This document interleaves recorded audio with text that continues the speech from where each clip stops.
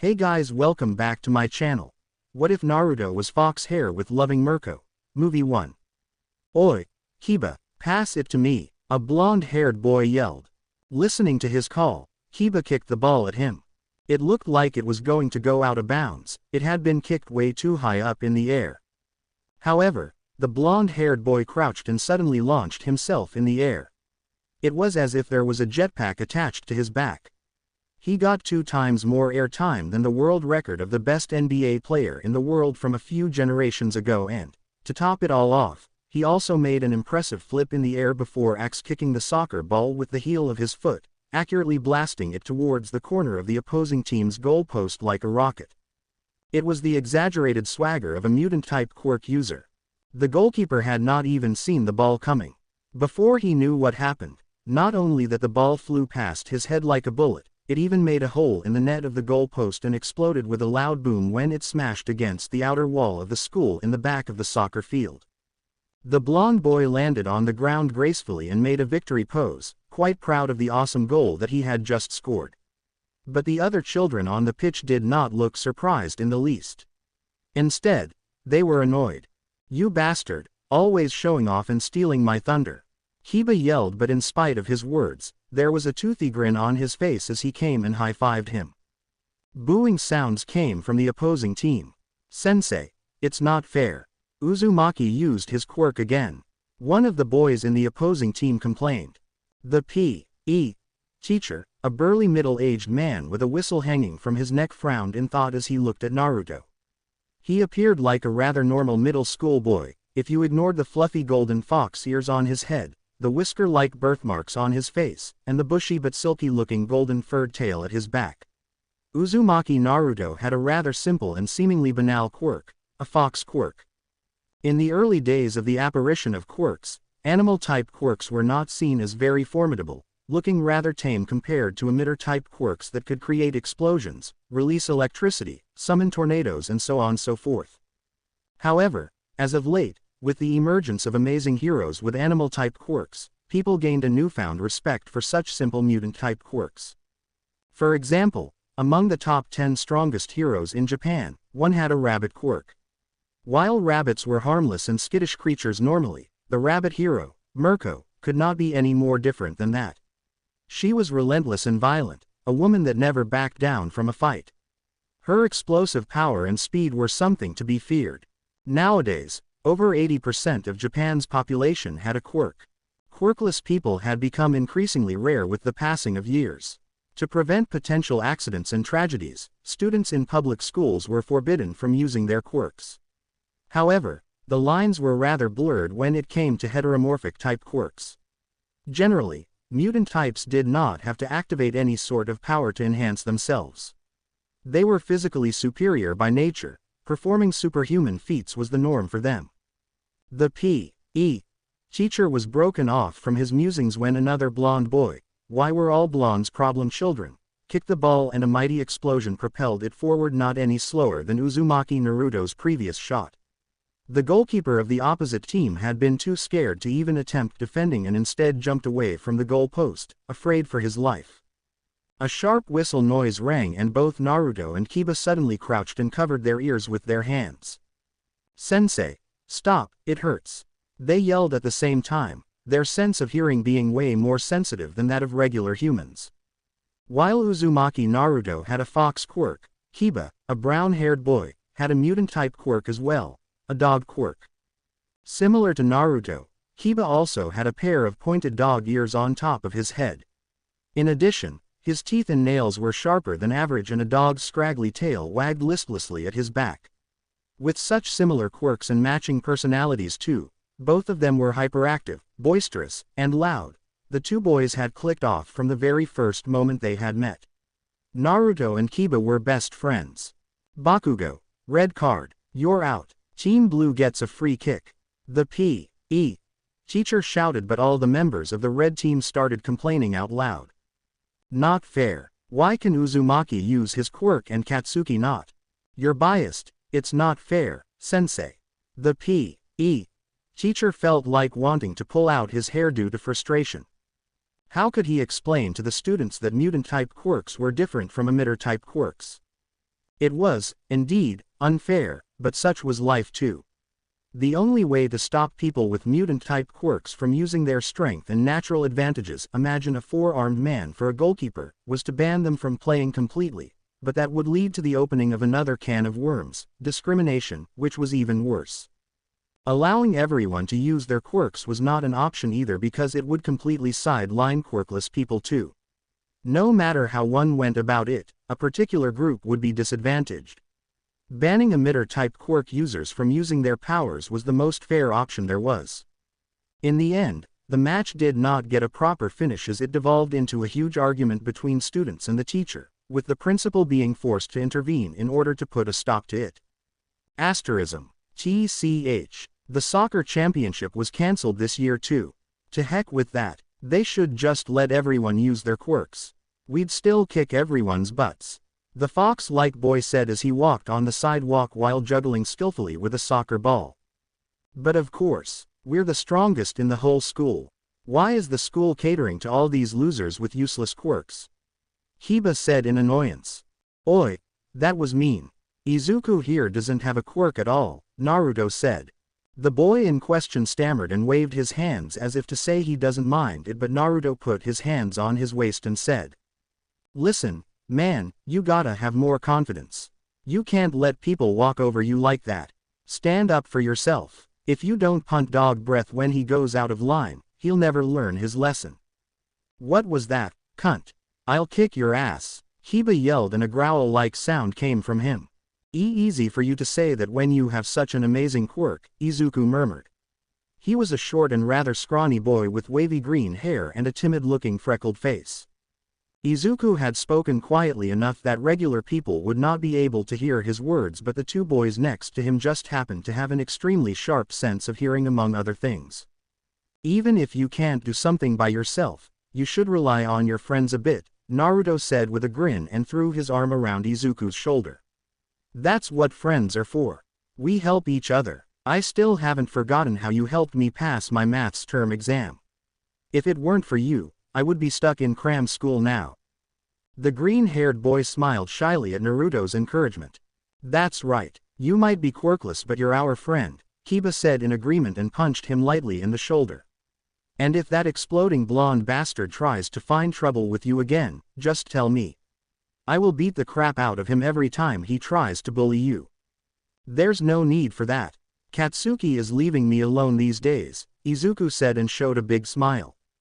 While the three boys were in the same year, Naruto and Kiba were not in the same class as Izuku. Izuku and his bully, Bakugo, were in a different class. After Kiba and Naruto took Izuku under their wings, Bakugo had tried to find trouble with Izuku for betraying their class and siding with the enemy. Bakugo had an intense rivalry with the amazing duo of fox and dog quirk users from the other class. In truth, Bakugo could not care less about his class, it was just a pretext he found to mess with Izuku. All that repressed anger and annoyance at not being able to defeat Inuzuka Kiba had to be vented somewhere, and what better choice of a target than a quirkless boy that could not defend himself. However, things did not end well for the bully. Once Kiba found out about it, in a fit of anger, he jumped on Bakugo the next time he saw him and proceeded to beat him so badly that even his mother had trouble recognizing his face. That day, Inuzuka Kiba had claimed the position as the top dog in Aldera Junior High. Kiba got suspended for 2 weeks for that stunt. Bakugo's mother had even tried to press charges, but she dropped the matter soon after because altercations between teenagers with quirks were far too common these days. Seeing as her son had not suffered any lasting trauma from the incident, it would be difficult for her case to find any success in court. Regular teens had always been a volatile mass of emotions, pride, and more energy than they knew what to do with it. Adding superpowers into the mix was a recipe for disaster. For example, only a few days ago, a teen boy had stolen someone's bag, and when he was found out and cornered, he went out of control. Transforming into a giant humanoid monster, he started to wreak havoc. The incident made it to the local newspapers. As the three boys walked home together, they kept talking and joking around happily. Eventually, they had to disband their merry little group seeing as they lived in different areas of the district. Asterism. As Naruto walked home, he continued to play with his soccer ball. Sometimes, He would run at the passers-by coming from the opposite direction, startling them, only to do a rainbow soccer trick, kicking the ball with his heel, from the back, over his and his opponents' heads before rushing past them. Sometimes, people would get annoyed with him, but most of them would usually just smile helplessly at him. After years of witnessing his shenanigans, most of the people on that street had become familiar with the energetic fox-like boy. Right as he passed by a playground, the younger kids that saw him with the ball quickly rushed out and crowded around him. "Naruto ni-san, show us some cool tricks," they all yelled enthused. As per usual, Naruto did not ignore their pleas. He loved showing off his soccer skills. All right, just gimme some space, yo," he said, and entered the playground with his ball. With the kids moving a bit back and making a circle around him, Naruto grinned at them and put his foot on top of the ball. Suddenly, he rolled the ball towards him and lifted it in the air with the tip of his foot, right above his head. Before the ball could fall to the ground, he stepped in and bent down a bit, the ball landing right on the back of his neck. So far, so good. It was nothing amazing, just a neck stall. Any other soccer enthusiast could probably do that. It was what followed that made the kids all break into loud cheers. In an impressive display of dexterity and body-eye coordination, Naruto used his knees, feet, and even his fluffy tail to juggle the ball spectacularly. All good things come to an end, however, and accompanied by a chorus of disappointed whines from the kids, Naruto left the playground and started heading home once again. Suddenly, an obnoxious baby laughter ringtone rang and Naruto groaned. It was his cell phone. Flipping it open and answering the call, he was forced to distance the phone from his sensitive hearing as a woman's loud voice blasted into his eardrums. "Naruto, what are you doing, you delinquent? School finished 40 minutes ago, get home already." All right, sheesh, I'm on my way, why are you yelling?" he yelled back. "Don't you raise your voice at me, young man. Just wait till you get home." Naruto snorted and shut the flip of his phone closed, effectively ending the call. He did not really care about his mother's retaliation and threats in the least. All she or his father could do was yell at him. And that was a common issue for many parents nowadays. When children had quirks so powerful that they would not look out of place in a superhero comic book, their parents were often at a loss in how to deal with them when they acted rebelliously. What's her problem anyway? Not like I'm doing any illegal shit. I'm not even smoking like the cool kids, and I'm not doing drugs either like punks who skip classes. All she does is bitch about my grades and for coming home late every day. Picking up his ball in his hands, he started walking home, not even in the mood to play around anymore. What do I even need good grades for anyway? He grumbled and kicked a piece of rock on the sidewalk in frustration. He was not oblivious in regards to how amazing his quirk was. While a fox quirk seemed nothing special compared to some emitter quirks out there, Naruto had yet to meet anyone who could beat him in a one-on-one fight. Even someone with an overpowered quirk like Bakugo Katsuki from his school couldn't beat him. After all, Naruto was a tiny bit stronger than Kiba, and the dog quirk user had mopped the floor with Bakugo. Furthermore, besides his enhanced dexterity and physical capabilities, Naruto's fox quirk granted him a powerful sense of smell, very sensitive hearing, and excellent eyesight and night vision too. His career paths were promising. Even if he didn't become a hero, which was doubtful, he could easily join the police special forces. The anti-drug department would do anything short of killing to get someone like him in their ranks. It was while he was having these thoughts that something had all of a sudden slammed into the crown of his head and he toppled over, the sight in front of his eyes darkening. So disoriented and shocked he was that he didn't even register the pain for a moment. He didn't understand what was happening. But 2 seconds later, pain exploded from his head. It was as if someone had cracked his skull open with an axe as a mind-splitting headache made him break out in cries of pain as he held his head. The wet and sticky feeling on his hands let him know that he was bleeding, and bleeding profusely at that. Even as his eyes were tightly shut as he tried to cope with the insane amount of pain, his sensitive fox ears picked up the sound of liquid flowing close by. His eyes opened in shock when he felt his body getting engulfed by a wet and disgusting feeling. What the he cried out, but the green mass of mud and goo that had suddenly entrapped him took that chance to cover his mouth and nose, muffling his yells of fear. Instincts took over and the boy started fighting desperately for his life. His nails lengthened into claws and his body began spasming and squirming as he kicked and scratched at the mass of goo with everything he had. However, his struggle accomplished nothing except making him burn oxygen faster. With the green sludge covering his mouth and nose, he could not breathe. His movements slowed down to a stop and his arms fell down lifelessly. He was moments away from dying from asphyxiation. "Help! Somebody! Help me!" Naruto cried out in his mind. But there was nobody around. He was attacked in a less frequented alley where people did not pass by too often.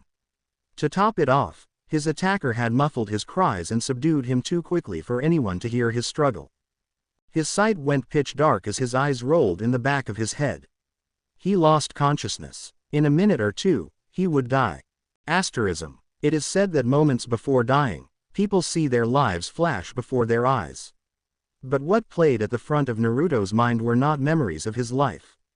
They were the memories of a different person. An orphan and a lonely boy who pulled all kinds of pranks and annoyed the hell out of everyone just for them to notice his existence. A boy who could make clones of himself. Someone whose creed was to never give up and never go back on his word.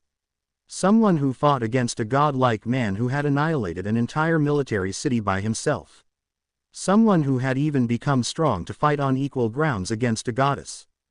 That someone looked eerily similar to him. He had no fox ears and no tails either, but everything else was too similar for it to be a coincidence.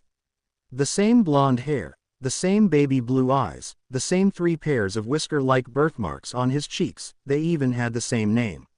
It was him, an incredibly powerful version of Naruto Uzumaki from another life, from another world. Asterism. The sludge villain chortled to himself. Lucky, lucky, so lucky. He had never expected to escape after All Might had defeated him and sealed him in a plastic bottle. And, not only that he had escaped, but the bottle he had been sealed into also happened to crash into the head of a passing-by boy with a fox quirk. Disoriented and wobbly from the powerful hit, the boy had been knocked down, unaware of his surroundings for a moment. The fact that he had not been knocked out cold was a testament to his toughness.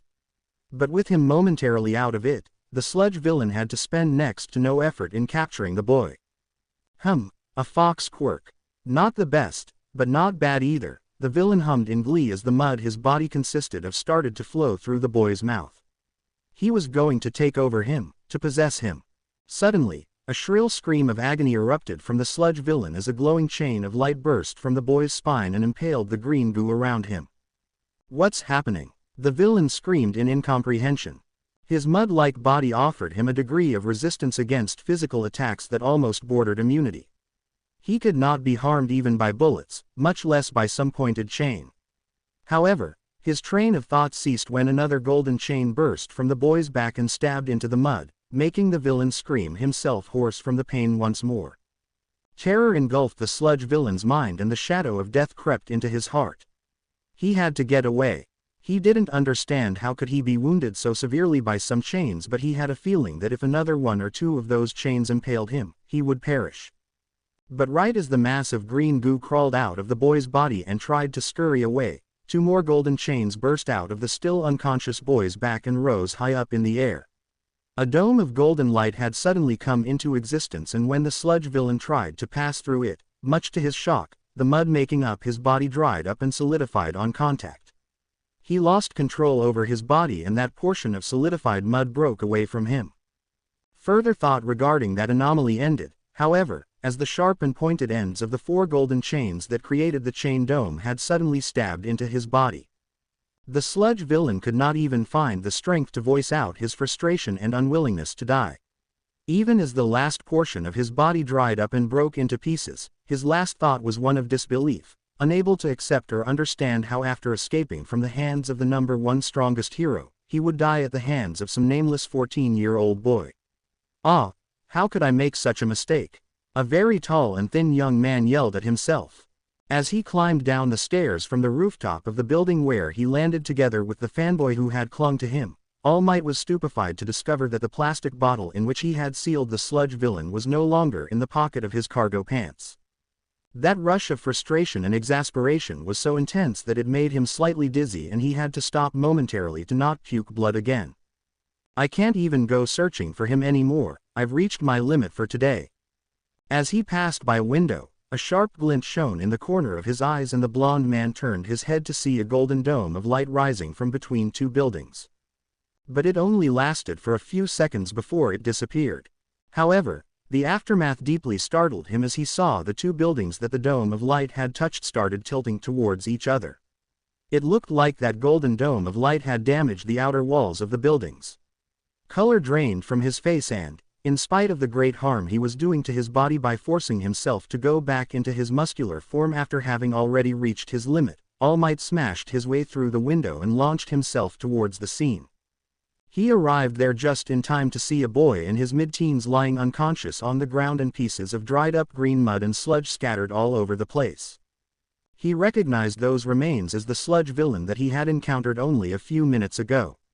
But All Might did not waste his already limited time thinking too much about the situation. Saving the lives of other people came first. Scooping the unconscious boy in his arms, he quickly jumped into the collapsing buildings to save the rest of the people trapped within. Asterism. Fortunately, All Might was not the only hero that had arrived at the scene speedily. Other prominent heroes such as Kamui, Death Arms, and Backdraft had also come to help the people trapped in the half-collapsed buildings. Fortunately, nobody had died, but there were dozens of injured people and the property damage was significant as well. But where did that golden light come from? What kind of quirk is that? It was the question that everyone was asking on the internet, seeing as the incident had gone viral. Unfortunately for the curious people, nobody had managed to capture the actual moment in a photo or in a video, so they were not clear on what had caused the buildings to collapse. What was clear, however, was that a villain with a powerful quirk had tried to attack a young boy who was on his way home from school. What made the situation go viral is that not only that two buildings had been destroyed and dozens of people had been injured, but that the villain in question was found dead at the scene as well. And that had led to all sorts of speculations. Did that boy kill the villain? But how? According to the authorities, he only has a fox quirk. It was a bad matchup against the sludge villain. Maybe he has two quirks. Is that even possible? I mean, there's Endeavor's son. He has both a fire and an ice quirk. Yo, hear me out. What if there is a third person? What if someone else was at the scene and killed the villain before running away?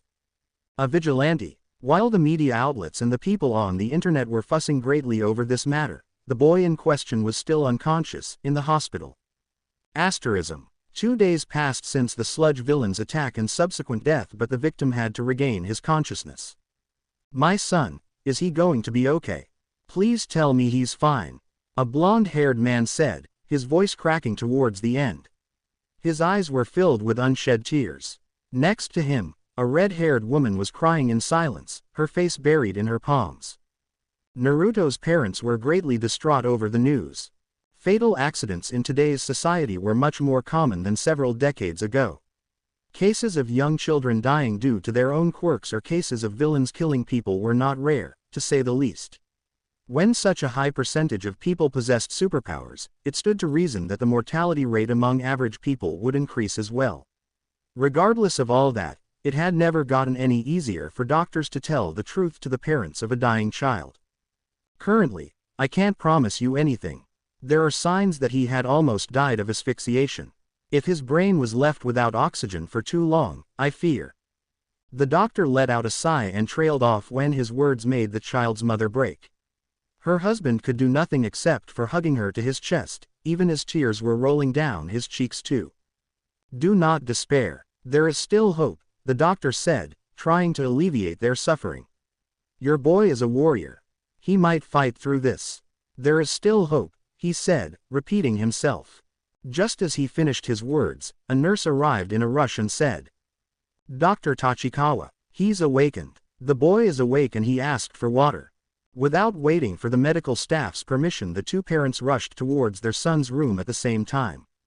Asterism. A white ceiling, an oddly familiar and unpleasant smell of antibiotics, and the sound of medical machines beeping in the background. Naruto did not take long to realize that he was in a hospital. But before he could make sense of it, a burning sensation in his throat made him unconsciously ask for water.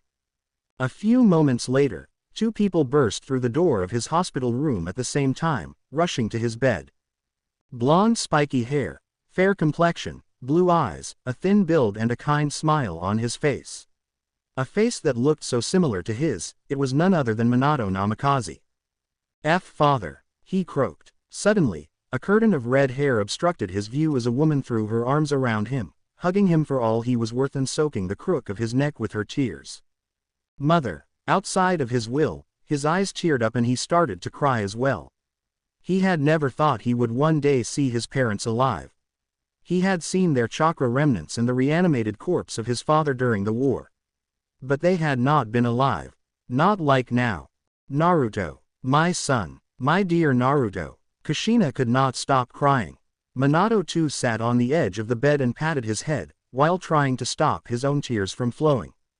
The nurses and the doctor on the side found their own eyes getting wet too at the emotional sight of the reunited family. However, at that moment, a sudden thought cut through Naruto's heart like a searing hot blade.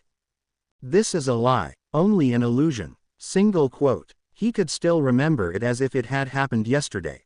He could still vividly recall the rabbit goddess, Kagaya, killing Sasuke and then pulling out the Biju from his body. He could still vividly remember the god tree's branches wrapping around him and the blood-red moon shining ominously in the sky. He started to cry even harder as his arms wrapped around his mother's back, embracing her as if it was the last time. But after a few moments, his hands came together and his fingers formed a ram seal. Kai, he whispered. However, nothing happened. Kai, he said, this time speaking out loud. Kushina lifted her head and looked at him in worry. What's wrong, honey? Naruto closed his eyes and sobbed in silence. This isn't real. None of this is real. Only an illusion to trick me. An illusion of the life I've never had, he said. Admitting those words out loud caused him untold amounts of pain. What are you saying, dear? I'm real. I'm here, Kushina said, starting to get scared of what her son was saying. Even if it was only an imaginary world, an illusion, Naruto could not help his tears. I love you, Mom. Looking up at his father he told him too. I love you, Dad. I wish I could stay here forever. I wish I could be with you forever. He could not continue as he choked on a sob. But I can't. This isn't real. He put his hands again in a ram seal and shouted. Release. Kai. Alerted by the boy's shouts, the doctor and the nurses pulled away Minato and Kushina from his bed. Even as Naruto started to shout in desperation as if he was trying to break a spell, one of the nurses came with a syringe and injected a serum into his neck. In but a few seconds, the boy's agitation disappeared and he closed his eyes. A few moments later, he fell asleep. 2 weeks later. Come on, man, even Bakugo doesn't want to miss out on this. We gotta show that bastard who the best class is. Kiba said, his voice half annoyed, half pleading. Since the soccer championship had been cancelled without the two rival teams finding out who exactly was the best, the students decided to have an unofficial match, after classes, outside of school, and decide it once and for all. Sorry, man, I can't. Dad needs my help with the car.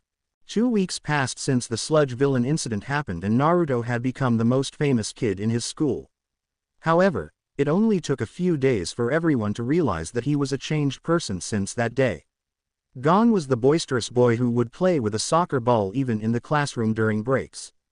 Gone was the full of life and energetic child that always showed a toothy grin to everyone.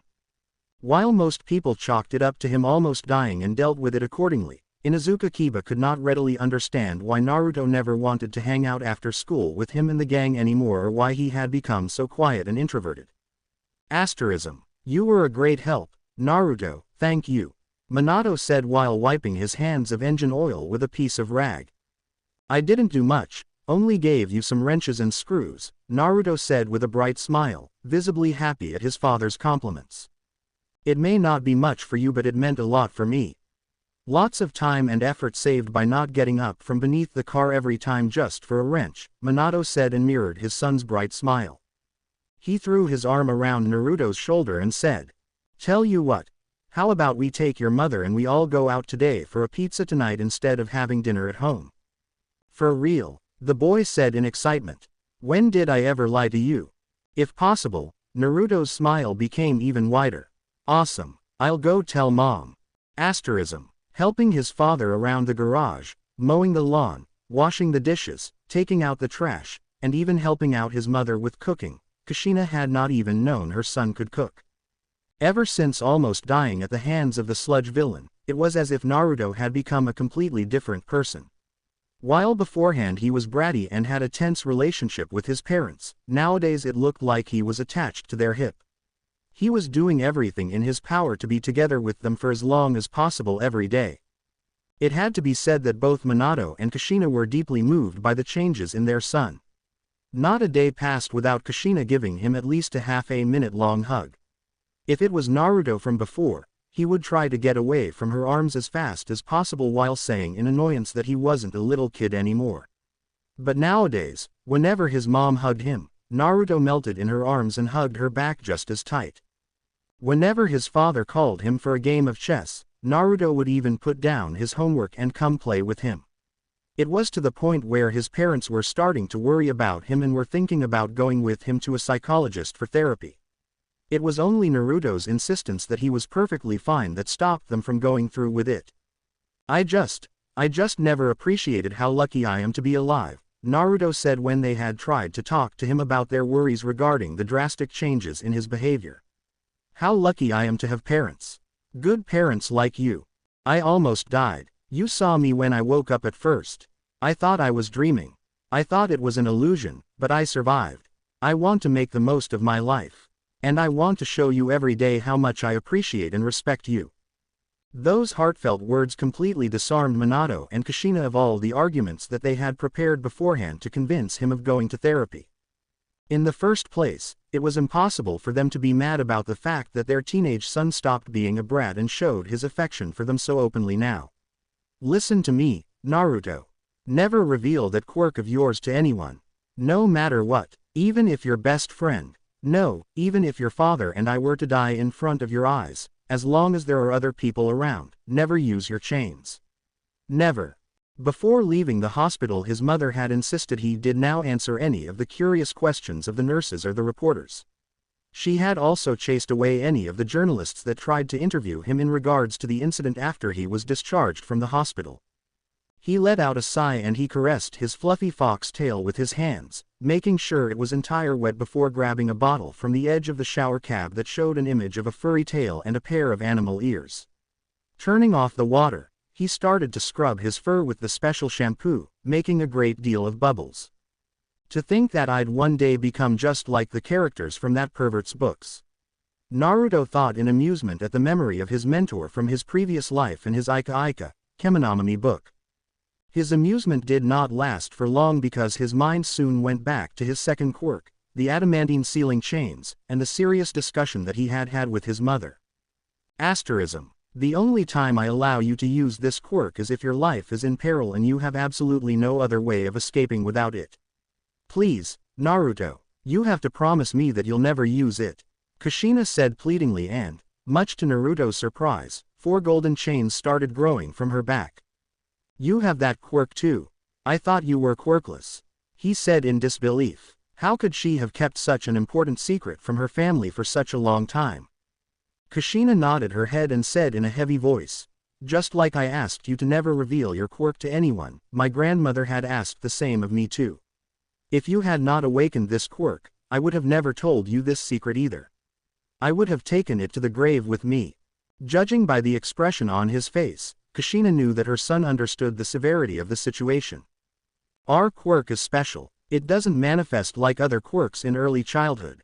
It takes a moment of great stress or desperation to awaken it. It could happen when you are very young, but it could also happen when you are in your 20s or older. Or, it might not awaken at all. For example, my grandmother awakened these chains when she was in her late 30s, but my mother never awakened this quirk at all. As for me, I was 8 years old when it happened, during the car crash in which my parents died. What I'm telling you now is 100% serious, Naruto, this is not a joke. A very powerful man has had his eyes on this quirk for decades. It's only thanks to my grandmother's efforts, Mito, that he had lost all traces of our family. But the moment that you reveal your quirk to the public, he will find out. He will find you, and he will kill you. But why would someone be so obsessed with this quirk? Naruto asked, a bit freaked out. Think about the villain that attacked you. He had a powerful mutant-type quirk but your chains nullified it. These chains, they do have their downsides. They are rather slow, so heroes and villains specializing in speed can avoid them without much problem, and their limited range makes those capable of flight difficult to catch. But if someone does get caught by the chains, it is all over. There is no escaping from it. Our quirk is the bane of all quirks. And that's why my grandmother had been hunted down, why I had kept my quirk a secret even from my family, and why you also need to keep it secret too, no matter the cost. The one who is after us will stop at nothing to get his hands on this quirk. Asterism. Not a day passed without Naruto thinking back to his mom's words. Ever since that day, Kushina never brought up the topic again, nor had she ever used her quirk in front of him. It was a secret that only the two of them knew. I don't blame her for keeping it a secret from Dad, he thought while using the showerhead to rinse his fox tail. Unlike the yellow flash fourth Hokage from his previous life, Minato Namikaze of this world was just a regular man. He was a brilliant accountant and a devoted family man, but he was no fighter. As for Minato's special ability, his quirk was a perfect recall memory. That was one of the reasons why he was so successful in his professional life. That said, finding out that his wife and his son could one day end up in mortal peril would not do Minato any good. As intelligent as he was, Minato was still just an ordinary human. Mom doesn't trust me enough yet to tell me who's the one that wants our quirk. She doesn't know who I used to be in my previous life. Single quote. Turning off the water, he stepped out of the shower and grabbed a large towel before taking a seat on a stool and starting to dry his hair, his fox ears, and his fox tail. I didn't even know it was possible to steal someone's quirk, he continued his train of thought. But I'll be damned if I let anyone touch even a single hair of Mom and Dad. They'd have to get over my dead body to do so. Single quote. He had not appreciated his parents before. However, after regaining the memories of his previous life, his family had become the most important thing in the world. I may not have chakra in this world, but I'm not a regular human this time around either. This fox quirk, I will make the most of it. I will become powerful enough to protect the ones I love. Single quote. Naruto had wanted to become a pro hero even before he recovered his memories, but his motivation was completely different now. Becoming a pro hero was no longer the end goal. Now, his end goal was to keep his family safe. Asterism. Since you're all third years, it's time for you to think seriously about your future. I'll pass out handouts for your future plans now, but, you're all pretty much planning to go into the hero course, right? At the homeroom teacher's words, the class erupted into cheers and everyone started to show off their quirks. Yes, you all have wonderful quirks. But using your quirks at school is against the rules.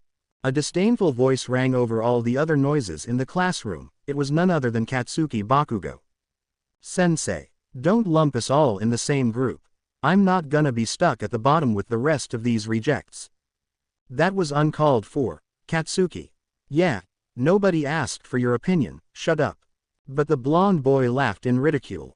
You should shut you up like the extras that you are. Ha ha. While the kids were yelling at each other, the teacher looked through some of his files. Oh, if I remember correctly, you want to go to U. A. Hi, right, Bakugo. As everyone in the class was voicing out their surprise, U. A. Hi was a national school renowned for its extremely low acceptance rate, barely 0.2% of the test participants managing to get in every year. Bakugo made sure to rub it in their faces. That's exactly why you guys are just extras. I aced the mock test. I'm the only one in this school who could possibly get into U. A. I'll definitely surpass All Might and become the top hero. My name will be inscribed on the list of top earners. But the teacher saw it as the perfect moment to pour a bucket of ice-cold water on his arrogance. I do not doubt you'll get famous one day with your quirk, but you're not the only one who is going to U. A. This year, Uzumaki Naruto from Class D is coming along with you as well. Katsuki Bakugo's face became an interesting shade of red, almost purple. It was as if he was going to explode. How is that possible? I never heard anything about that. Oh, Uzumaki Naruto had been recommended to the school by All Might himself. He doesn't need to take the exam, he has already been accepted in.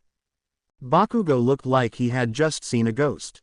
He sat down in his seat and remained completely silent for the rest of the class, a dark aura lingering around him. So affected he had been by the news that someone had gotten a recommendation from the no one hero that he did not even hear the teacher talk about how Izuku Midoriya also wanted to go U.A. 2. Asterism. It was lunch break and Naruto was sitting at his desk, eating the food that his mother had cooked and packed for him that morning. Putting his palms together in a small prayer, he bowed his head and said, "Itadakimasu." But right as he was about to dig in, the door of the classroom was blown off its hinges with a loud bang, making other students cry out in panic. A blonde-haired boy stomped his way into the classroom with the sleeves of his shirt rolled up and tiny explosions cracking in his palms. "Uzumaki, fight me!" he screamed in rage and, without even waiting for an answer, he jumped in the air and launched himself at the still seated at his desk Naruto. In the blink of an eye, Naruto stood up and jumped back over 2 rows of desks, accurately landing with the tip of his toes on the window sill. Looking at his ruined and burning desk, he glared at the culprit. "What the hell is wrong with you?" he asked angrily. However, in Bakugo's eyes, it sounded way different. The fact that the fox boy had apparently had the leisure to not only dodge his charge but also grab his lunchbox and chopsticks from the table was like pouring gasoline on a fire. "You dare to mock me? Bakugo screamed enraged and lunged at Naruto full of bad intentions. But Naruto let himself fall on his back, easily slipping through the open window and falling to the ground from the 2nd floor. His classmates cried out in shock at what he did and even Bakugo stopped in his tracks in disbelief. But when he looked through the window and saw Naruto standing on the ground completely unharmed and even grabbing a meatball from his lunchbox with his chopsticks, Bakugo saw white in front of his eyes. He was so angry that he couldn't even form coherent sentences. "Why, you bastard, I'll. In the end, he just gave up on speaking and jumped off through the window as well, his hands extended in front of him and booming with explosions. "Alright, that's quite enough," Naruto said in annoyance. Right as Bakugo's palm was 30 centimeters away from his face, Naruto stepped to the side, grabbed one of the boy's forearms with his free hand, the other one was still holding his lunchbox, and tripped him with his left foot.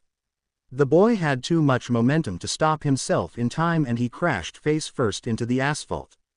A scream of rage came from Bakugo as he pushed with his hands against the ground to lift himself up, but Naruto suddenly appeared on top of him and pressed a knee on his back, flattening him against the ground. Naruto did not press hard enough to cause him pain, but his weight made the boy struggle like a madman, unable to breathe. "Let go of me, furry shithead. I'll smash your face when I get up, you hear me? I'll kill you. I don't know what's your problem, but you should calm the beep down," Naruto said in annoyance and lightly slammed himself with his butt on Bakugo's back, knocking the wind out of him. Then, still using Bakugo's body as if it was a chair, he started eating from his lunchbox amidst the boy's howls and threats of bodily harm. "My mom put in her effort and loved to make me this lunchbox. What if you spoiled it?" Naruto scolded him as he munched on some rice. "You should never waste food. Other people. I've had enough of you." Bakugo suddenly screamed, and it was only thanks to his sharp, animalistic instincts that Naruto jumped away in time, evading the explosion by the skin of his teeth. Looking at the boy's twisted from rage face and the explosions cracking around him, Naruto could not help thinking, this guy wants to become a hero. At that moment, Bakugo looked no different than a villain. Crouching down and grabbing a small pebble from the ground, Naruto said, "That explosion could have seriously injured me." His voice was no longer as easygoing as before. "That was the point, you smug bastard," Bakugo hollered, explosions blowing even louder from his palms. "When I'm done with you, you'll be." The sound of an extremely fast object tearing through the air was heard and Bakugo's words died in his throat as he unexpectedly collapsed, his eyes rolled into the back of his head. He was unconscious. On his forehead, a glaring red bruise the size of a 500 yen coin appeared. Naruto had thrown the pebble that he had picked up from the ground with such speed, strength, and accuracy that Bakugo had been effectively sniped before he even had the time to react. "Still got it," Naruto said, rather pleased with himself. Throwing projectiles, be they kunai or senbons, had been the bread and butter of any shinobi in his past life. I can't throw it as fast as in my past life, he thought, a bit disappointed. Some shinobi could throw projectiles with such speed that they were not too different from the speed of bullets of a handgun in this world. But it's still good enough to deal with this idiot. Single quote. As annoyed as he was with Bakugo for attacking him out of nowhere, Naruto did not want to seriously injure him. Knocking him out was the fastest and least painful method to deal with him. He'll probably have a concussion from that, but he'll recover in no time. Single quote. Asterism. Oh my god, you were so freaking awesome, so freaking cool. Midoriya Izuku had stars in his eyes. He had entered into a trance, he was in full fanboy mode. Naruto's victory over Katsuki Bakugo was like out of a movie. The green-haired boy was not the only one. Most of the boys and the girls that had witnessed the scene were losing their minds at that moment. Holy shit, did you see that? My god, I got it on camera. I got it on camera.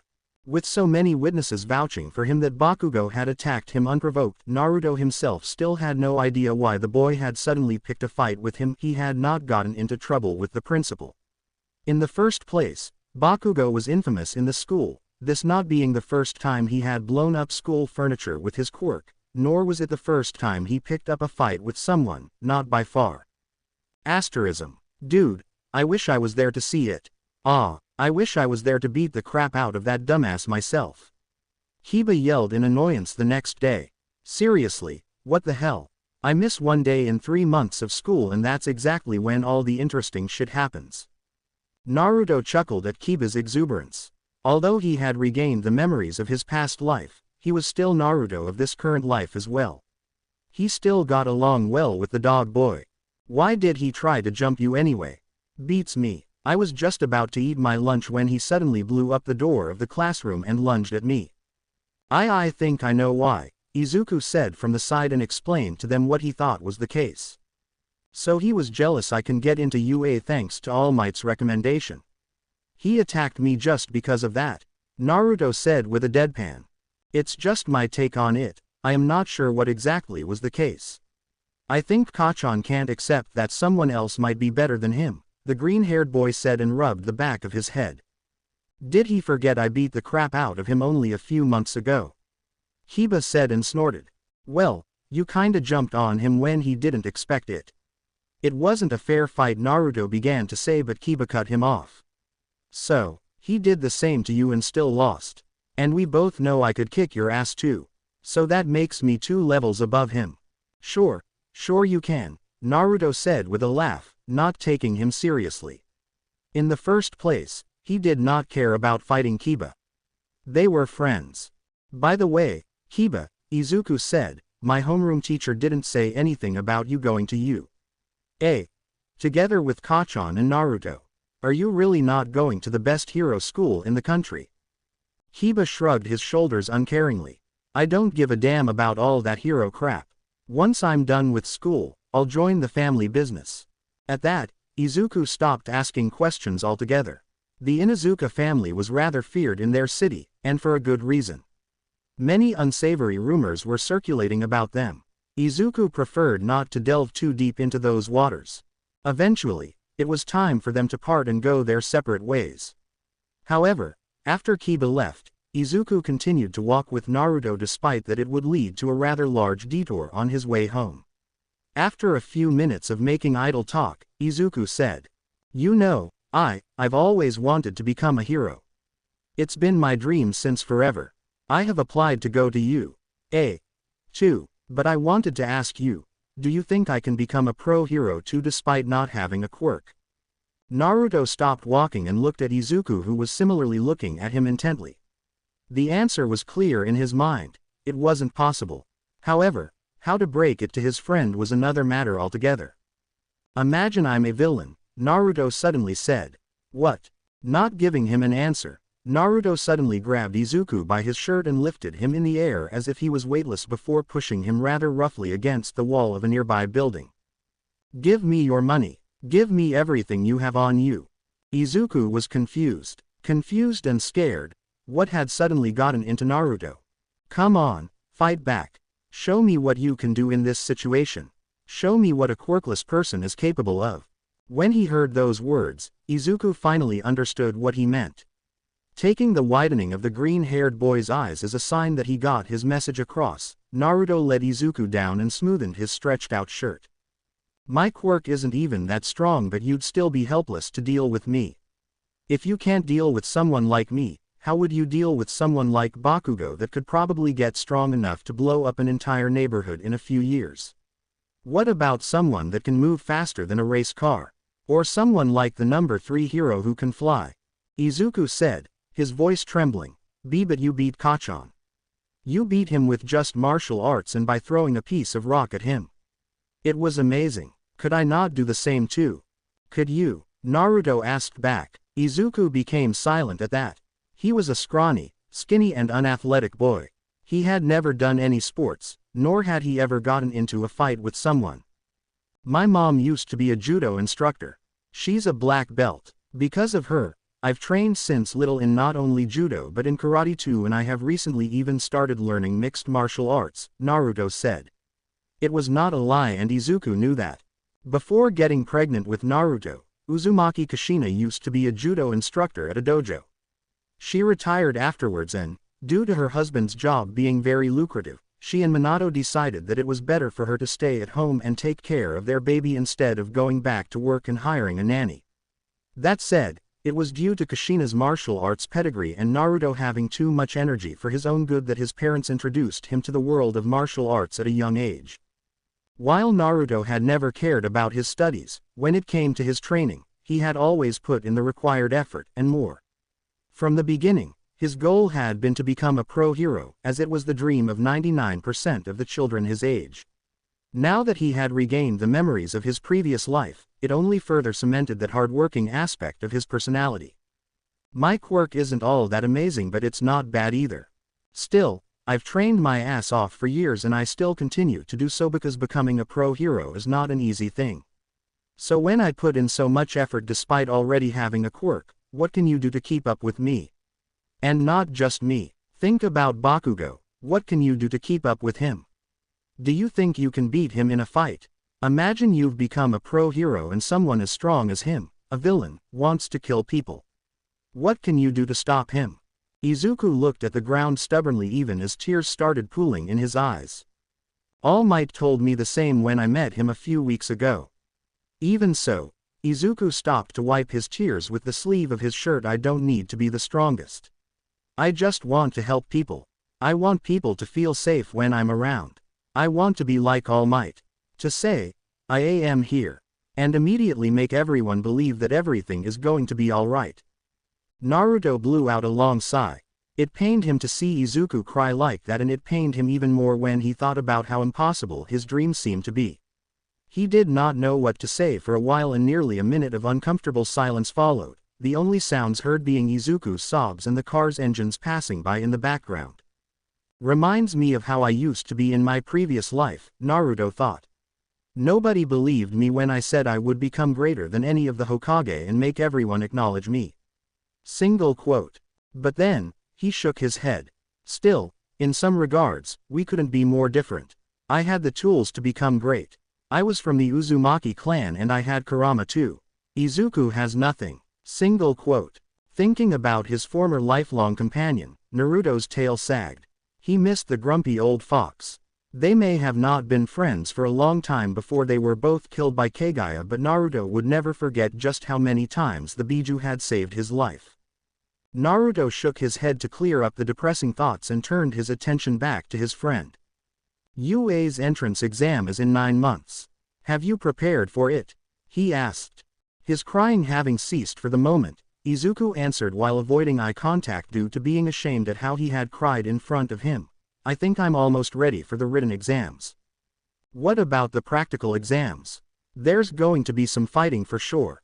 Izuku fiddled with his thumbs as he looked down again. Don't tell me you're relying on a getting in through a fluke. The green-haired boy's silence was all the answer he needed. Naruto did not even try to hold back a loud groan. Not only that Izuku did not have a quirk, but he was weak even for a quirkless boy of his age. Yet he hadn't done anything to at least try to bridge the gap between him and the others. Man, you are hopeless, Naruto said and let out another sigh.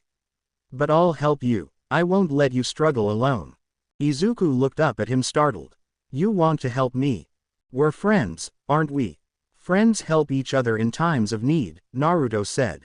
I'll take you with me when I train from now on. Monday, Wednesday, and Friday, we'll go to the gym. Tuesday, Thursday, and Saturday, we'll go to the dojo and you'll learn from one of our sensei there. I will spar with you too after you learn the basics.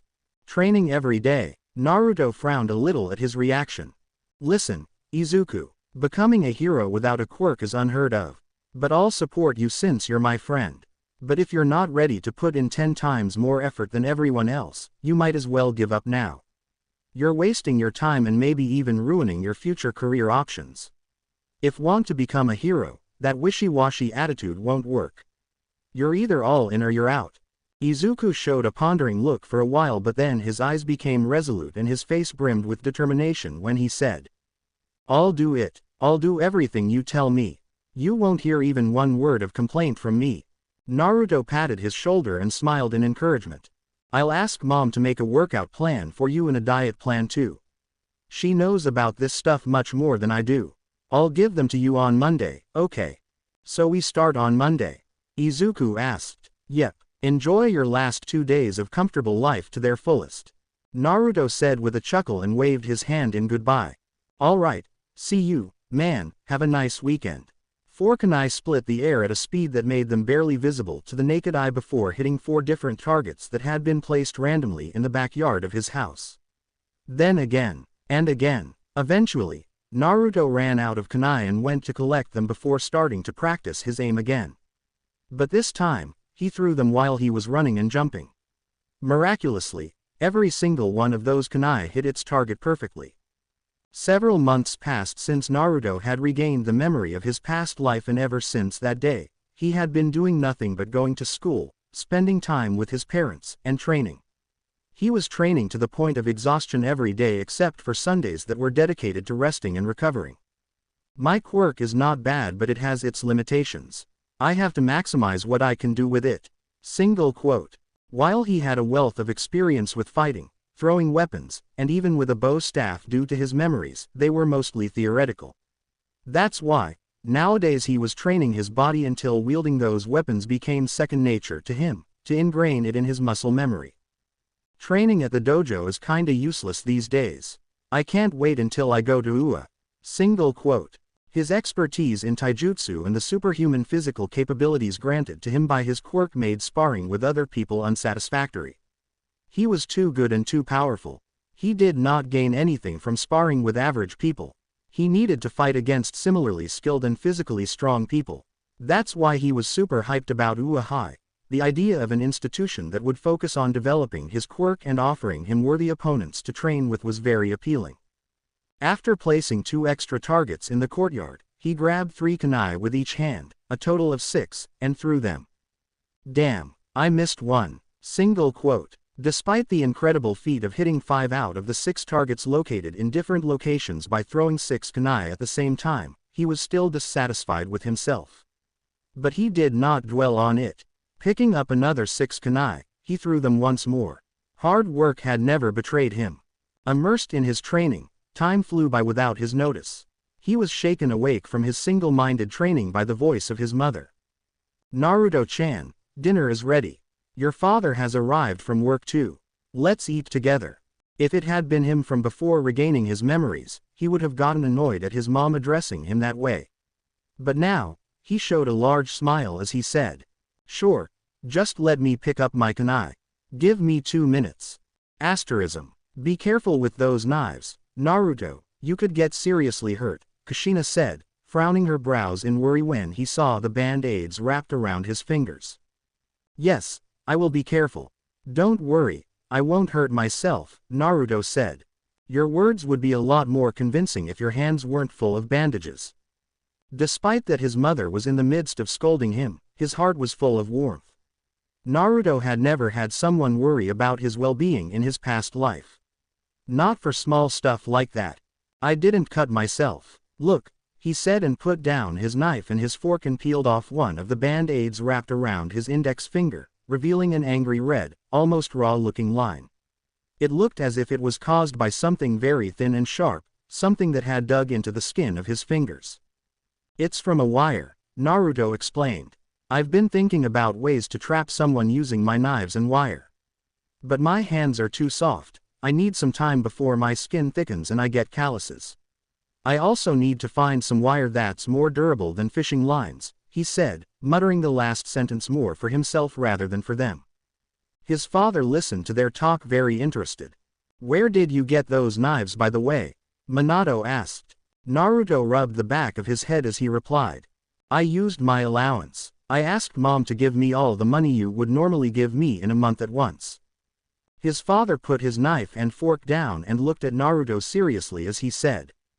That money was for you to have fun. If you need things for training, just talk to us. We'll support you as much as we can, Naruto. Before regaining his memories, Naruto used to spend his allowance by going to arcade games together with Inuzuka Kiba and, sometimes, with Izuku Midoriya too. But he had stopped doing that altogether after the sludge villain's attack. Nowadays, he used all that money his parents gave him on buying kunai, strong fishing lines, and, as of late, he had started saving up money to buy smoke bombs. Where did you get all these ideas about using weapons, anyway? Minato asked curiously. I've been thinking about it for some time, especially after that guy, Bakugo, attacked me at school, Naruto said. Oh, the kid with the exploding quirk, Minato said in recognition. Aside from the memories of his past life, Naruto shared everything with his parents. He held no secrets, especially not from his mom. Yep, that one. His quirk is honestly amazing. If he gets into UA and stops being a jerk. Language, Naruto. Kushina chided him lightly. I could totally see him becoming one of the top heroes in the future. Anyway, I beat him easily because I know how to fight. But if I don't keep on improving, in a few years, I won't be his match. I have to work hard to stay one step ahead of everyone. Although months had passed since his parents noticed for the first time the drastic changes in their son, there were still moments when Naruto surprised them with his maturity. So I've been thinking of ways to close the gap between me and other people that have stronger quirks, ways to take full advantage of my quirk's superhuman strength, agility, and dexterity. I got this idea from the stories about ninjas from the Middle Ages. Minato, you should see how good he is with his throwing knives. Kushina gushed, suddenly going from being worried about Naruto getting hurt in training to speaking in excitement about his skill with the knives. As a martial arts practitioner herself, she could appreciate the amount of effort and dedication Naruto was putting into his training. I'm serious. He can throw 6 knives at once and hit 6 different targets every time. It's incredible. She's exaggerating. I'm not hitting all of them every time, Naruto mumbled, slightly embarrassed at her praise. Finishing eating, Minato grabbed his plates and stood up. After putting them into the sink, he came back to the table and said, I'm proud of how hardworking you are even after knowing that you've already been accepted into UA High. Keep at it, Naruto. Your mom and I will support you to the best of our ability. Make a list with the tools and the equipment you need and give it to me tomorrow, okay? Your dad has quite a good job, so you don't have to worry about the expenses as long as you don't want some crazy stuff, the blonde man said and put a hand on his son's head, rubbing it softly. Maybe it was a side effect of having a fox quirk, or maybe it was simply because he was starved for his parents' affection, or maybe because of both. Naruto closed his eyes and leaned into the head pat, a quiet purring sound coming from his throat as his father gently scratched the top of his head, between his fluffy fox ears. Kushina giggled at the scene and grinned widely. Although she wanted Naruto to never go through a similar incident again, she could not help thinking deep within her heart that maybe the sludge villain's attack had been a blessing in disguise for their family. Before that, Naruto had been a rebellious teenager, disrespectful towards both her and his father, and he was rarely at home at all during the day, spending his time either at the dojo on the days when he trained or haunting the neighborhood with his friends in the days when he did not get to the dojo. Naruto showing his affection towards them so openly had not happened in years. Unknowingly, Kushina's eyes watered and Naruto just happened to look at her at that moment. Are you okay, Mom? He asked in worry when he saw her on the verge of crying. She stood up from her chair, came behind him and wrapped her arms around him. I'm more than okay. I'm just so happy, Not one to be left out, Minato also joined his wife and son in a family hug.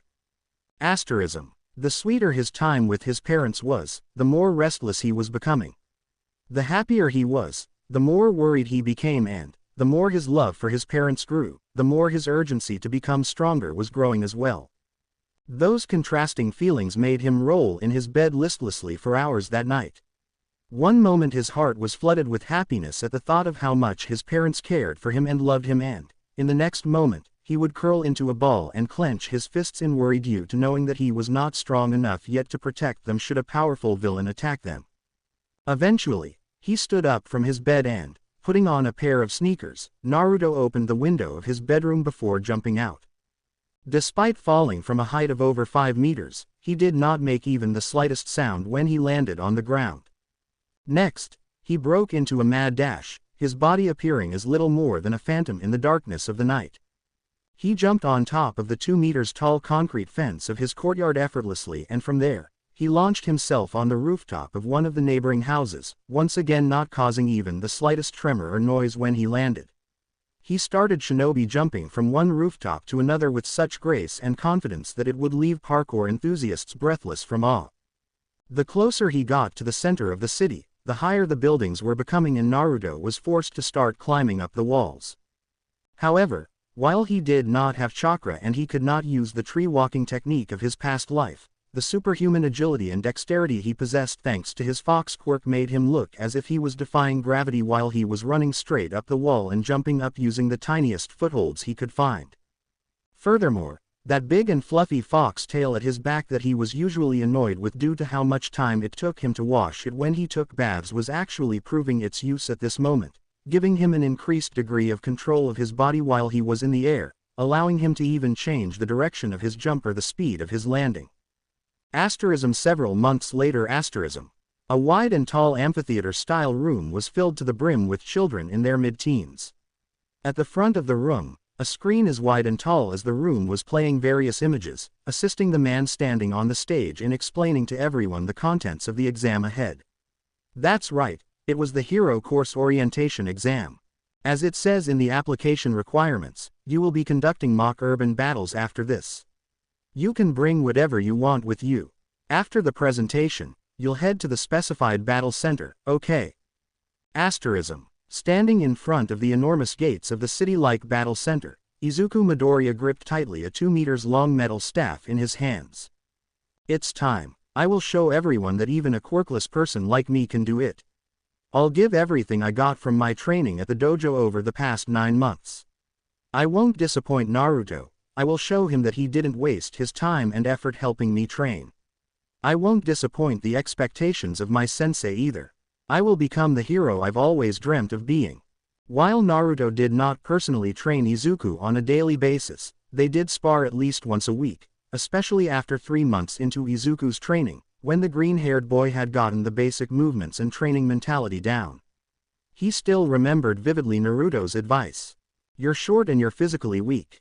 Even if you went to the gym for years, it would still not be enough to keep up with those people that have quirks that give them superhuman strength. So you have to keep that in mind, man. You need to know your limits and where you stand. That's why I think it would be great for you to learn how to use a weapon first instead of hand-to-hand fighting. I recommend you use a bow staff. I'm using one myself too. As a typical nerdy boy, his first thought was katana. But once he got home and started thinking in more depth about his choice of weapon, after weighing in the pros and cons of several different weapons, the Izuku decided on learning how to use a bow staff too. For a complete noob like him, swords were actually not that great, especially not katanas. In contrast, using a staff made up for what he was missing. A staff would grant him a reach advantage over his opponents and it would let him generate significant power with his strikes. After 9 months of arduous training, Izuku had grown a few inches taller, his body had gained quite a bit of muscle and, most importantly, he had way much more self-confidence than before. A sudden yell startled all the boys and the girls who had been staring open-mouthed at the city-like battle center through its wide-open gates.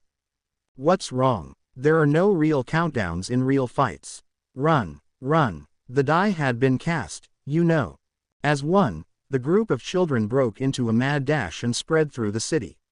Izuku was among them too.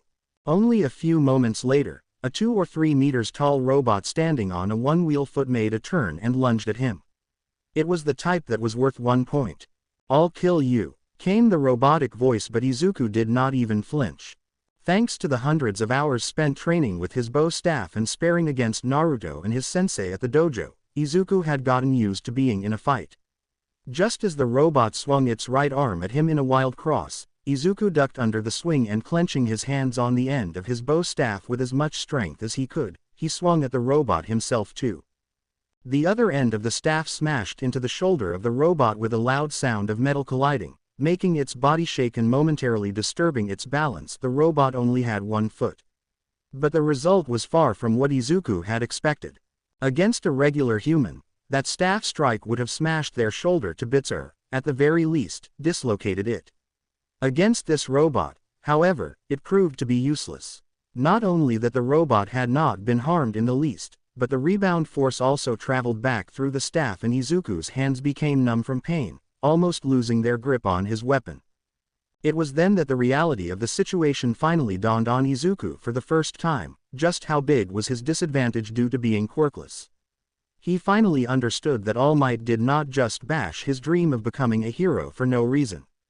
The gap in power between quirkless people and those with strong quirks was as large as the distance between heaven and earth. Despite that, his eyes started swimming with tears of frustration, Izuku gritted his teeth stubbornly. "Even so, I won't give up. I just have to work harder. I will train harder, 1 step at a time. And the first step now is beating this robot in front of me." Single quote. His mind regained its calm and he jumped back a few steps, putting some distance between him and the robot. But the robot's AI did not seem to be very high as it just charged back at the boy in front of him like a bulldozer, doing the same type of attack, swinging its punch again, only that it was the other arm this time. "Your body may be too sturdy and strong for me to damage it. But what about that camera on your head?" Izuku thought, and, once he evaded the robot's wild punch again, he swung his staff from his back, overhead, and let out a cry as he smashed it against the robot's head with all of his strength. The end of the metallic staff just happened to hit the red lens on the robot's face that served as its eye, breaking it into smithereens. Unable to see anything anymore, the robot started flailing its arms aimlessly before eventually losing its equilibrium when it bumped into a light pole and fell down. 1 point, Izuku said and let out a scream of triumph. "I can do it. Even without a quirk, I can do it." That small victory lit a flame in his heart and his confidence soared. Nevertheless, the mock battle exam lasted only 10 minutes. By the time the exam ended, reality hit Izuku like a train. Only 3 points. He had only managed to defeat 3 robots that were worth 1 point each. Try as he might, he could not stop the tears that suddenly flooded his eyes. He was not dumb. He did not need to wait for a week or 2 until he received the official results to know that he did not make it. He had heard other students talk about getting at least 10 points, while there were some with particularly strong quirks that had gotten even over 50 points. Due to his mother fussing around him that morning, Naruto was running late on his first day at UA High. Even so, he couldn't bring himself to feel annoyed. In spite of being in a rush, he still gave his mom a hug and bumped fists with his father before finally leaving. Seeing as it was daytime, he could not just willy-nilly start shinobi jumping on the rooftops. It was against the law for people to use their quirks in public. Even if his quirk was mutant type, if the patrolling heroes or police officers saw him doing something as crazy and dangerous as that, he would undoubtedly be stopped, which in turn would make him get to school even later. Luckily, he managed to arrive before the bell rang for the start of the first period. What a big-ass door, he thought when he saw the door of his classroom. With a height of over 3 meters and a width of over 2 meters, the classroom's door looked as if it had been designed with the purpose of allowing people of all sizes to enter it unhindered, being considerate of those who had gigantic physiques due to their quirks. "Don't put your feet on the desk," he heard a voice coming from beyond the door, covering all the other noises in the classroom. "Don't you think that's rude to the UA upperclassmen and the people who made the desk?" "Nope. What junior high did you go to, you side character?" Another voice replied rudely, one that was unmistakably familiar in his ears. It was Bakugo Katsuki's voice. With a sigh of annoyance at the thought of having ended up in the same classroom as that guy, Naruto no longer waited outside, his curiosity to see how their conversation would develop having died down. In his eyes, Bakugo was like an evil mixture between Kiba and Sasuke Uchiha of his previous life, taking on the worst character traits of those two.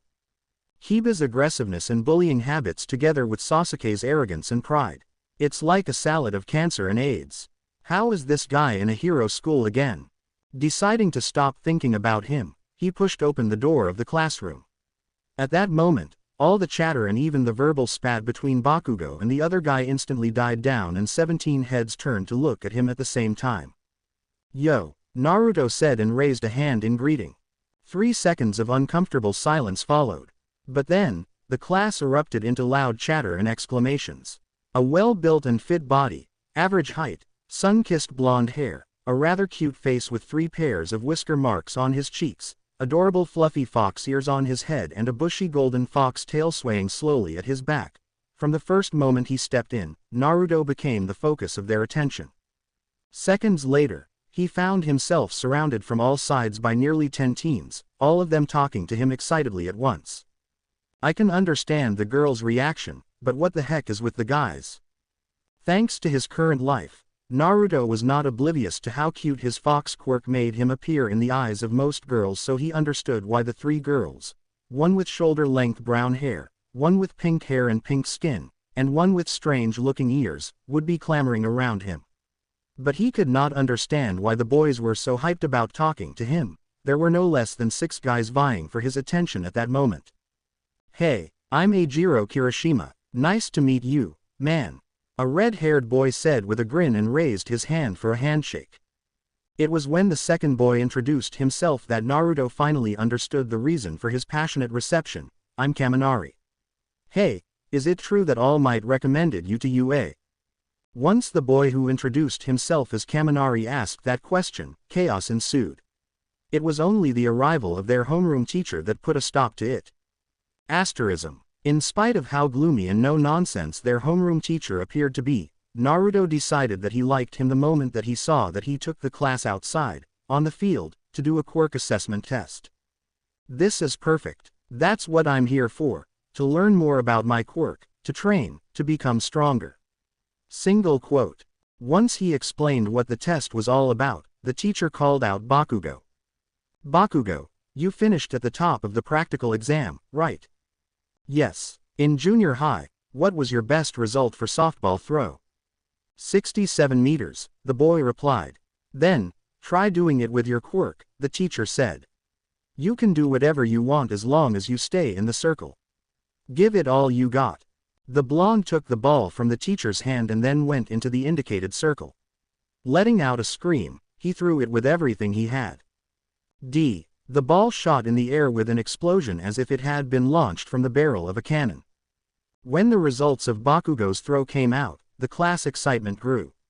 It was then that it finally sank in for them that, at this school, they were allowed to use their quirks all they wanted. But their homeroom teacher was just as quick to put a damper on their mood. "It looks fun, huh? You have 3 years to become a hero. Will you have an attitude like that the whole time? For the next 3 years, UA will do all it can to give you one hardship after another. This isn't a child's play. Find the upper limit of your quirks and then, overcome them. Go beyond. Plus ultra. Asterism. 1. Uzumaki Naruto. 2. Momo Yaoyorozu. 3. Shoto Todoroki. 4. Katsuki Bakugo. 5. Tenya Iida. Opening square bracket, closing square bracket. Seeing Naruto ranking first on their teacher's hologram ranking list, his classmates involuntarily took a second look at him. As expected from someone recommended by All Might, was what most of them were thinking.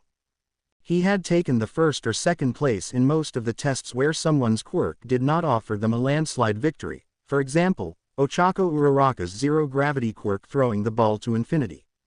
Nevertheless, while the students were all thinking about their scores and what their ranking meant, the teacher's eyes were narrowed in thought. While everyone else believed that All Might recommended Naruto to UA due to his capabilities, the reality was a bit different. His control over his fox quirk is rather impressive for a novice. He moves like someone who has trained in martial arts as well, I can see that. However, I still don't see it. I can't imagine how someone with a fox quirk could have killed that sludge villain. That villain's sludge was almost like a counter to most of the quirks relying on dealing physical damage. Single quote. All Might had not hidden his intentions from the principal of UA, and he had even brought Shota Aizawa into the secret too once he found out that he was going to be Naruto's homeroom teacher. It was so they could better keep an eye on the boy and study his character in detail. Asterism. In spite of the boring English class at the beginning of the second day, the students regained their vitality and hype once the bell rang. The reason for that was simple. One hero, the strongest and most popular hero in the country, All Might himself, was going to teach the next class. If hearing what was the focus of the class, combat training, was not enough to make them burst with excitement, All Might telling them that their hero costumes were ready had set everyone on fire. It was pandemonium. Naruto was swept off by everyone's enthusiasm too as he took a look at his hero costume. It was rather simple and it looked quite similar to what he used to wear in his previous life. A pair of black and orange pants and a jacket of similar colors that had a fierce nine-tailed fox painted on its back.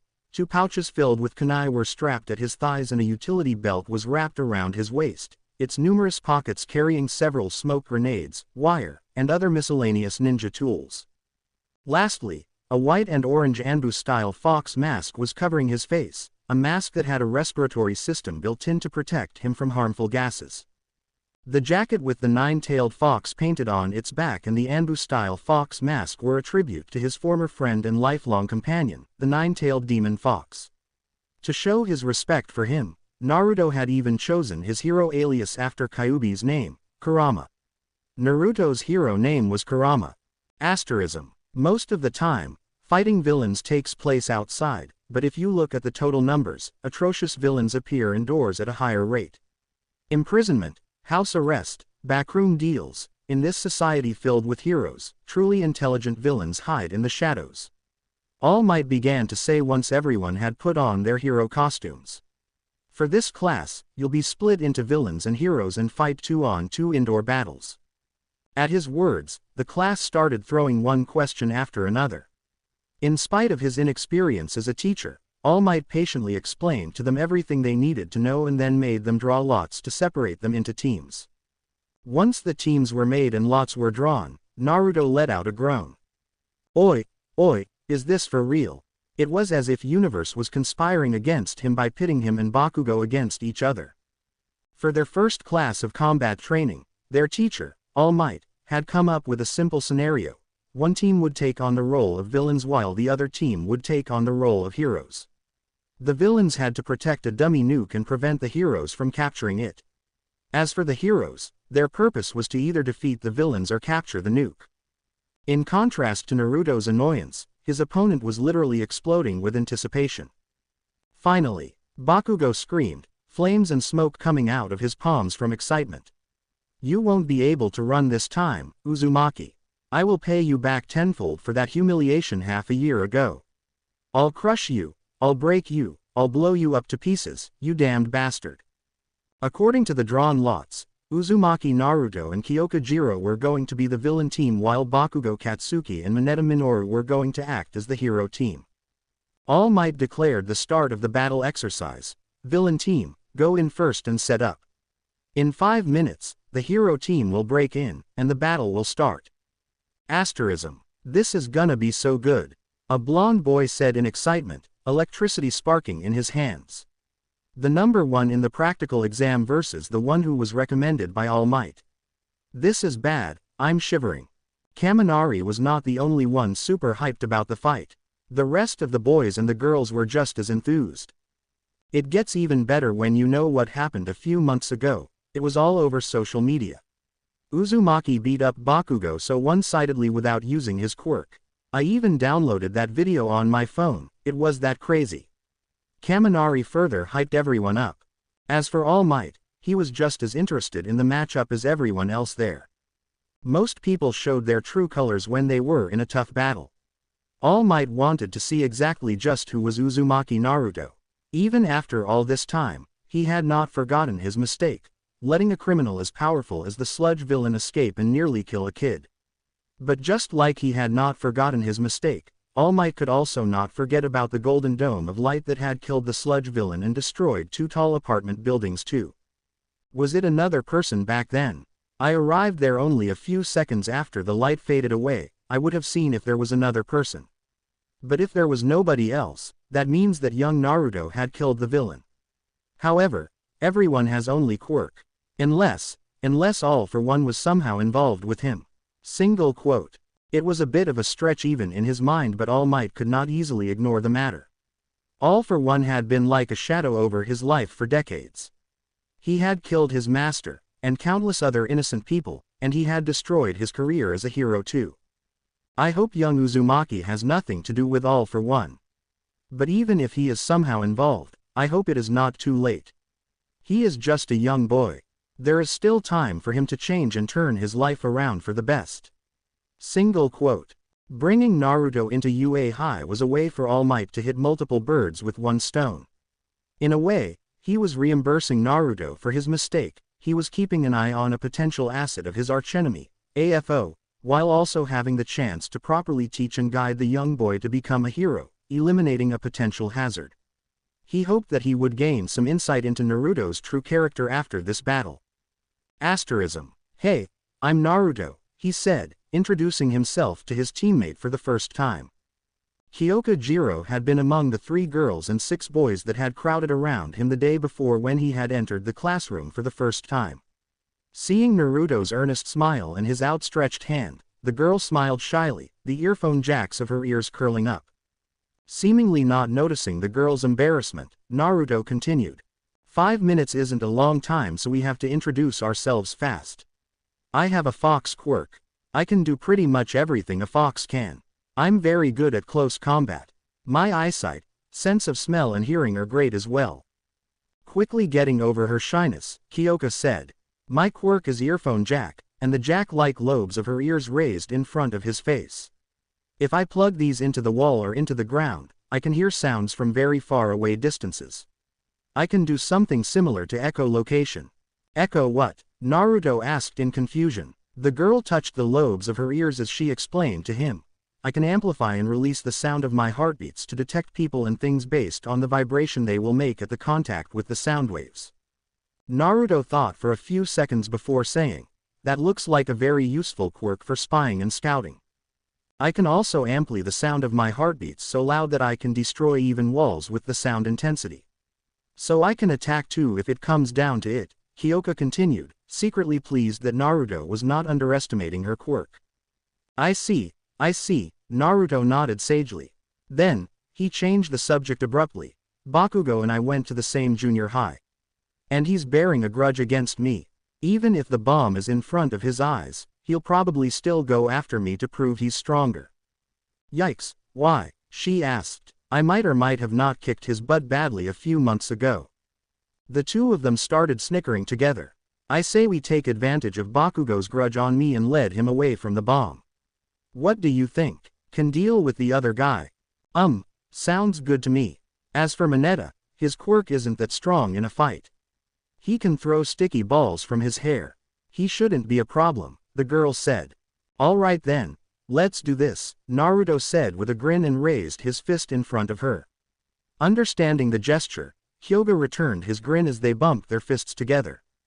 Asterism. According to the plan, Naruto quickly left the room and jumped down the stairs, completely skipping all the steps, straight to the ground floor. I can hear them, they've entered through the door already, came Kyoka's voice from the communication device installed close to Naruto's ears. One of them, the shorter one, Mineta, went to the right corridor. Bakugo is walking straight ahead. Naruto's sensitive hearing had picked up the sounds of their footsteps too, but that was all. Kyoka's quirk was better in this regard as she was able to even detect their exact location just by sound. Thank you, I'll get Bakugo. Contact me right away if you have troubles with the other guy. Roger. Saying that, Naruto grabbed a kunai from one of the pouches strapped at his right thigh and, using his superhuman strength, he stabbed it into the wall around 30 centimeters above the floor.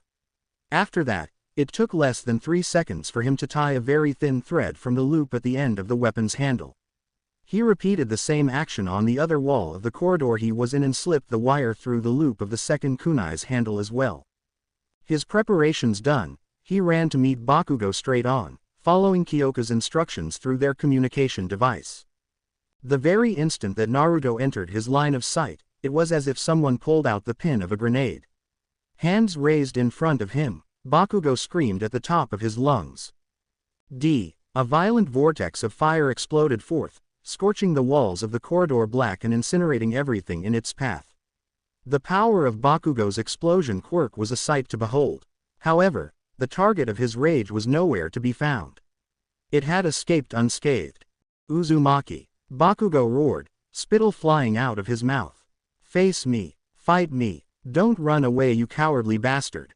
Cry me a river, Naruto sang mockingly and laughed as he sprinted away, making sure to be one section of the maze-like corridor ahead of Bakugo at all times, not letting him take aim at him with his explosion quirk.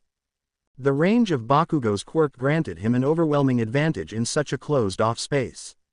Naruto would have no space to dodge the explosions whatsoever if his explosion filled up the entire corridor. For now, his only choice was to avoid a frontal confrontation. Asterism. Bakugo's quirk is so powerful. Many of the students said in awe as they watched the scene of the explosion engulfing the entire corridor and destroying the video camera in the process as well. It was only when Fox Boy appeared on the recording of another camera that they breathed out a sigh of relief that he hadn't been grievously injured, or worse. It also made them realize the severity of the situation and how heavy was the responsibility on their shoulder whenever they used their powers. One wrong move or a bit of bad luck and they could kill someone by mistake if they did not hold back. This is insane, sensei. Is Bakugo trying to kill him? Kaminari complained. However, All Might did not reprimand him. Here I am, worrying over young Uzumaki being a villain in the making, yet young Bakugo seems even more problematic than him. Single quote. One hero zoned out as he started debating in his mind if he should temporarily stop the exercise and reinforce for everyone that they are not allowed to seriously harm their fellow classmates, or if she should wait until the end of this current battle. He had thought that that was common sense for them to hold back against their fellow classmates. He had not expected Bakugo to unleash his quirk like that, with no regard for his opponent's safety or life. However, before he could come to a decision, he heard the rest of the class cry out in surprise and he returned his attention to the screen. Asterism. Having completely lost all sense of control, Bakugo pointed his arms behind him and the explosion from his palms propelled him forward like a rocket. I'll catch you, Uzumaki. He screamed in glee, greatly invigorated at the fact that he had almost caught up to Naruto, having managed to catch a glimpse of Naruto's fox tail just as he turned to the right, towards another corridor. You're done for when I get my hands on you. Ha ha ha. Ooh-ah. His laughter transformed into a cry of surprise after an almost invisible white thread had suddenly risen up from the floor and caught his feet. Unable to stop the momentum of his flight, the thread made him stumble and fall on his face. It was a testament to his incredible reflexes and quick reaction that Bakugo managed to bring a hand in front of him just in time to create an explosion. That explosion made his body flip in the air and he somehow regained his balance, eventually landing on the floor, on his feet. But just as he was celebrating his momentary success, a sudden shout reached his ears. Lariat! Naruto screamed and, having only just barely landed on the floor after his flip in midair, Bakugo was unable to react. The fox boy's arm slammed into Bakugo's throat and blasted him back as if he had been hit by a truck. It was the favorite taijutsu move of the fourth Raikage and Killer Bee from Naruto's past life. Naruto's bursts of speed for short distances were so great due to his fox quirk's superhuman agility that even Tenya Iida had not been able to beat him in the 50 meters dash test from the day before. Bakugo had never stood a chance the moment that he had been destabilized by the kunai and thread simple trap. The force of the hit not only that it hurled Bakugo all the way to the back of the corridor, but it had also knocked him out cold too. Nevertheless, Naruto was not done with him. Grabbing 6 kunai from the 2 pouches strapped at his thighs, 3 in each one of his hands, he threw them with as much strength as he could. Asterism. Outside the building, the rest of the class and even All Might cried out in shock at Naruto's actions. Had he gone mad? Was he actually trying to kill Bakugo? Only for them to be shocked one more when they saw the result of his actions. The 6 kunai blades accurately pinned Bakugo's body to the wall, stabbing through his clothes and into the concrete, but not harming him in the least. Holy shit, did you see that? The boys and the girls were losing their minds at the godlike display of knife-throwing skills. All Might himself was gaping at the scene in disbelief too. What was that? For real, what was that? It's like out of a movie. Just how many years did he practice with throwing knives to get that insanely skilled with them? He had spent decades fighting crime and facing all kinds of superpowered individuals, yet it was the first time he had seen this kind of martial skill at someone, and it was a 15-year-old kid no less. Asterism. Having finished off Bakugo, Naruto broke into a run back to the top floor where the dummy nuke that they were supposed to protect was located. Kyoka, I defeated Bakugo. What's the situation at you? Already. That was fast. Due to the deafening sounds made by Bakugo's explosions, Kyoka had stopped using her earphone jack quirk lest her ears started bleeding. Having gotten the figurative green light to use her quirk again, she inserted her ear jack back into the wall. Mineta is only one floor away. He should get here in less than a minute. Hold on, I'm on my way. Don't try to defeat him, we can't afford to make mistakes right now. Just keep him busy and don't let him touch the bomb, no matter what. Don't worry, leave it to me. Ending the conversation, Naruto started jumping entire flights of stairs at a time, resembling a rabbit much more than a fox at that moment. His efforts did not go to waste, seeing as he arrived just in time to see the tiny boy open the door of the villain's room. But just as Mineta opened the door, an absurdly loud soundwave caught him fully and blasted him all across the corridor. However, Naruto did not get a chance to see the final outcome of that attack. Bright red blood burst from his fluffy fox ears as his eardrums were ruptured and he collapsed on the floor unconscious, his eyes rolled into the back of his head.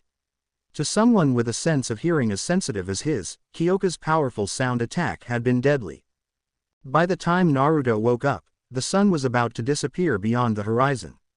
It was evening. Letting out a yawn, he closed back his eyes and attempted to turn on the other side when a sharp voice of an old woman slammed into his eardrums. You've slept enough already. Get up. Classes are over. It's time for you to go home. No, he moaned and covered his head with the pillow. Don't act like a baby now, you're going to be a pro hero, aren't you? All right, he said in annoyance and sat up. But when he saw two people waiting at his bedside, he blinked at them owlishly. What are you two doing here? Sitting on a stool next to his bed were a boy with curly green hair and a girl with short dark hair and something that looked like earphone jacks on the lobes of her ears. They were none other than Midoriya Izuku and Kyoka Jiro. Before Izuku could reply, the girl quickly stood up from her chair and bowed at an almost 90 degrees angle. I'm terribly sorry, I've never thought the attack would catch you too. I'm so sorry. Naruto quickly waved his hands in front of his face to dispel her worries when he heard her trembling voice. It looked as if the girl was on the verge of crying. Don't worry. I'm at fault too, I should have seen that coming. I should have built my suit with a countermeasure for it. But I forgot, haha. He said and rubbed the back of his head. Due to regaining the memories of his past life, Naruto could still vividly recall his first Chunin exams, specifically, his fight against Inuzuka Kiba. Back then, Kiba was a much better fighter than him. The genin Kiba was so fast and so strong that Naruto wasn't even allowed the 2 seconds needed to make the hand seals for casting a shadow clone technique. It looked like he was losing the fight and quite badly at that until he farted. And he farted just as Kiba came in his proximity. For the Inuzuka's enhanced sense of smell, it had been devastating. Kiba lost that fight because of a freaking fart. That said, Naruto had learned from that experience and designed his suit to prevent such a scenario from happening to him as well. His fox-like Anbu mask was equipped with a respiratory system that would protect him from harmful gases. But, in typical Naruto-ish fashion, he did not think everything through. He had forgotten about his enhanced sense of hearing. And he had paid for it. No, this is unacceptable, Kyoka said, shaking her head. I hurt my teammates. When we go out in the field, this could be fatal. He tried to pacify her but she was inconsolable. After apologizing for half a dozen times more, the girl bowed one more time and left. Asterism. I heard you fought against Kachan again. Tell me more. Izuku asked while he and Naruto were going home together. Bakugo's quirk is really strong, but he's so easy to rile up. I made him chase after me and lured him into a corridor where I had prepared a trap. Nothing amazing, just two kunai with a thread tied to the loops of their handles. When he flew in, I pulled on the thread and made him stumble. He didn't even have the chance to react before I knocked him out with a lariat. He said smugly, "I can't wait to rub it in his face tomorrow." He's going to. What are you doing? Naruto suddenly stopped and asked. At some point during his tale, Izuku had taken out a notebook and started writing down his words. Well, you know, I often write down information about all the amazing heroes and strong quirks I see. Looking at what was written on the notebook's cover, Naruto did not know whether to laugh or cry. You're noting down the story of me beating Bakugo in your notebook for becoming a pro hero. He cleared his throat and fanned his face with his right hand. He did love showing off in front of others, but Izuku fanboying over his fight against Bakugo embarrassed him. Sheesh, you're making me blush, man. And never mind my fight with Bakugo, tell me, how is the general education course treating you? Izuku shrugged his shoulders. I guess it's not bad. It's not any different than junior high. We only have normal classes. They became silent after that, walking shoulder to shoulder on the sidewalk, with Izuku looking at his feet and Naruto gawking aimlessly at the sky, his hands behind his head. I won't give up, Izuku said eventually.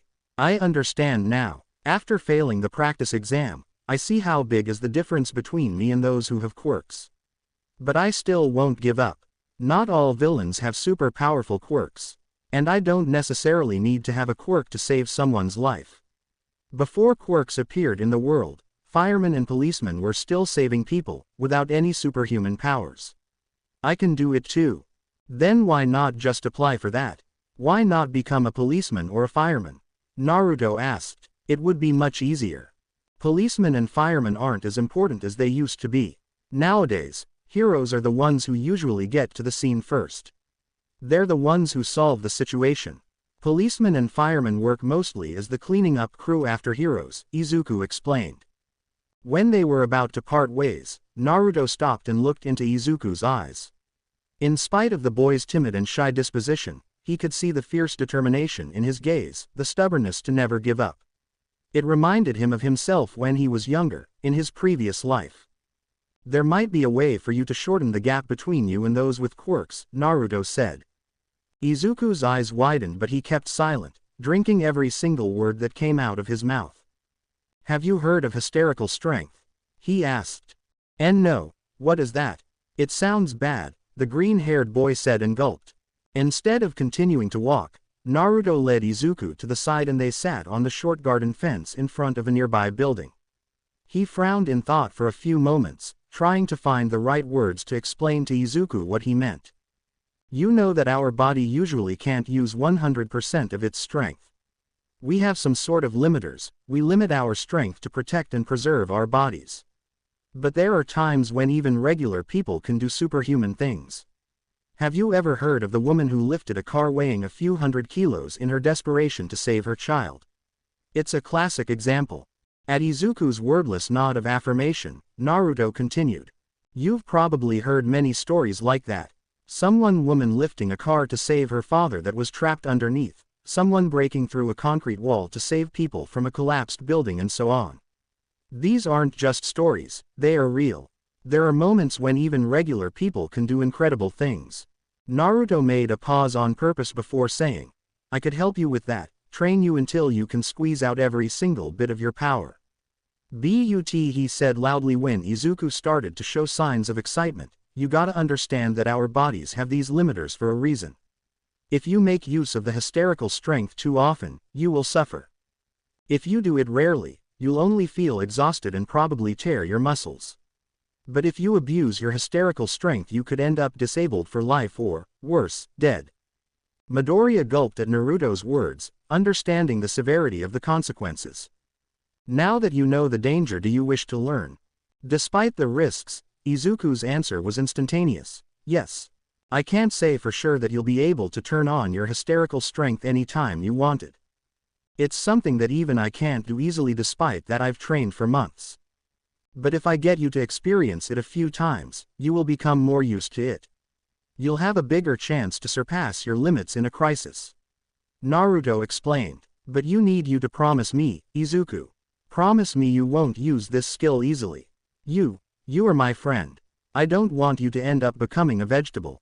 This is only to be used in a matter of life and death. It's going to be your ace in the sleeve to turn a hopeless situation around. In spite of Izuku's promises, Naruto still felt uneasy about his decision to fully support him like that. On one hand, he wanted to trust in his friend and help him achieve his dream of becoming a pro hero. That's what friends were for, to help and support each other. But, on the other hand, Naruto was no longer as naive as he had once been in his past life. Having the memories of 2 lives and witnessing the death of his old world had matured him beyond his physical age. He knew that there were limits to what one could achieve through hard work alone. What if he gets himself killed? Mercy is not in a villain's character. What if he meets a bloodthirsty villain with a powerful quirk? He cared about Izuku and he was worried about his future as a quirkless person. That's why Naruto decided to even go as far as to teach him something as dangerous as tapping into the potential of his body and surpassing his limits by activating his hysterical strength. Asterism. The next day at school, Eraserhead discussed everyone's performance in the combat training class from the day before. Giving praise where it was deserved and admonishing someone when it was needed, Shota Aizawa was a strict but fair teacher. Eventually, he also addressed the elephant in the room, namely the team kill incident from the very first fight between Bakugo plus Mineta team versus Naruto plus Kyoka team. He started off with Kyoka. Using your quirk to locate the enemy was smart. But what you did later on, not so much. The girl looked down, unable to meet anyone's eyes at that moment. In spite of her looks and the seemingly flippant attitude that she had in her daily life, Kyoka was a conscientious and kind person. The fact that she had injured her own teammate, nobody was more upset about it than her. In the first place, the two of you were a bad match-up. It was unlucky for someone with your quirk to be paired up together with Uzumaki who has an enhanced sense of hearing. But that is a scenario that is quite likely to happen down the line if you become a pro hero. There will be times when you will have to team up with all kinds of heroes. You need to learn how to use your quirk responsibly in order to not become a liability for your team. Yes, Sensei, Kyoka said. Bakugo, Aizawa suddenly said, making the boy in question look at him intently. Frankly speaking, in such a confined space, your quirk gave you the complete advantage against Uzumaki. Not only that you could engulf the entire corridor in an explosion to keep him at bay, but, with his sensitive hearing, Uzumaki wouldn't be able to get close to you if you kept causing explosions due to their loud sounds. You should have just gone directly for the objective and let him come at you. But instead of taking the time to formulate a plan, you let your emotions cloud your judgment. I don't know what happened between the two of you before you came to UA, but I don't care either. Learn how to control your emotions. You're very talented, so don't act like a kid. I know, Bakugo replied grumpily, but his serious-looking face let Aizawa know that he took his words to the heart. As for you, Uzumaki, your planning and methods were flawless. You made use of your strengths and created a scenario where you could take advantage of them. But as smart as you were in that battle, what were you thinking when you designed your suit? If you knew your sense of hearing was so sensitive, why didn't you prepare a countermeasure for it? If I'm not mistaken, your mask has a respiratory system to protect you against harmful gases. Why didn't you get something similar for your ears? Naruto chuckled awkwardly and rubbed the back of his head. Haha, I kinda forgot about it. Eraserhead narrowed his eyes at him. Make sure you go to the support department after classes and see what they can do for you. Yes, Sensei, Naruto said and nodded obediently. He acknowledged his mistake. Also, the teacher began to say rather hesitantly, I suggest you stopped using those knives of yours. Before the fox boy had the chance to ask why, Aizawa continued. I could see from the videos that you are very skilled with your weapons. But accidents can happen. Imagine if those 6 knives that you threw did not meet their mark and instead wounded Bakugo fatally. As pro heroes, our job is not to kill the villains. We don't have the right to take anyone's lives. We are heroes, not vigilantes. Villains are to be arrested and handed over to the police. They will receive a fair trial and pay for their crimes according to the law. Do you understand? Naruto did not reply right away. I'm already at a disadvantage against guys like Bakugo and especially against someone like All Might or that giant Mount Lady. Even my hysterical strength won't do much against powerhouses like them. Not using blades puts me in an even worse position, he thought, bummed out. Naruto was not a bloodthirsty person. Even in his past life as a shinobi, he could count on the fingers of one hand the number of people that he had killed. He avoided killing if he could. But that did not mean that he was pulling his punches when the situation called for him to go all out. Besides, growing up in this world had made him understand that the values of the society he lived in currently were different from those of the Hidden Leaf Village. Eraserhead said, "If you want to keep on using weapons, blunt weapons are preferred. They can pack a serious punch while keeping the injuries at a minimum. But you should avoid lethal weapons that could easily kill someone." "Okay, I understand," Naruto said eventually. Asterism a few days later asterism. "Hey, Naruto, we're going to karaoke after school. You wanna come with us?" A girl with pink hair, pink skin, and two horns on her head asked while motioning with her hand at a group of teens waiting for her in the hallway. "Sorry, Mina, I have to take care of something." The pink-haired girl pouted at his answer. "Oh, come on, you're always busy after classes, let's go have some fun. Look, even someone like Bakugo is coming along." "What's that supposed to mean, huh?" the edgy blonde screamed. "Do you want me to kick your ass?" But the girl ignored his shouts. Bakugo's classmates had gotten used to his personality by now and tended to tune him out whenever his anger management issues flared up. Naruto rubbed the back of his head and grinned apologetically. "Sorry, maybe next time. It's really important, I can't put it off." Saying that, he grabbed his backpack and waved his hand in goodbye at the rest of his classmates. "See you later, guys, have a nice weekend." As he went down the stairs, Naruto had a distracted look on his face. "She likes me." Single quote. He was not experienced when it came to interacting with the opposite beep, but due to his enhanced sense of smell, Naruto could roughly identify other people's emotions. He could smell people's fear, anger, sadness, happiness, hatred or feelings of attraction. It was an underrated but very useful aspect of his quirk, one that he had not told anyone else about except for his parents. He let out a wry smile while thinking that, unlike how unpopular he had been at school in his previous life, in his current life, he had always been one of the more popular boys in his class, throughout all of his school years. I guess that not annoying the heck out of everyone made all the difference. These cute fox ears must have helped too. Single quote. He absent-mindedly ran a hand through his hair and scratched his fox ears. They seemed even fluffier than usual due to a pair of fluffy white mufflers that had been stuffed inside. He was still not used to wearing them because he had gotten them only 2 days ago. They hindered his sense of balance sometimes, especially when he stood up quickly from a chair, but they did help a great deal in protecting him from loud sounds. He knew that it was only a matter of time before he became accustomed to them. Eventually, he reached the gates of Ua. A rather well-built but still timid-looking boy was waiting for him, his face haggard from exhaustion. It was none other than Midoriya Izuku. "Yo," Naruto said and bumped fists with the boy. "Hey," Izuku greeted him, not even having the energy to smile. "What happened to you, man? You look like you got run over by a truck," Naruto said with a chuckle, looking at all the bruises on Izuku's face and the bandages wrapped around his neck and hands. "Beep off," the boy said with a growl, looking as if he was barely stopping himself from attacking him. Naruto was taken aback. It was the first time he had ever heard Izuku swear. But then, he grinned ferally. Asterism. A wooden bow staff made whooshing sounds as a green-haired boy used his entire strength to smash downwards. His opponent, also wielding a similar bow staff, easily parried the hit by holding his weapon horizontally above his head. In the next moment, a powerful kick in the gut sent the green-haired boy flying. "You telegraphed your attack and left yourself wide open," Naruto said, his voice serious. Lifting his staff above his head, Naruto slammed it at the boy that was coughing his stomach out, showing no mercy. Izuku barely managed to roll away, escaping by a breath. Seeing how the ground cracked from the hit, however, made the boy's heart start beating as if to jump out of his chest.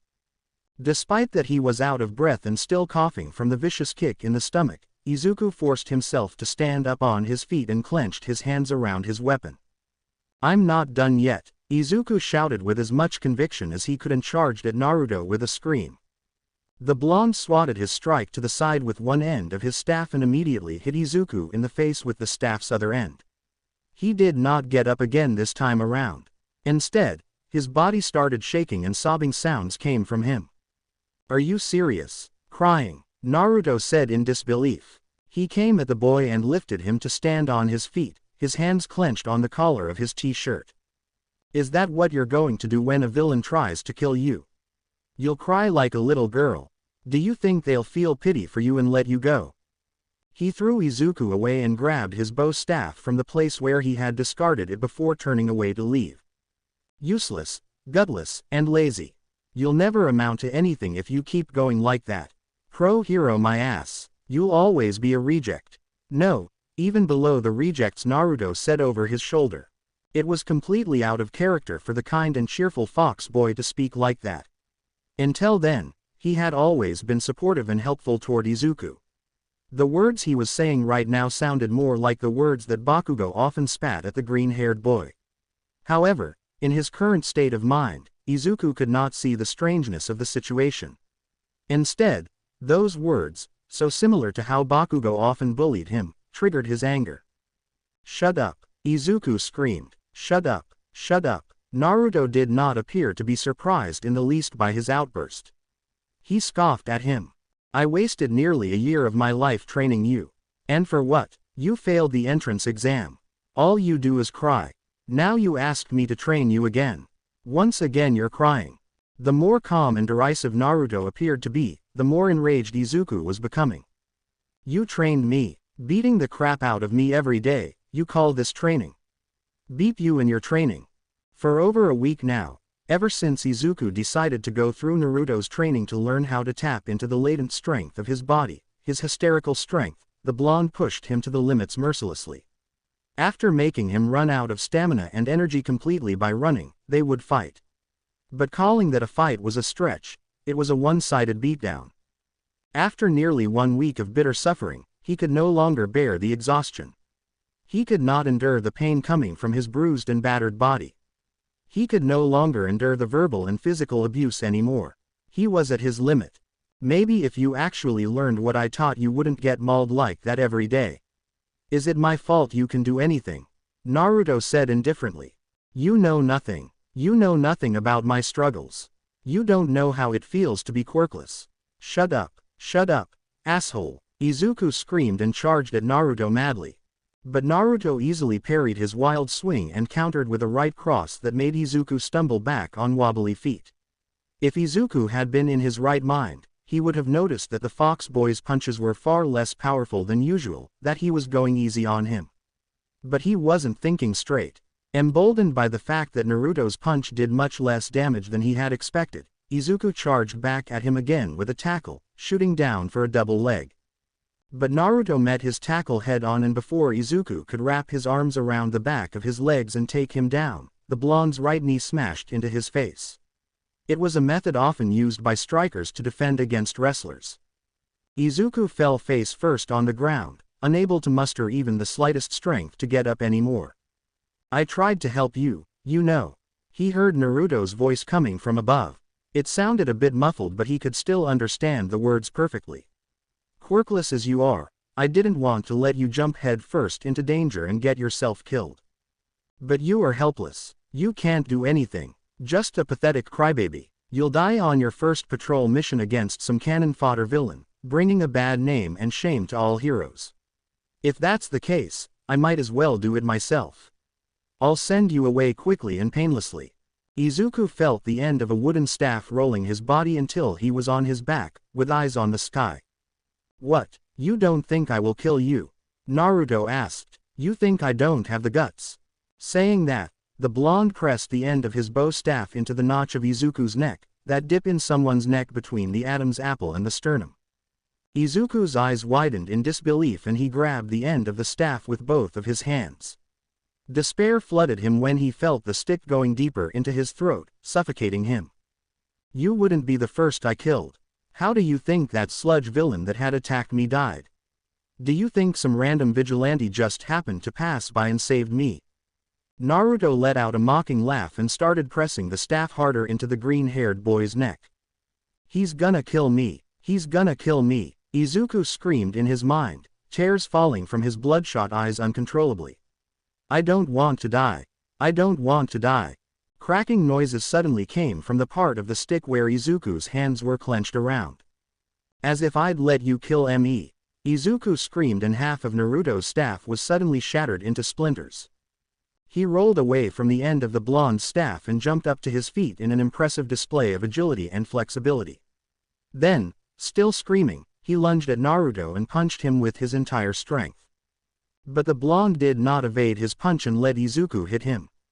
Possessing a strength abnormal for a body like his, Izuku's punch sent a 70 kilograms heavy boy flying through the air nearly 2 meters before he collapsed. However, upon connecting with that powerful punch, it was as if a veil had been lifted from his eyes and Izuku finally regained his clarity of mind. He looked at the collapsed Naruto on the ground and then at his still clenched fist. His entire body started shaking and he started crying anew. But these were no longer tears of despair or pain. They were tears of relief. I did it, he said through his sobs. His entire body was one big bruise and he had almost died only a few moments ago. At least he had truly believed that he was going to die. But in that moment, Izuku felt joy like no other time in his life. I did it, he said again, and let out a cry that sounded like a mixture between a sob and a cheer. Naruto stood up from the place where he crashed and knelt in front of Izuku. He wrapped Izuku in his arms in a brotherly hug and said, his voice filled with remorse. I'm sorry for what I did to you, Izuku. I'm so sorry. I tried for almost 1 week to push you beyond your limits but it wasn't working. Making you believe you were in a life and death situation was the only method left.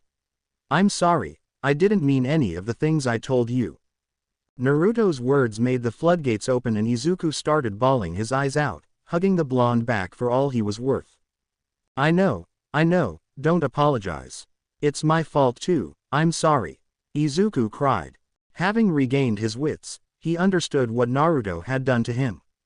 There was no way that someone as kind and helpful as Naruto would suddenly change his character and speak such words to him, much less try to kill him. But he had needed to push Izuku to his limits, physically and mentally. He had brought him to the edge of despair and even made him think that he was going to die. As the shadow of death encroached on his soul, his exhausted body was suddenly energized. His fear of death and his desire to live made his survival instincts kick into overdrive. Having long since reached his limits, that burst of strength made him overcome them. Hysterical strength, a power beyond the limits of the human body. He had achieved it. All the beatings that he had taken until then had not been for naught. All his tears, sweat, blood, and effort had not been in vain. He had done it. As that feeling of relief washed over him, adrenaline quickly left his system and Izuku felt his eyes grow heavy. His body lost its strength completely and he closed his eyes, falling unconscious into Naruto's arms. I'm beat, he thought and let out a sigh as he slowly made his way out of the woods outside of Musudafu City. Driving Izuku to the very limit had been taxing on himself as well. Rather than being physically exhausted, he was mentally exhausted. Treating his friend so badly and putting him through such punishment had made his stress level increase greatly. On his back, the bruised and battered Izuku was sleeping soundly, snoring and drooling on his shoulder. As for their backpacks, Naruto had tied them to his fluffy fox tail. But at least he did it. Single quote. He was proud of Izuku. He was also amazed at the boy's tenacity and stubbornness. For someone who had grown up in a peaceful environment to have that kind of willpower, it was amazing, to say the least. That's because the average people in this world were different. Living in a time of peace, in a country where villains were mostly suppressed by the strength of the heroes and the existence of All Might, the average people were weak-willed, physically weak and mentally weak as well. They expected someone else to save them. His thoughts going back to Konoha, Naruto inadvertently started comparing his previous life with his current life on Earth.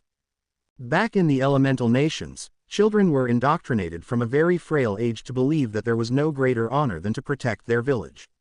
The so-called will of fire. For the sake of the village, even sacrificing one's family was noble and just.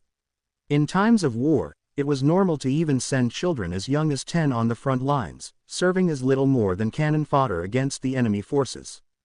That's how Uchiha Itachi ended up massacring his entire family for the sake of Konoha. That's also how my father had committed suicide for the sake of sealing Kurama into my body. That's how he had made me into a human sacrifice. It was all for the sake of the village. A shinobi endures. A shinobi sacrifices everything for the village. Single quote. His train of thought stopped as he finally exited the woods and the night lights of the city appeared in the distance. You're sleeping without a care, aren't you? Naruto asked Izuku despite knowing that he couldn't hear him. It's okay. You deserve it, but, man, you sure gained a lot of weight over the past year. You got heavier than I am. Did you bulk up that much? He knelt on the ground, on the side of the road and put the sleeping Izuku down for a moment to catch his breath. Shit, why am I so tired today?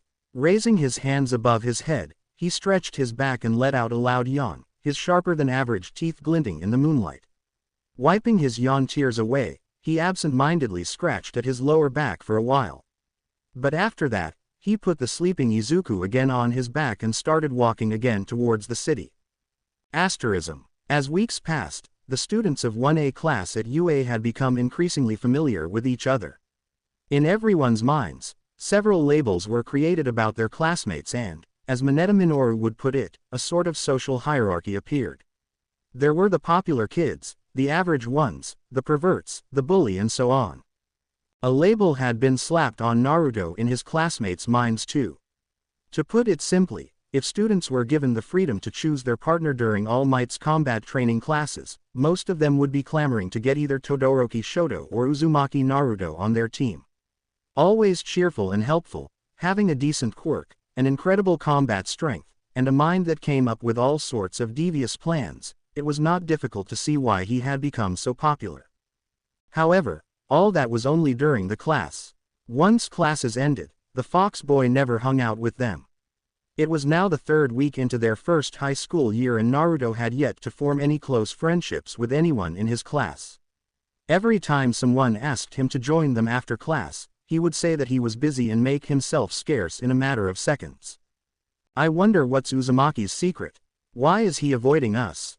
Kirishima said as he watched the Fox boy grab his backpack and wave his hand in goodbye at everyone before leaving. He's always turning down people asking him out and I've never seen him eat together with us in the cafeteria either. I mean, I wouldn't eat at the cafeteria either if I were in his place, Kaminari said. Have you seen the kind of lunchboxes he brings to school every day? Ever since Naruto had turned a new leaf, his mother had started pampering and spoiling him much more than before. Naruto wasn't avoiding anyone on purpose. There was just no point in him going to the cafeteria when his mom cooked for him and after class, he was busy with his training. He didn't have time to fool around with children. I bet he's seeing a girl. The tiny boy, Mineta Minoru said, his face green with envy. Eichmann bastards like him always have the girls flock around them. He's probably seeing 3 girls at the same time and making them cook for him. He's surely. The boy's dark ramblings were suddenly stopped when Tanaya Iida smacked him upside the head. Mineta-san, that was a very rude way to talk about your classmate. Regardless of the class rep's scolding, Mineta's words had already inflicted the maximum damage if the looks on the faces of the other students were anything to go by. Hey, who wants to see what Naruto is up to after class? Mina Ashido asked. I kinda want to know too, Kaminari said. Count me in. Mineta said. Asterism. Mineta, Mina, and Kaminari weren't the only ones curious about Naruto's secret. 3 others decided to tag along: Yaoyorozu, Kirishima and Kyoka. Coming out in the courtyard of the school, they saw Naruto waiting for someone at the gates. 2 minutes later, a green-haired 15-year-old boy with a strong-looking body but an innocent face came out of the school building and bumped fists with the Fox boy as a greeting. Who's that guy? Do any of you know him? Kaminari asked. Keep it down, you idiot, or he's gonna hear us. Did you forget about his sense of hearing? Kyoka jeered at him in a harsh whisper. Figures you didn't forget about it, the blonde countered snidely, only to let out a yell of pain when one of her earphone jacks stabbed him in the neck. Naruto turned his head towards the noise, only to see Kaminari rolling on the ground in pain comically and another 5 or 6 of his classmates glaring at him murderously. See you tomorrow, guys. Naruto said out loud and waved his hand in goodbye before turning around and leaving with his friend. What's with that? Mina burst after Naruto left with Izuku through the gates. Whenever we ask him to hang out with us after class, he always says he's busy. That's what he's busy with. Who's that guy anyway? Arg. This is so annoying. I know everyone in class 1B by name and appearance, but I haven't seen his friend until now. He's not from the hero course, Yaoyorozu said. 30 minutes later, following Naruto and Izuku from a distance, the 6 UA students found themselves staring at a dingy-looking gym from across the street. Now what? We can't just barge in, we'll blow our cover, Kyoka said. Who's CAAA Aries? I say we just go home now, Mineta said and clicked his tongue. The tiny boy had been hoping that their little spying would uncover some dirty secret about Naruto and make his place in the social hierarchy of the class collapse. Seeing him doing something as mundane as going to the gym greatly disappointed him. But a boy next to him had a completely different opinion. Uzumaki was a gym rat. Awesome, Hiroshima yelled and, before the other 5 could stop him, he broke into a run and barged into the gym. Hiroshima, wait, Mina yelled in annoyance and ran after him too. The rest could only sigh helplessly and run after them inside. What kind of place is this? Yaoyorozu said with a stutter. For a young lady that had lived in a select environment, the atmosphere in the gym left her momentarily intimidated. She wasn't the only one though. The 2 other girls, Mina and Jiro, and Mineta Minoru were scared too. The 4 teens unconsciously huddled together, no different than how herd animals reacted when surrounded by predators. Nearly 20 men of all ages and appearances were standing around an open space where they would take turns doing deadlifts. The whole gym reverberated with their screams of encouragement and their manly grunts of exertion as they gave it their all to surpass their limits. The group of teens arrived there just in time to see Naruto shoving his green-haired friend in the middle of the circle, in the open area. Wearing proper deadlifting equipment, special shoes, a weightlifting belt, and shin protectors, Midoriya Izuku rubbed his palms with some chalk powder while the rest of the guys in the circle around him were yelling at the top of their lungs. Kill it, Midoriya, you can do it, boy. Fight. UAAA. The bass-boosted music blasting in the background, the roars of the men filled with testosterone and the loud sounds of weights slamming on the floor made even Kaminari huddle up together with Mineta and the 3 girls. Out of the 6 students that followed Naruto after school, only Kirishima was having a good time. Scratch that, the red-haired boy looked positively electrified. He had joined the crowd of burly men around the ring and had started screaming together with them too. Finishing his preparations, Izuku stepped in front of the heavy barbell. Bending down, he stood still for a few moments to find a good position with his hands. Then, with a grunt of exertion, the muscles of his arms, back, and thighs bulged as he stood up. Hold it, 2 more seconds. Done. Good job, boy. Izuku threw his barbell to the ground and let out a scream of victory. At that moment, his usually timid and nerdy personality was nowhere to be seen. Adrenaline coursing through his veins, Izuku yelled. One more time. When they saw him adding 2 more plates, 5 kilograms each, the men erupted into beast-like screams again. Many in the crowd could lift 5 or even 10 times heavier weights than what the quirkless boy could. However, over the past year, they noticed the nerdy boy's transformation, his consistency and his hard work. Although quirkless and much weaker than the majority of them, Izuku had earned their respect with his hard work. Moreover, despite their intimidating looks, gym rats were some of the nicest people one could meet. Seeing a boy as honest and as diligent as Izuku, they wanted to cheer him on. Good job, man, you broke your record, 155 kilogram. Naruto congratulated Izuku once he came out from the deadlifting ring.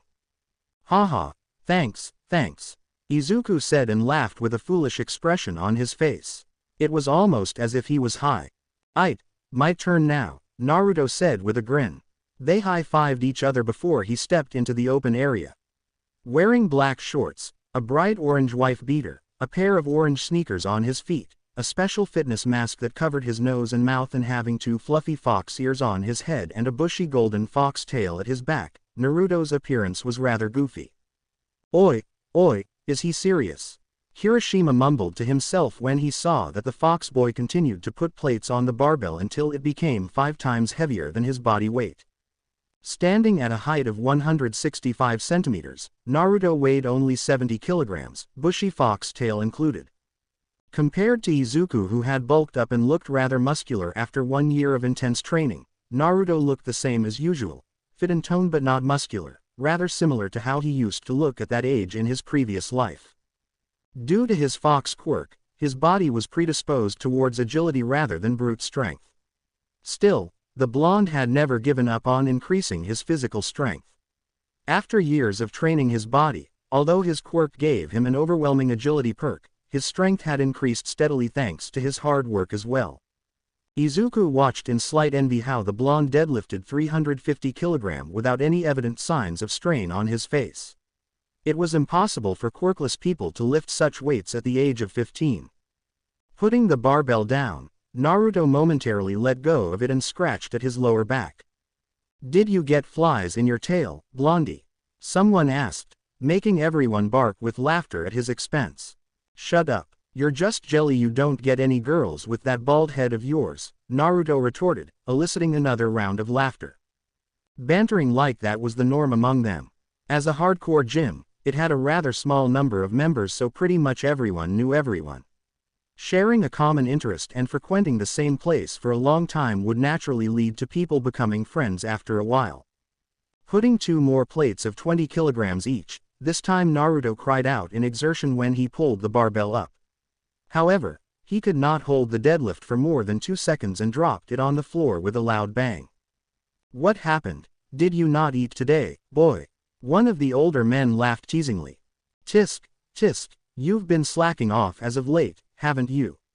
A mountain of a man with 4 arms as thick as Naruto's waist said. "Only 400 kilograms and you're grunting like you're about to die. I can do biceps curls with that weight." The first time that Izuku had witnessed a scene like that a year ago, he had thought in his mind, no way Naruto would fall for a cheap provocation like that. But the reality couldn't be any more different than his thoughts. The blonde's artery started pulsing in his neck and he growled at the 4-armed man that laughed at him. "Ha, I'm 70 freaking kilos and my tail is half of my weight, but I can lift 5 times my weight. 6 times my weight when I'm in shape." "How much can you lift, 2 or 3 tons, but you're heavier than a hippo, you 4-armed fatass. You can barely lift your own body weight." Izuku burst into laughter alongside everyone else. It was always a delight to watch Naruto getting riled up and arguing with his mates at the gym. The fox boy seemed to have a gift for making people open up, and his cheerful and fun personality always made for a good time. It also had to be said that Naruto was even more rambunctious than usual whenever he went to the gym. It was as if his brain turned off whenever he stepped into a room filled with weights. But then again, it wasn't that unusual. Men and boys, in general, were like that. Whenever they gathered in large groups, their collective IQ dropped by half. Leaving the deadlift ring for someone else to have their turn, Naruto came back to Izuku and plopped himself on the floor without a care. "Ah, today is not my day," he said with a groan and scratched his lower back furiously.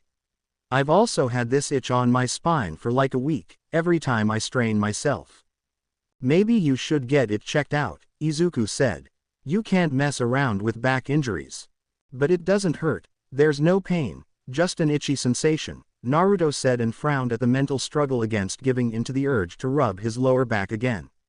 "But I guess it wouldn't hurt to see Recovery Girl tomorrow at school. Anyway, you've been on a roll lately." Izuku clenched his fist, the muscles of his forearm bulging slightly. "Yeah, even since you made me unlock my hysterical strength, I feel I'm getting stronger at a faster rate than before. I haven't managed to get into that state again, but I've gotten stronger overall. Still, it's nothing compared to you. When will I get strong enough to lift 350 to 400 kilos? He said and trailed off a bit bummed out. You knew what you were getting into when you decided to become a pro hero without having a quirk, Naruto said. If you have time to think about useless stuff and start doubting yourself, you might as well pick up some weights and get back at it. No pain no gain, he said and suddenly shouted at the end, startling Izuku. You're such a dork, Izuku said with a laugh. Working out, getting stronger, and being always encouraged by Naruto had done wonders for his self-confidence. He still had a rather shy personality when interacting with strangers, but with Naruto, he had become comfortable enough to even exchange insults and banter. Still, in spite of his words, Izuku stood up, intent on actually listening to what Naruto told him. He's right, I don't have the leisure to be lazying around and moaning about being weak and quirkless. I'll just have to work harder. Single quote. He picked up some dumbbells and started his workout routine while Naruto went to the squat rack. Today was a leg day for the blonde. It was a few minutes later that the guys crowded around the deadlifting ring broke into a commotion. Holy shit, she's gotta have a strength-based quirk or something. Damn, that's one strong woman. Their remarks piqued Naruto's interest. Regular women disliked gyms and even fewer were interested in weightlifting. He had not seen a woman or a girl come to that gym in months. Furthermore, this wasn't exactly the kind of gym that even athletic girls would feel comfortable in. It was filled with burly and muscular men, it stank terribly of sweat, hence why he was always wearing a special gym mask, and the gym apparatus was rather old and rough looking. But Naruto liked it better like that. A messy and stinky gym rather than some luxurious place where the average members would be teens and young people that come to flirt and take selfies to post on social media instead of working out. Standing up from the floor, he went to the deadlifting ring to see what was going on too. By the time he finally managed to shove his way until he got a first-row view, the woman in question was preparing to lift the barbell for a second time. Very little could be seen of her upper body due to the large and loose blue hoodie that covered her torso and her head and most of her face as well. But her yoga pants did little to hide her long but strong and muscular legs. "Goddamn," was the only thing he could say when he saw the dark-skinned woman lift the huge-looking barbell from the ground. It was heavier than a ton and it looked ridiculous compared to her size because she was even shorter than Naruto by a few centimeters. But when the woman finished her deadlift and went back to her workout, Naruto did not continue to ogle at her. He went back to his leg exercises as well, intent on killing his quads with the leg press machine. It was then that a red-haired boy came to him, his face flushed with excitement. "Kirishima, what are you doing here?" Naruto paused his exercise and asked in surprise, noticing him for the first time. "Dude, I didn't know you went to the gym. Why didn't you tell us? We could have worked out together every day.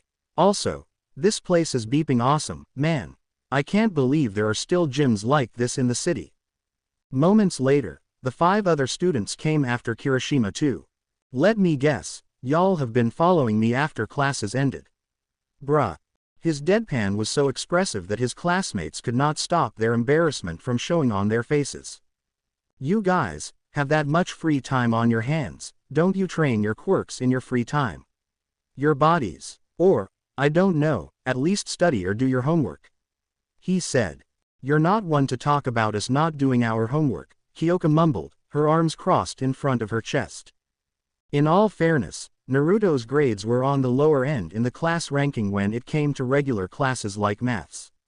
He simply couldn't bring himself to care about stuff like that. He only put in enough effort to get passing grades and not make his parents worry about his schoolwork. Nothing beyond that, all his free time was dedicated to training. Asterism. Half an hour later, Naruto, Izuku, and the 6 stalkers left the gym.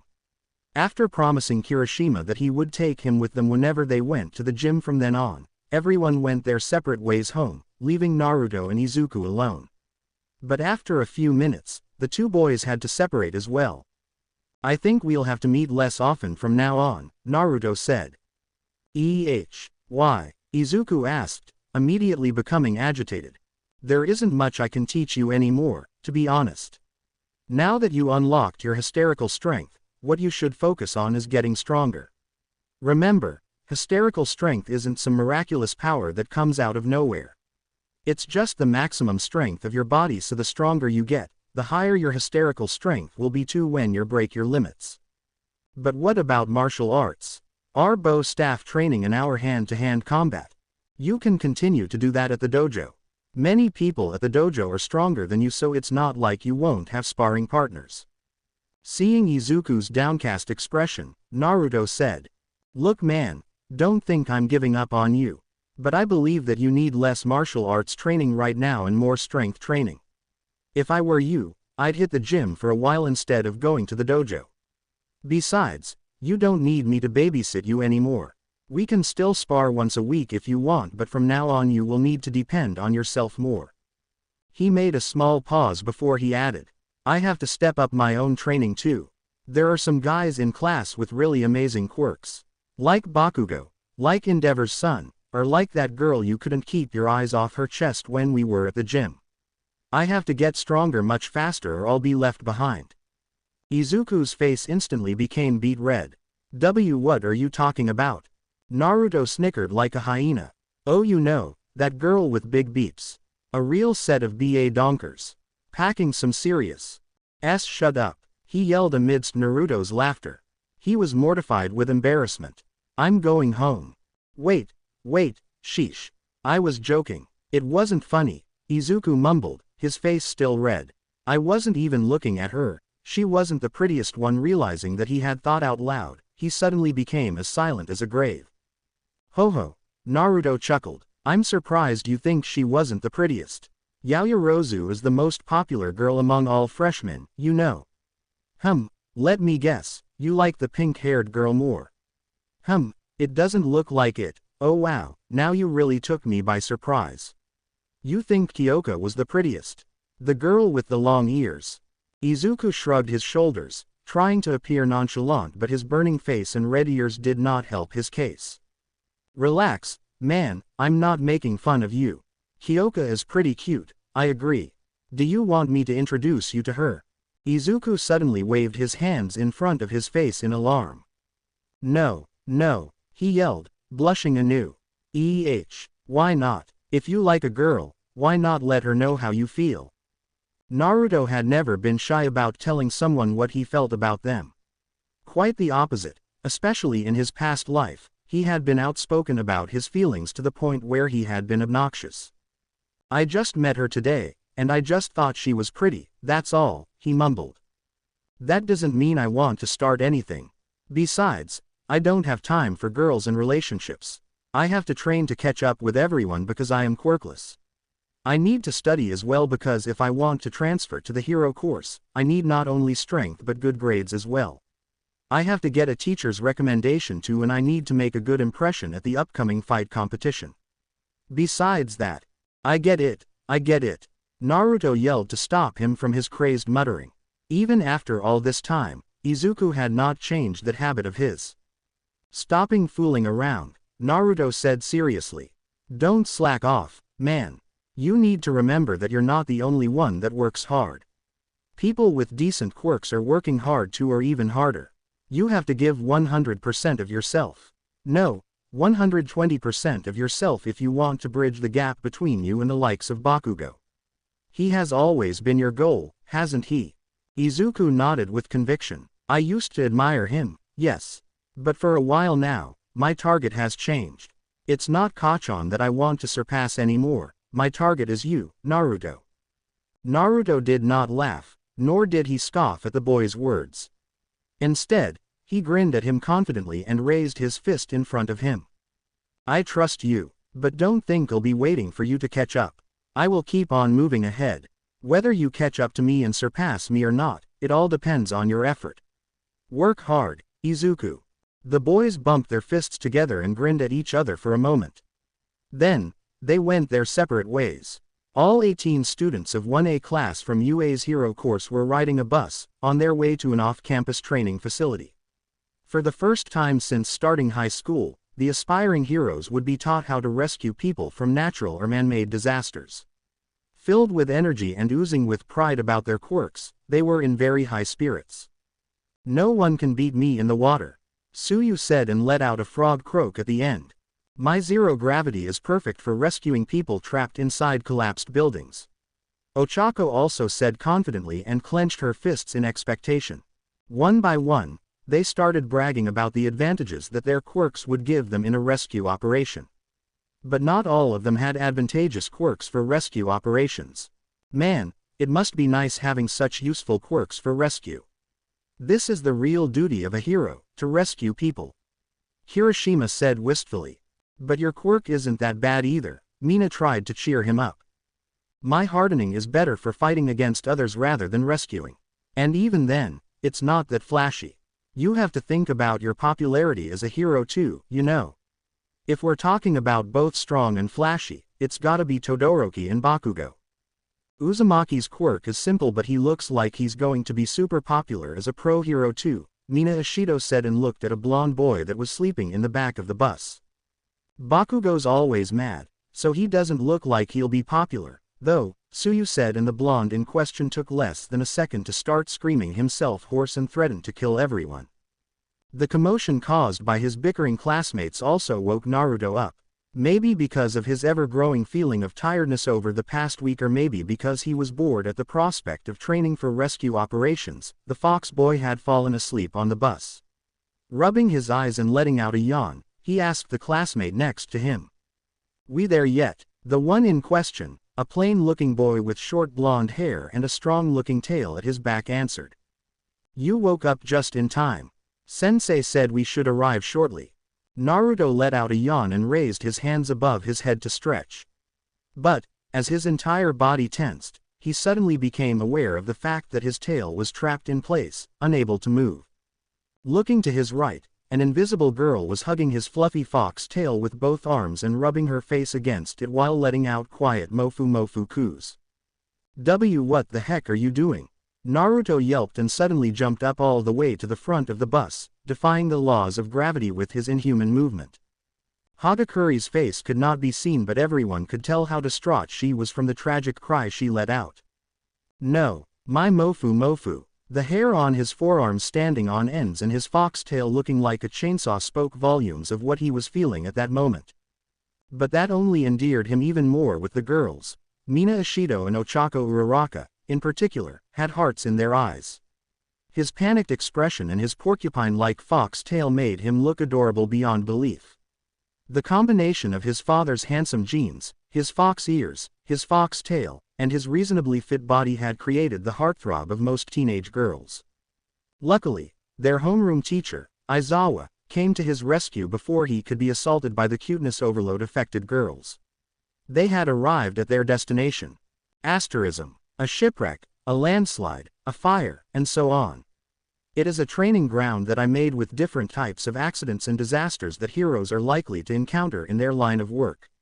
It's called the Unforeseen Simulation Joint or USJ for short. As the astronaut-costumed hero excitedly presented the immense indoor training facility, Naruto involuntarily yawned.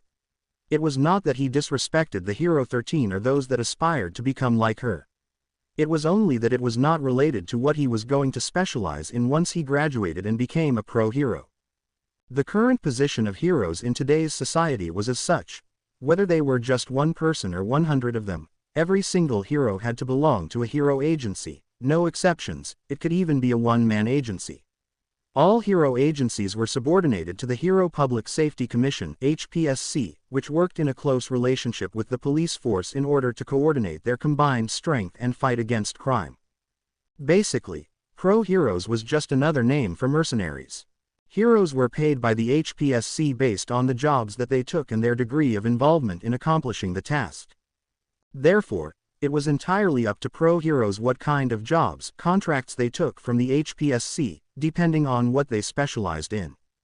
For example, someone like Bakugo would rarely take rescue jobs. Those like him would favor arrests, raids, escort missions, etc. Naturally, pro heroes could also earn money by doing other activities on the side, and that is where heroes' popularity came into play. The more popular a hero was, the more sought after would they be by companies to shoot commercials and promote various goods for them. But that was not the only thing. Pro heroes could also sell merchandise with their names on them, figurines molded after themselves, posters and so on. Some particularly good-looking and popular heroes were even given offers to become actors or fashion models. A successful pro-hero was the perfect combination between a showbiz celebrity and a special forces agent. That said, with his quirk, Naruto was not exactly suited for saving people from burning houses, shipwrecks, flooded cities and so on. His quirk was more predisposed to combat, tracking down villains and capturing them. Today's practical training was not very useful or interesting for him. 13. Where is All Might? He was supposed to meet us here, Eraserhead asked, his visage as grumpy as always. Something urgent had intervened. He said he would not be able to attend the class any longer. Aizawa felt the corner of his right eye start twitching. He would have liked to say that he was surprised, but he couldn't. He had totally expected the All Might to ditch his teaching responsibilities on himself at one point or another. Oh well, nothing we can do about it. Let's get things started, he said, trying to keep the annoyance in his voice to a minimum. While 13 started to advise the students about the dangers of using their quirks irresponsibly and their duty as heroes to protect the citizens, suddenly, the power in the entire dome-shaped building was cut. Then, a vortex of dark purple light appeared. Asterism 1 hour ago asterism. Almost 1 month had passed since All Might had taken a teaching position at UA High and things were going relatively well for the number 1 hero. The key point being on relatively. He was still in the process of getting used to teaching students, but he did not dislike imparting his experience and knowledge to the next generation. Furthermore, it gave him a pretext, a way to hide the reason why he was unable to do as much hero work as before. In the present, due to his continuously deteriorating body and health, All Might could only do hero work for 3 hours a day. The main thing not going well in his life at the moment was the problem of finding a successor. I can't believe young Tagata turned down One for All. He was starting to become antsy because his power was only growing weaker with every passing day and he had yet to find anyone in the hero course that fit his criteria even after several weeks. Many of them have what it takes to become a successful pro-hero. Strong quirks and marketable personalities, he thought absent-mindedly while his body moved on autopilot to stop a hit-and-run criminal from getting away with his stolen goods, but who among them has the selfless heart of a hero? The will to fight for the innocent and protect them even at the cost of their lives. But All Might also understood that he would probably need a long time to get to know personally all the students in the hero course at UA. There were nearly 100 of them. He had only been a teacher for 3 weeks. I've got to be more patient, All Might told himself. Nonetheless, even as he thought that, he could feel anxiety welling up inside him. It's my fault, really. I have waited for too long to search for a successor. I shouldn't have let it get to this point. Single quote.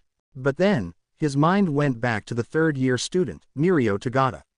Despite his broken relationship with Sir Night-Eye, his former sidekick, he had never held any ill will towards him, and he had also known about his efforts of grooming Mirko into becoming his successor. What neither All Might nor Sir Night-Eye had predicted, however, was the degree of Mirko's selflessness and his desire to save people. Asterism. I am honored for you to offer me your quirk, All Might. I have always admired and respected you and your efforts. You are my role model, Mirko said, and smiled widely, a smile oh so similar to that of All Might himself. But I'm afraid I can't accept your gift. Why? All Might asked, his disbelief making him stutter. Just what teenage boy in their right mind would turn down what was considered one of the if not the most powerful quirk in the world? If All Might was surprised by his earlier response, it was nothing compared to his feelings after hearing what Mirko said next. Many thought of my quirk as useless at first. Even my father could not do anything with it. But I persevered, and I've become strong. Your quirk is already strong. Giving it to me will make me become even stronger than now, that is certain.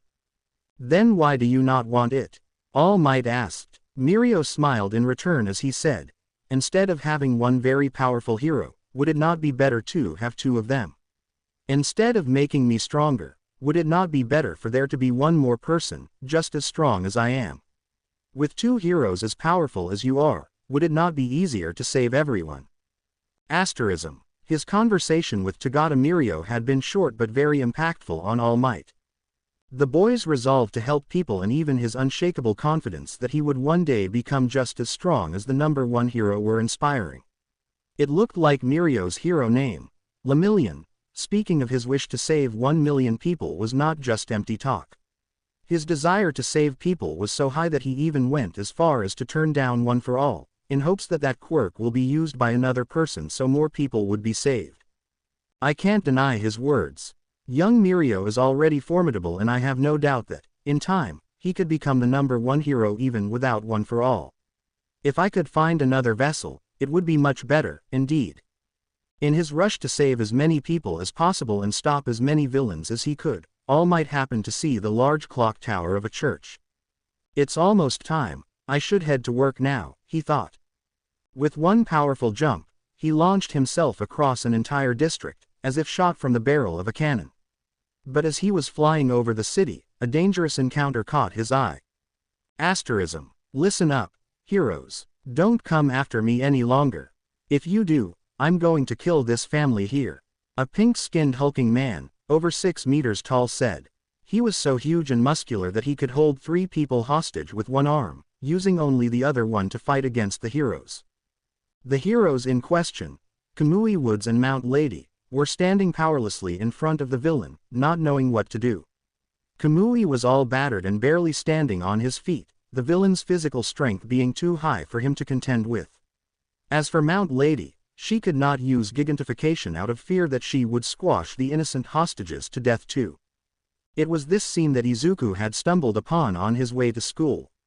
He was not the only bystander that had crowded in that place. Many other people were gawking at the confrontation between the heroes and the villain, and many more were coming. They were all worrying their eyebrows and gnawing at their lips, stressed out for the family's safety, but none of them was thinking about trying to help. For a moment, Izuku was rooted in shock at the sight of the huge villain and the 3 hostages in its arm, 2 parents and a young girl. But then, his body moving on autopilot, he started running towards the villain head first, without thinking. He was just about to step out of the crowd and lunged at the villain into the open street when his best friend's words suddenly came to the front of his mind. You've gotten buff, Jim has been doing good to you. You're much stronger now, but don't let it get to your head. No matter how strong you are and how much you train, you will never be stronger than someone born with a power-type quirk. Don't forget your limits. If you want to save people, you have to stay alive first. You can't save anyone if you get yourself killed. Don't die, Izuku. As he recalled those words, it was as if someone had poured a bucket of ice-cold water on his head. He stopped in his tracks as if he had been petrified. What can I do against this guy? What can I do when someone as strong as Mount Lady and Kamui Woods can't deal with him? When he asked himself that question, it became clear to him why everyone was just watching from the sidelines powerlessly instead of trying to help the heroes in some way. Think, Izuku, think. Think, what can you do in this moment? The boy spoke to himself, his palms starting to become sweaty from the stress and urgency of the situation. While he was racking his brains for a solution, yet another memory from his long training sessions with Naruto sprung at the front of his mind. You'll probably meet many villains that are much stronger than you, but you can still turn the situation around sometimes if you play dirty. Don't hold back from anything, no matter how dirty or dishonest it looks. Throw pepper bombs at them, poke their eyes, kick them in the nuts. Back then, Izuku had laughed it off, not taking his words seriously. He had thought that the fox boy was joking around. But at this moment, an idea suddenly popped into his mind. Suddenly, the situation didn't seem as hopeless as before. He stepped back from the first row of the bystanders and went into the back of the crowd. Then, he circled around the group of people until he got to the back of the huge villain. Nobody was paying attention to him because they were all preoccupied with the fate of the 3 hostages in the villain's grasp.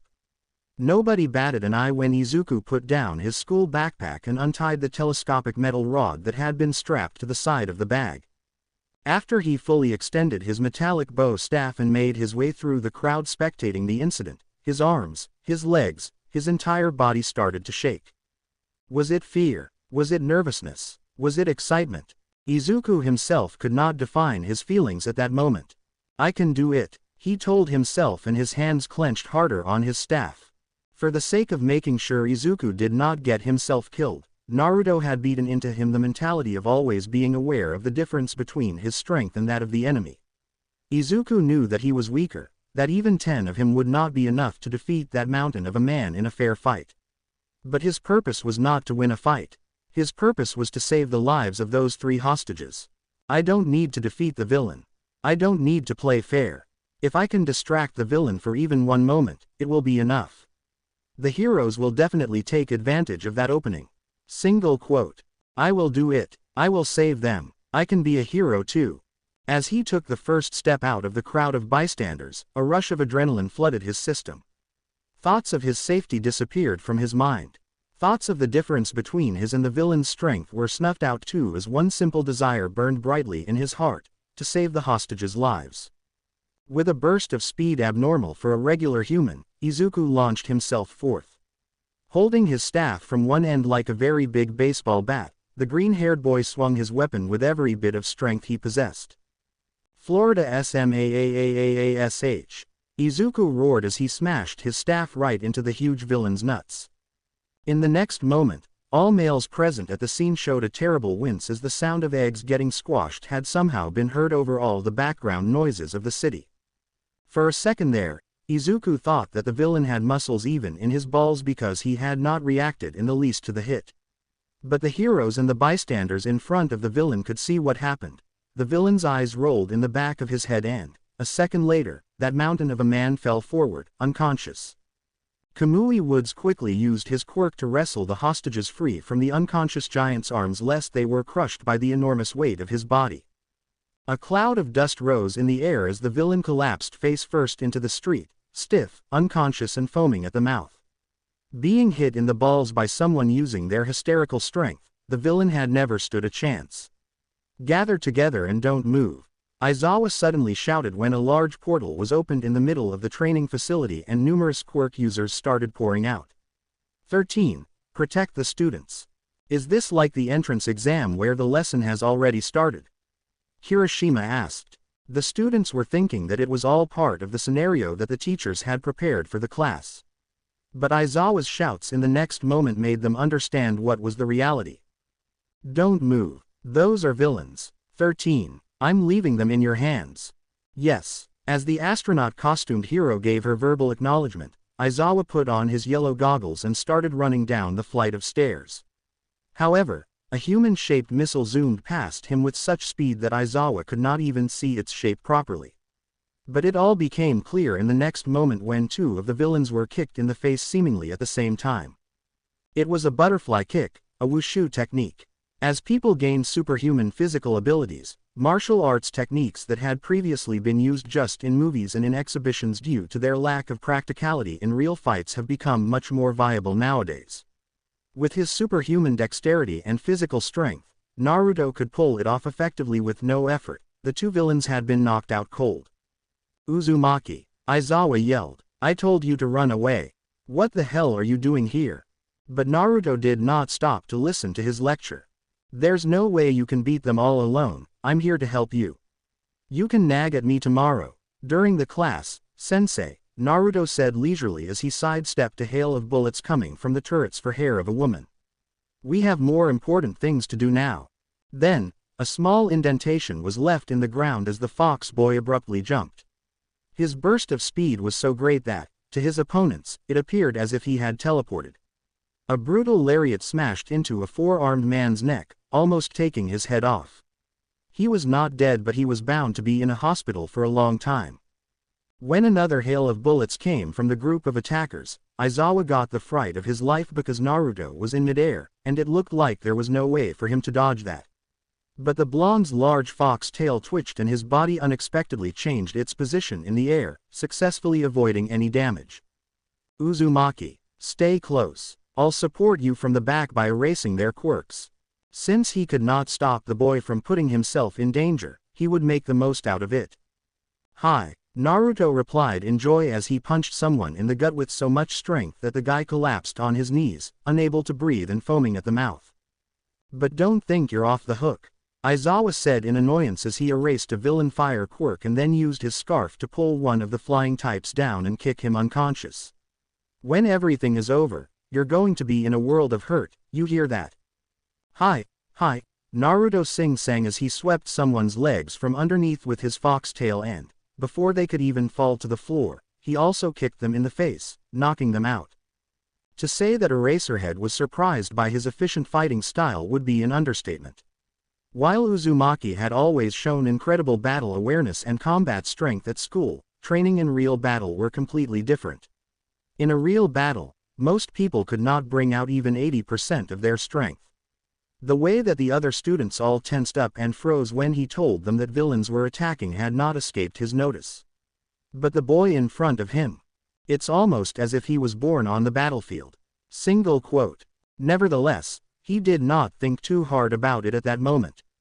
Instead, he focused on supporting him properly and keeping him as safe as possible. He erased the quirks of everyone who tried to attack Naruto from his blind spots and incapacitated those that got too close to him. The teacher and the student fell into a seamless pace, Naruto's excellent hand-to-hand combat prowess and Aizawa's support from the back synergizing perfectly. Nearly 24 villains were knocked unconscious, or worse, in less than 4 minutes. By the end of it, even Naruto was sweating from exertion, but he was grinning widely, filled with excitement. He had expected 3 or 4 very long hours of boring rescue training, but instead, he got to let loose and fight with his entire strength for the first time in his life on Earth. It was liberating. Give me a break, is that really only a student? They mowed down everyone in a matter of minutes, the white-haired man with his face and body covered by human hands said in irritation and scratched his neck with his nails. A fine hero seedling, indeed, makes me want to nip it in the bud.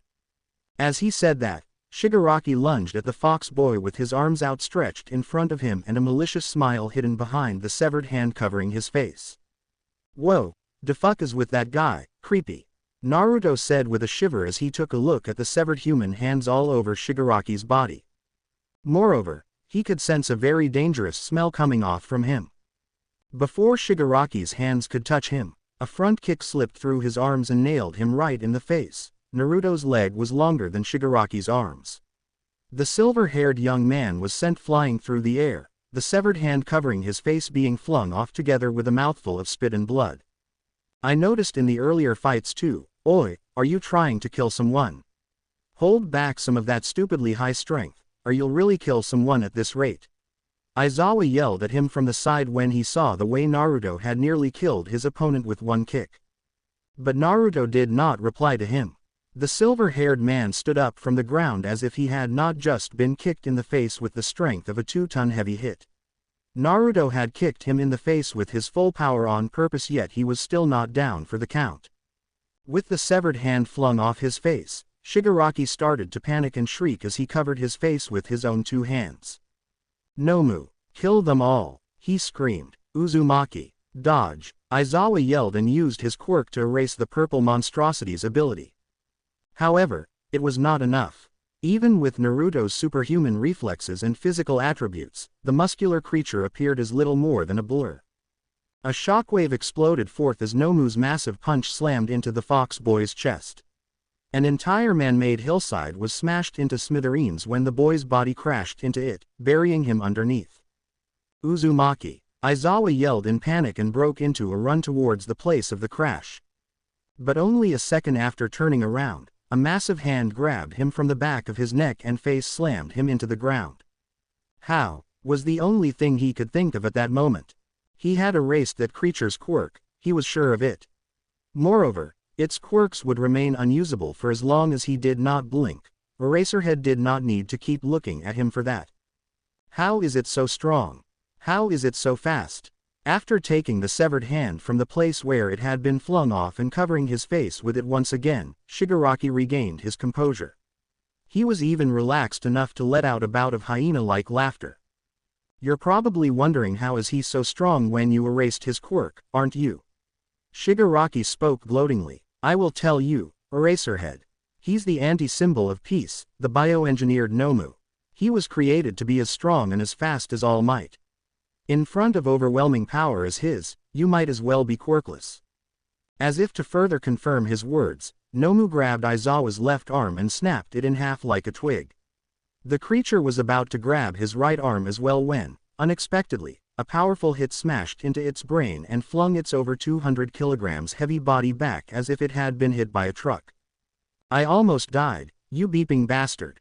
Naruto rasped as blood flowed from a cut to his temple and from the corner of his mouth. The top of his hero costume was torn to shreds, his Anbu fox-like mask had been smashed to bits as well, and a large blackened bruise could be seen on his chest.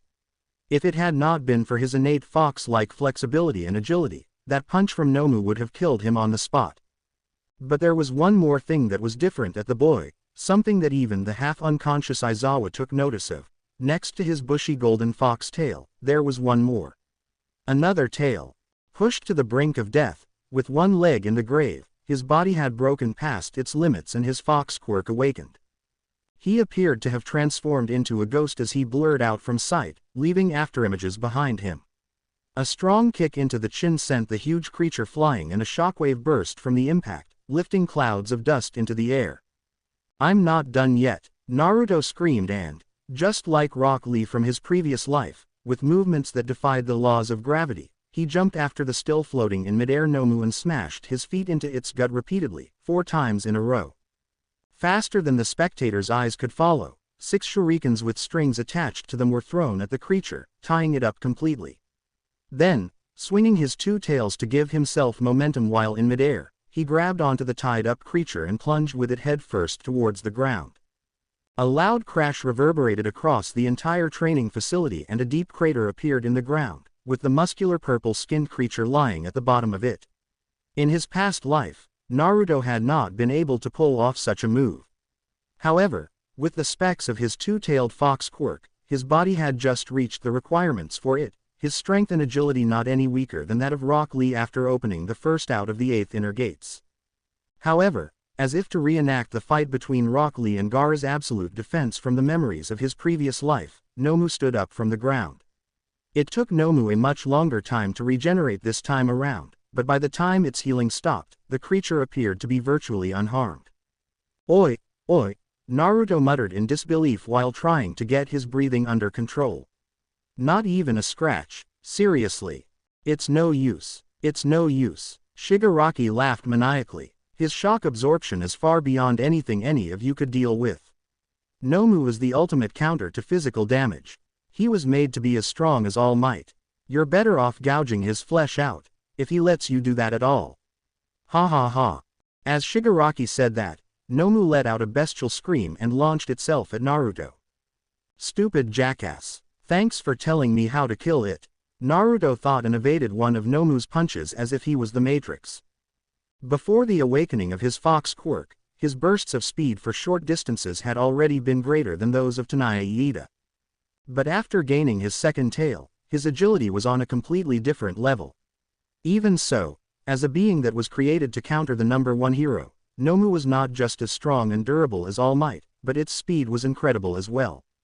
It was only Naruto's martial experience and his animal-like instincts for sensing danger that allowed him to barely weave through the wind-stirring punches of the creature. "This isn't good. If it hits me one time, I'm done. I can't keep on like this." He threw 2 smoke grenades on the ground, and a super dense curtain of dark gray smoke burst out, cloaking the entire area into darkness. Sounds of sharp objects splitting the air were heard in the next moment, followed by sounds of metal colliding against hard surfaces. But after a while of dumbly looking around for its enemies, Nomu roared and suddenly clapped its hands. The shockwave generated by that handclap blew away all the smoke as if it had never existed in the first place. Regardless, Naruto had already accomplished his objective. The entire area was now filled with metallic wires tied from the loops of kunai that had been stabbed into the ground, surrounding hills, walls of ruined buildings, and even into the extremely tall ceiling of the dome-shaped training facility. It looked as if Nomu had been surrounded by a spiderweb or metallic wires. With agility and dexterity far beyond anything a regular human would be capable of, Naruto stood with his feet on one of the extremely thin wires above Nomu. The wire tensed when he suddenly crouched and launched himself at the creature below like an arrow shot from a bow. A scream came out from Nomu as Naruto flashed past him and opened a large gash into its neck, its blood bursting out like out of a showerhead. Although his homeroom teacher had suggested him to give up on his kunai, Naruto had never had any intentions of handicapping himself against his enemies. He would hold back when the situation allowed it because he would rather avoid unnecessary killing. But when shit hit the fan, he would not hold back from using his full strength and all the means available to him in order to win. That horrible cut to the throat that would have killed anyone else took Nomu only a few seconds to heal. In a few moments, the creature was back to its pristine state as if it had never been wounded in the first place. Even so, Naruto was not done. Just as he landed on another wire, he once again used himself as an arrow against a bowstring and launched himself at Nomu once more. For the next 2 minutes and a half, making use of his numerous wires, Naruto slashed and stabbed the creature with his blades over 200 times, its putrid blood covering him from head to toes and transforming the entire area into a pool of blood. Bouncing like a pinball from one wire to another, Naruto had become so incredibly fast and unpredictable that Nomu's underdeveloped mental faculties could not find a way to stop him or counter him. Watching his supposedly ultimate weapon getting massacred like that, Shigaraki screamed. "What are you doing, Nomu? Destroy everything. Smash everything to dust." Reacting to its master's orders, Nomu let out a savage shriek and, raising its arms above its head, it smashed its fists against the ground with its entire strength. A terrible explosion followed and an immense crater appeared in the ground, the shockwave it generated snapping all of Naruto's metallic wires like paper before flinging him into one of the ruined buildings nearby. This time around, the fox boy could not get up anymore. "He's too strong. He's too durable. His regeneration is beyond belief." Single quote. If it had been him from his past life, one simple Udama Rasengan would have ground that monster to shreds. "I miss having chakra. I miss my Sage mode. In my Sage mode, I could smash this guy into a bloody paste with one punch." For the first time since he was born into this world, Naruto felt acutely the limits of his fox quirk. Although he had awakened his quirk and gotten a second tail, and despite that his strength and agility had skyrocketed compared to before, it was still not enough. Even his ingenious tactics and his mastery over his weaponry proved to be fruitless. In front of Nomu's overwhelming power, healing factor and defense, all his efforts fell short. Sensing the monster slowly getting closer to him, he clenched his teeth in frustration and anger. "Do I really have no other choice than to use it?" Even as Nomu's enormous hand grabbed him from his head and he started screaming from the pain of having his skull squeezed by the creature's vice-like grip, he still hesitated to use his adamantine sealing chains. "I won't use them. I won't put my mother in danger." He was not blind to the situation. He knew that, at that rate, he was going to get killed. But he could not bear the thought of potentially causing his parents' death by exposing his secret quirk. To him, Kushina and Minato, his mom and dad, were the most important people in the world. For him, the importance of their safety was far beyond that of his own life. But even as Nomu was attempting to crush his skull like a watermelon, Naruto did not give up on resisting. Amidst his screams of pain and agony, his nails transformed into fierce-looking claws and he started to stab and shred at the muscular arm holding him with reckless abandon. In that life-and-death moment, his survival instincts kicked in and his body no longer held back any of its strength. With adrenaline coursing through his veins, his claws viciously stabbed into Nomu's forearm and directly severed his arm in half. Naruto's normal, human-like blue eyes transformed into the red and slit eyes of a fox and a third tail burst from his lower back through the already tattered fabric of his top. An animalistic growl came from his throat as he threw himself at the nightmarish creature in front of him. It was the hysterical assault of a cornered beast. His survival instincts kicked in that life-and-death moment and his body no longer held back any of its strength. With adrenaline coursing through his veins, his claws stabbed into Nomu's forearm, directly severing his arm in half. Naruto's normal, human-like blue eyes transformed into the red and slit eyes of a fox and a third tail burst from his lower back through the already tattered fabric of his top. An animalistic growl came from his throat as he threw himself at the nightmarish creature in front of him. It was the hysterical assault of a cornered beast. Obscene amounts of blood splattered everywhere as whole chunks of flesh and muscle were gouged out and ripped off by his deadly claws. It was as if he had become a beast too. Guided by his killing instincts, Naruto stabbed his clawed right hand straight into Nomu's chest, piercing its heart and even ripping through its spinal cord, piercing out through the back. That vicious attack would have killed any other being, except for Nomu. The creature's chest muscles suddenly contracted and Naruto's arm was trapped within its body. Although he was not fully conscious, instinctually, Sensing his impending doom, he started stabbing the creature with his other hand desperately. But it was too late to salvage the situation. When the bioengineered creature grabbed him by his immobilized arm, even through his hysteria-induced haze, Naruto understood at that moment. It was game over for him. With a savage roar, Nomu pulled out Naruto's arm from its chest and then, holding him by the forearm, the creature smashed him brutally into the ground. Again, and again, and again. Even with the increased durability of his second awakening, by the time Nomu finally let go of him, the blonde felt as though every single bone in his body had been broken. His muscles weren't listening to him, it was as if he had been paralyzed. He could only slightly move his head and look up at the creature that was slowly walking towards him with heavy steps. Before going berserk, Naruto had put Nomu on the back foot in their fight only because of his exceptional martial arts prowess and mastery of weapons. In particular, the ingenious way in which he had used his metallic wires and kunai like a spiderweb to bounce around unpredictably, like a pinball, had allowed him to even almost kill the creature. However, letting himself be led by his feral instincts had been his downfall. Even with his second awakening, between the two of them, Nomu was still physically superior and far more durable. Nomu had been created specifically to counter All Might, the #1 hero. Taking Naruto's martial arts, weapons skills, and fight IQ out of the equation had reduced him to a frenzied beast not much different than Nomu, a mindless beast. In a battle between two mindless beasts, when no skill and technique were involved, it was only natural for the stronger and more durable beast to win, in this case, Nomu. As adrenaline left his system and agonizing pain flooded his senses, Naruto regained his lucidity. Awakening one's quirk was already an extremely rare occurrence. Awakening twice and in quick succession no less, that was unheard of, it was a miracle. But even miracles had their limits. His body's reserves of energy and stamina had been completely depleted. A third awakening was impossible, Naruto was innately aware of that. He was no longer a Jinchuriki like in his past life when he could pull a win out of his ass by letting the demon inside him fight for him either. There was nothing else that he could do anymore. Mom, Dad, single quote. As his eyesight started to get blurry, his mind went to his family. I wish I could see them one more time.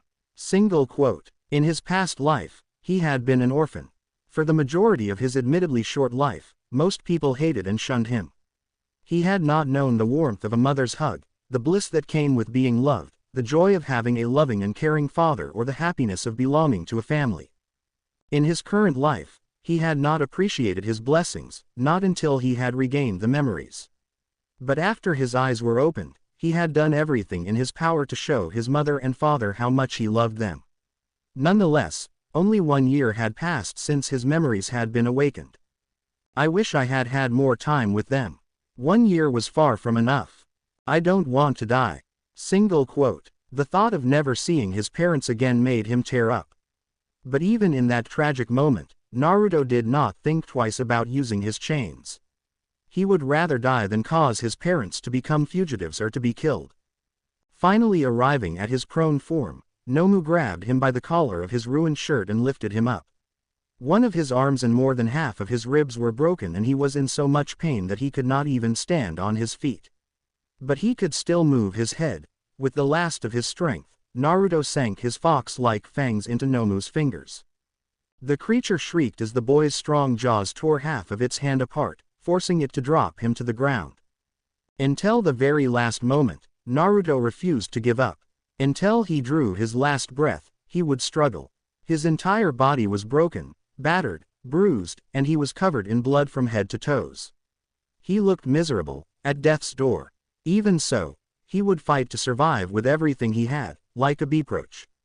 Asterism. When she smashed open the large doors of the immense training facility, Mirko had not known what to expect, but she had definitely not expected to see over 24 villains lying on the ground unconscious or moaning in pain from their injuries.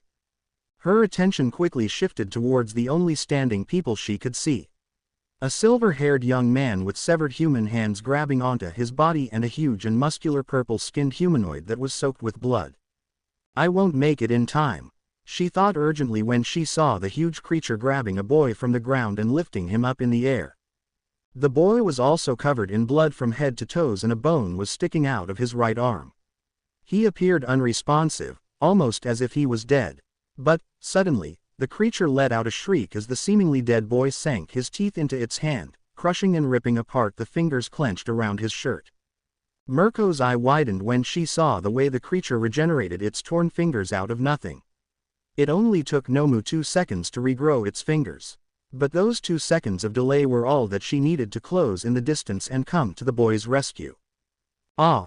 Ah! Shigaraki screamed in irritation. Pro heroes are already here, and one of the top 10 too. Arg!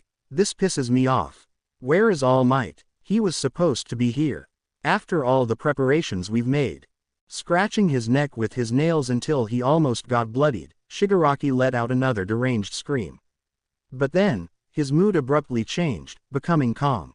It's over for us. If one hero has arrived, more are bound to arrive soon. We can't win against a dozen pro heroes. Oh well, it doesn't matter anymore. We'll get another chance. Kurogiri, let's leave. A vortex of dark purple light appeared next to him as the villain in question manifested at his side. Wait, before we leave, Nomu, kill that boy. We couldn't get All Might today, but it wasn't all for naught. A boy like him, we ought to eliminate him before it's too. Shigaraki couldn't finish his words before someone's shin smashed into his face. A human-shaped indentation appeared into the outer wall of the training facility as Mirko's kick sent Shigaraki flying for over a dozen meters until he crashed painfully into the wall. Shigaraki Tamura, Kurogiri yelled in panic as he teleported himself to the location where Shigaraki had been blasted off. You've got some guts talking about killing people while I am here, she said. But she could not pursue the two of them because the hulking monstrosity rushed at the prone form of the boy on the ground, faithfully following its master's orders to finish him off. Nomu beeped back its fist, about to smash the boy into a bloody paste when Mirko's kick landed on the side of its face, from the back, and made it stumble. The rabbit hero narrowed her eyes when she saw that Nomu was largely unaffected by her kick. The strength of her legs was great enough to easily shatter even reinforced concrete. Fast, she thought, startled when Nomu changed its target and suddenly lunged at her.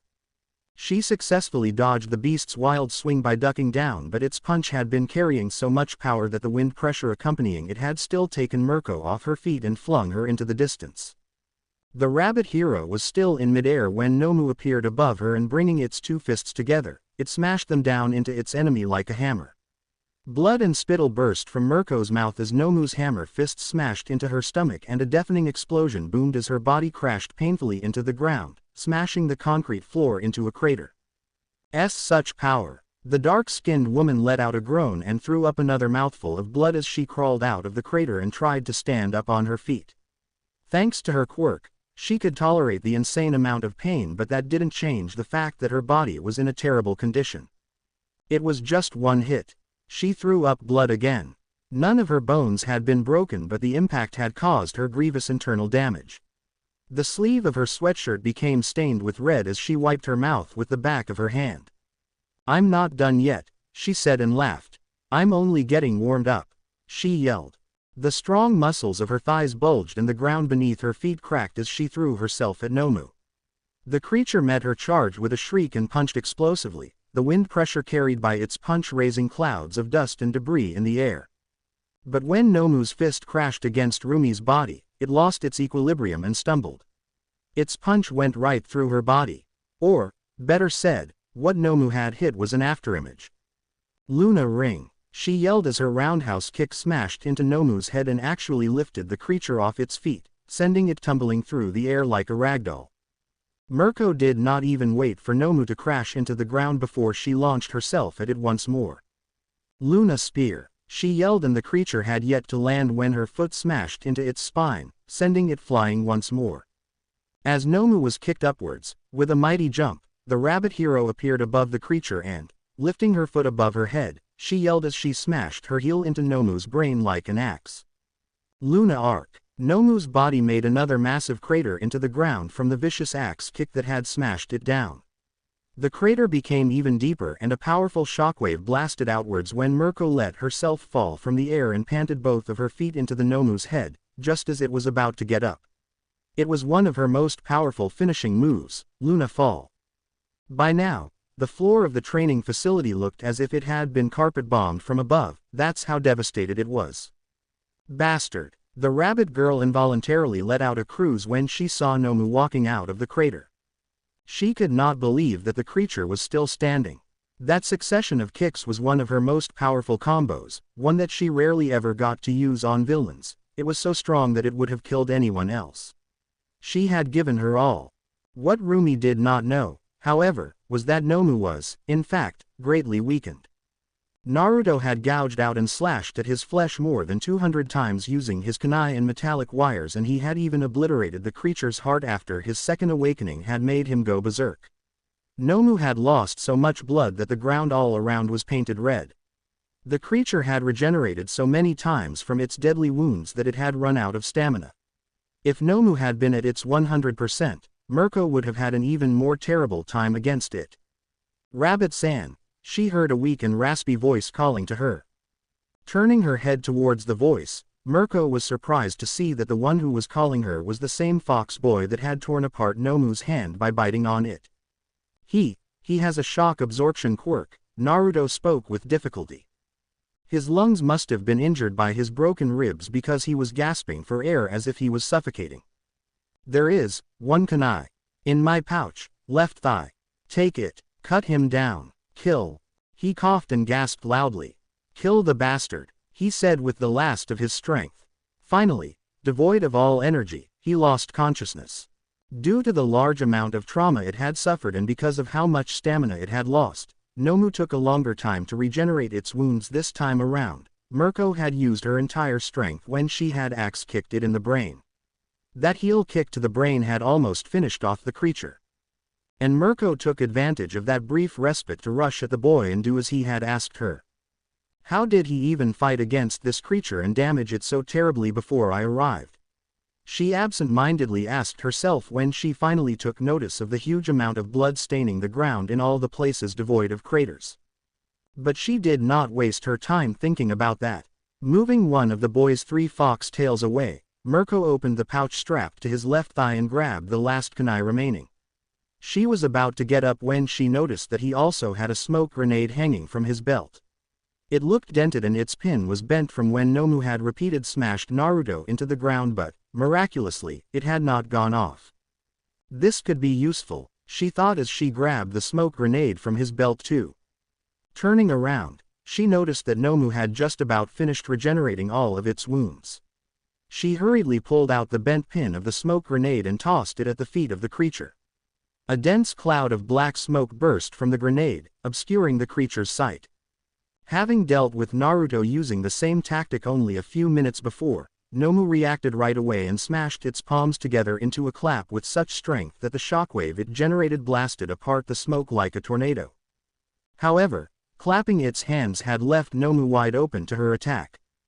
As an experienced hand-to-hand combat specialist, Mirko was not one to miss capitalizing on such an opportunity. In a burst of speed that made her invisible to the naked eye, Mirko appeared behind Nomu's back like a ghost and threw herself at its head. But, this time around, she did not smash the beast with her explosive kicks. Instead, she jumped with her knees on Nomu's shoulders and her exceptionally strong thighs suddenly gripped its head tightly. Letting a battle cry of exertion, Mirko suddenly twisted her body and snapped Nomu's head to the back. Suspecting that even having its neck twisted would not be enough to put down the beast for good, Mirko also grabbed the handle of the kunai with both hands and stabbed downwards with her entire strength, straight into the creature's exposed brain, to the hilt. The bestial screams of agony coming from the creature's throat had almost made Mirko go deaf, but she did not back down. She continued to bury the kunai's blade into Nomu's brain relentlessly, mercilessly. Blood burst out like a geyser and splattered her clothes, face, hair, and ears every time she stabbed the creature's brain. At that moment, she looked like a deranged psychopath. Eventually, Nomu's screams died down and its violently shaking and quivering body came to a stop. At last, the creature was dead. Right as Nomu's lifeless body collapsed, a large group of pro-heroes that responded to the emergency summons arrived. Mirko finally allowed herself to relax and blew out a sigh of relief.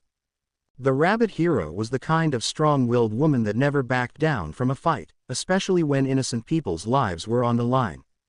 That had been the case in the present as well. She had put her own life at risk and fought with everything she had against the creature. But she could not deny how exhausted and wounded her body was. Nomu had been the strongest villain she had ever fought against. This had been the toughest fight of her entire life. She was relieved that other heroes have arrived at the scene to rescue the rest of the students. "Ah, I'm beat," she said. However, before she could rest, she yelled to the heroes that had just arrived. "Hey, you there, we need an ambulance ASAP. One of the students is grievously injured." Getting a verbal acknowledgement from them, she finally climbed down from the creature's corpse. As she walked away, she felt as though she had lead in her feet. Coming to the unconscious blonde boy on the ground, she plopped herself down next to him and leaned back on her hands, letting her long legs stretch.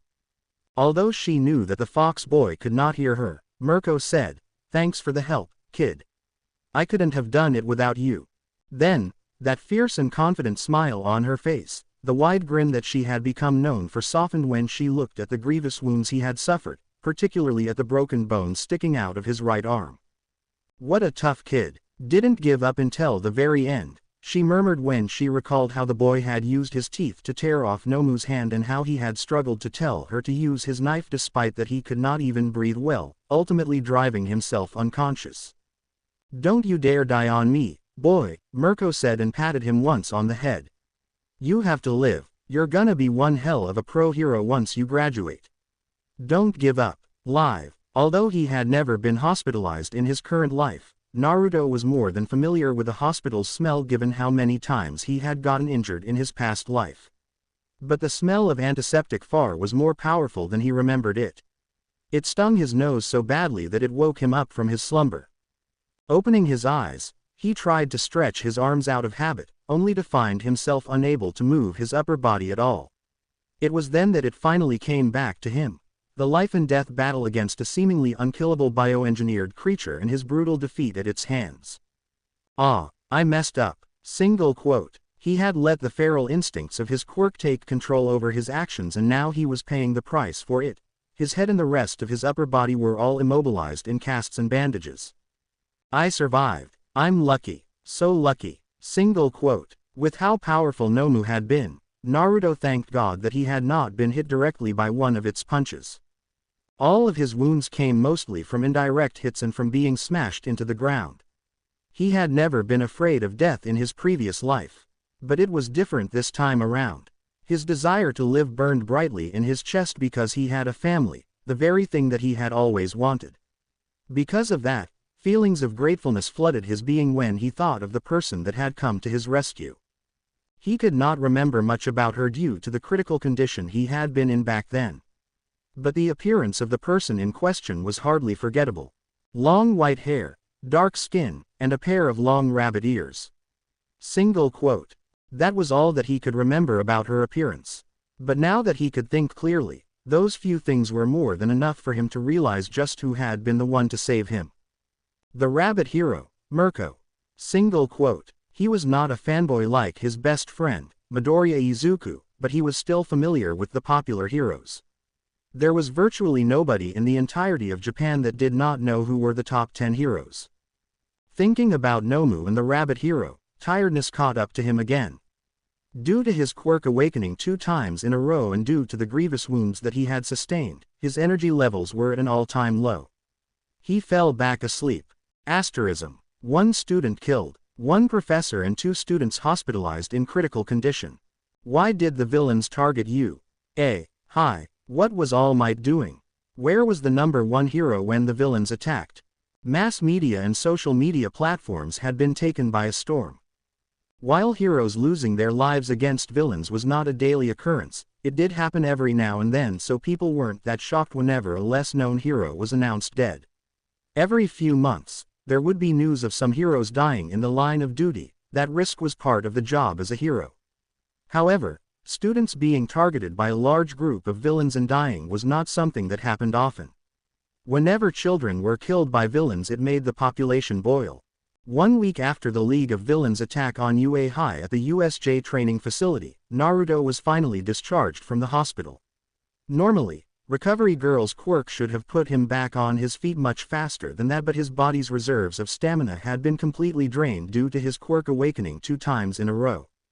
Because of that, it had taken him much longer to regain his vitality and for Recovery Girl to be able to use her quirk on him. Now that he was healed, Naruto was glad to finally shed the GIPS casts around his arms and remove the bandages that had made him look like a mummy.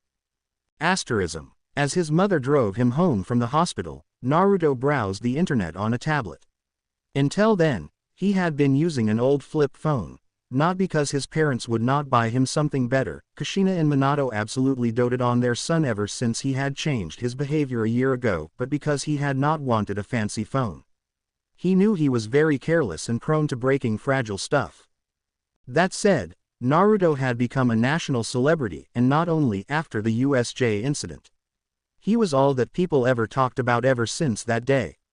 His fanbase had grown so crazily that dozens of people were sending him emails, physical letters, and gifts every day. The brand new tablet that he was using currently had been a gift from one of his fans too. The reason for Naruto's newfound stardom was that someone had leaked a video of the confrontation between the League of Villains and the UA High students at the unforeseen simulation joint facility. How had they managed to film it? Naruto had no clue. But because of that video, the USJ incident had gotten way more media coverage than normal. It was not only Naruto whose fame had exploded overnight. Eraserhead, a hero who the masses had never even heard about before, had become famous too due to his performance against the large groups of villains and due to his powerful quirk. Nevertheless, the Fox Boys' performance had been the most spectacular and eye-catching. Green Day Stan. Holy shit, did you guys see that? Garo 97. I've only ever heard rumors about quirks awakening, but to see it happening and twice in a row. Juro Juro. Poggers. Glib Lip. Pog Champ. Yukino-chan, he's so dreamy. Those cute fox ears and those fluffy fox tails.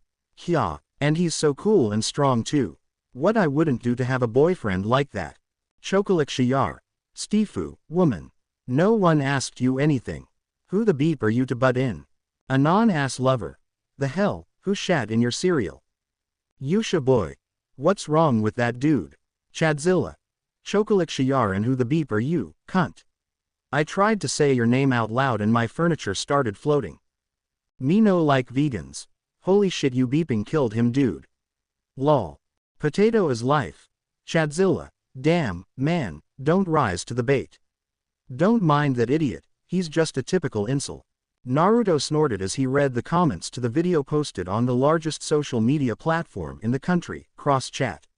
The internet was as wild and unpredictable as always. Under the mask of anonymity, people often removed all kinds of filters from their mouths. Slime for dinner. I never thought a fox quirk could be so effing strong. Your senpai. I think it's less about his quirk and more about his actual skills. Look at 1437, how he stands on those thin wires perfectly straight, and his accuracy when jumping from one wire onto another while also slashing that creature with his knives. It's incredible. His skills with his blades, the degree of control he has over his body, and his martial arts are unreal. This isn't just talent. Only God knows how much he must have trained to become that good. Kenichi Raiju. For real. Look at 1030. Dude is freaking defying gravity. Them kicks into that Nomu's gut were nasty. And how he smashed it into the ground after that headfirst. The hell was with that? It's like a move out of a manga. Any other villain would have probably been killed. Grandpa Bruce Lee. I'm 45 years old and I have a 3 times strength enhancing quirk. I've trained Sonda Chinese mixed martial arts pretty much my whole life, but I can't even imagine pulling off the moves he did. That boy is a freak. Mofu Crush. Hey, guys. I've actually been classmates with Kurama in junior high. Ask me anything. Indian cash cow. Yeah, sure. And I'm Queen Elizabeth's grandson. Mofu Crush. You don't believe me? Here is proof. www. I filmed this video with my own phone a few months ago, at school. He knocked out someone with a strong explosion quirk using just a stone. Kami homie. Fake. No way that shit's real. Mofu Crush. It's not fake. Mark my words, if Kurama doesn't become a top 10 hero after he graduates, I'll eat my shoes. Booty Connoisseur 69. LMAO Scrubs. What's with this hard on y'all have for that Fox loser? He still got his ass handed to him. All that fancy martial arts and shit just to get wrecked in the end. Nomu smashed him like the Hulk smashed Loki in that Avengers movie. The real shit starts at 1800. Mirko-chan. HNNNG. My rabbit goddess. She's the real deal. So strong, and so beeping beepy. I'd suck a fart out of that big fat ass. Inu Shiba 2005. Mommy, sit on my face. Suffocate me. Harem King Akira. I bet Mirko's the kind of girl to tie you to the bed and ride the beep out of you until you're milk dry. Hanabi Reina. Ayo, the horde has awakened. Go to horny jail, all of you. Moderator message. User Booty Connoisseur 69 has been muted for 24 hours. Please keep the conversation civil. Moderator message. User Inu Shiba 2005 has been muted for 24 hours. Please keep the conversation civil. Moderator message. User Harem King Akira has been muted for 24 hours. Please keep the conversation civil. Your senpai. There is it. The Purge. Ha ha ha ha ha. Nina loves rain. Mods doing God's work. Thank you. Allahu Snack Bar. ROFL, Thirsty Pervs. Indian Cash Cow. Big Oof. Kenichi Raiju. LMAO. Got their ass. Lil ol ho. I'm dying. Lolalol. In just 1 week, the video of the League of Villains attack on USJ had reached nearly 80 million views. At this point, it was not just a national sensation, it had gone viral worldwide. With so many people from all over the world participating in the comments section, it was pandemonium. The moderators were having a hard time containing the thirst of the perverts hornying over the rabbit hero or the baiting comments of the haters. Naruto had always liked showing off, especially in his current life, and he had always craved people's acknowledgement. That had been the case in his past life as well. Logically, the current situation should have made him feel like he was on cloud 9. However, even as his name gained notoriety and he was hailed and praised for the heroic, self-sacrificing and relentless spirit that he had shown in his battle against Nomu, Naruto could not bring himself to feel happy. The first guy that got muted is right. I lost badly, he thought as turned off the tablet and started looking at the passing scenery through the window of the car. If it hadn't been for Mirko coming to my rescue, I would have been killed. Single quote. His expression further darkened at the reminder of what else had happened at USJ, the fact that one of his classmates had been killed. I can't believe Mineta died. Single quote. For the first time in his current life, one of his acquaintances had lost their life violently. He and Mineta had not been close. They had been classmates for less than a month and Naruto had not spent that much time bonding with his new classmates because he had been more focused on training Izuku into the ground to unlock his hysterical strength. However, to say that he did not feel anything about the tiny boy's death would be a big lie. Mineta Minoru had been just a 15-year-old boy. A young boy with many dreams and aspirations. Someone who had hoped to become a pro hero one day. A young boy's life had ended just like that. And for what? What was the purpose of what they've done? The more he thought about it, the angrier he was becoming. Reacting to his turbulent emotions, his blue eyes momentarily flashed with a crimson color and his fingernails started to sharpen, looking as though they were about to start growing into claws. But he calmed down instantly when he sensed his mother looking at him through the rearview mirror. Closing his eyes, he let out a long breath and rested his head against the backrest. The last thing he wanted at that moment was to make his mother worry for him. It had to be said that while Naruto's quirk awakening twice in a row had gone viral worldwide because it was unprecedented, the news regarding Mineta Minoru's death had not been swept under the rug either. On most social media platforms, tens of thousands of people had started to sign a petition through which they were requesting for the villains that had attacked USJ to be given the death penalty. People's outrage at the fact that a young and innocent boy had been killed mercilessly had also been the reason why hardly anyone was speaking against the violent way in which Naruto had fought against Nomu, by slashing and gouging its flesh out over 200 times, or against the brutal way in which the rabbit hero had killed the creature, by snapping its neck and repeatedly stabbing its brain with a kunai. In fact, with her amazing performance against Nomu, Miruko's popularity had gone off the charts. The rabbit hero had always been popular, She was a top 10 hero for a reason, but the formidable strength she had shown at USJ coupled with her exotic looks and her fit and beefy body had transformed her into a massive star, her fandom starting to spread even beyond the borders of Japan. Asterism. Later that night, Naruto could not sleep. His mind was filled with all sorts of thoughts. The thing at the front of his mind was the discussion he had had with his mother once they arrived home after being discharged from the hospital. "Why did you not use your other quirk, Naruto?" Her cries still resounded in his ears. And when he told her that he would rather die than endanger his parents, a slap to the face had twisted his head to the side. Sitting on the porch outside of his house, Naruto rubbed his left cheek absent-mindedly while looking at the full moon shining brightly in the night sky. He could not remember when was the last time his mother had slapped him or if he had ever been slapped by his parents at all.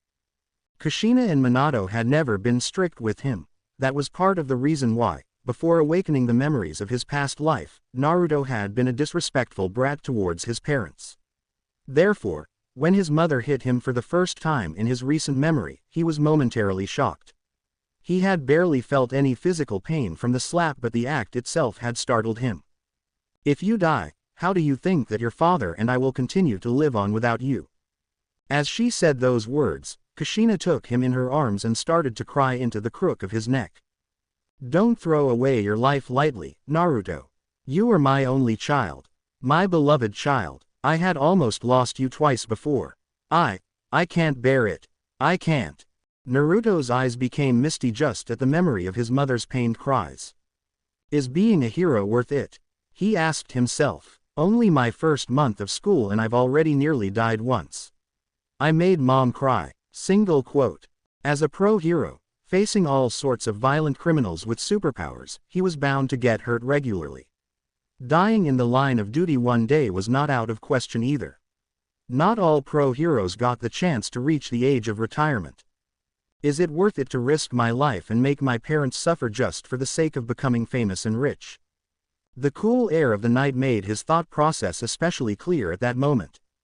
The villains attacked USJ because of All Might. They killed Mineta just so they could break All Might's pride, as the symbol of peace. As he thought about that, another question appeared at the front of his mind. What if, one day, some villains would do the same to me as well?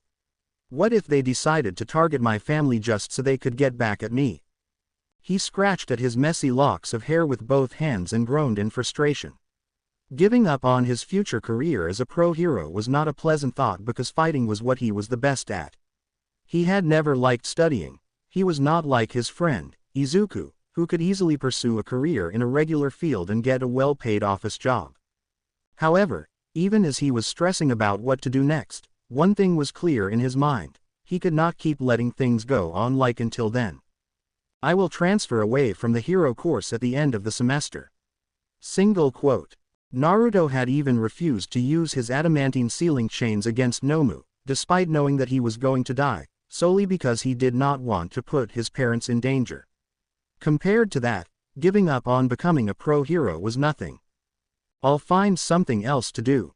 I could join a martial arts club and go to karate or taekwondo competitions. Or, I could join an MMA promotion and fight against other mutant quirk users in the octagon. Once I become an MMA world champion, I'll get plenty of money and fame. Single quote. It was just a thought, a rough idea for his future plans. Naturally, he would give it more thought in the following years. He had started high school only a month ago, so he still had plenty of time to figure out what to do in the future now that he had decided to not become a pro hero anymore. Besides, it won't come out as weird that I lost interest in being a hero. Single quote. Their homeroom teacher had been hospitalized, Uzumaki Naruto had been in a coma, Asui Suyu's torso had been disfigured by a shark villain's vicious bites, and Mineta Minoru had been killed. The tragic event had come out as a shock for many of the students of UA High. As a result of that, just in 1A class alone, Koji Koda, Rikido Sato, and Hagakure Toru's parents had already requested the principal of UA to transfer their children to another school.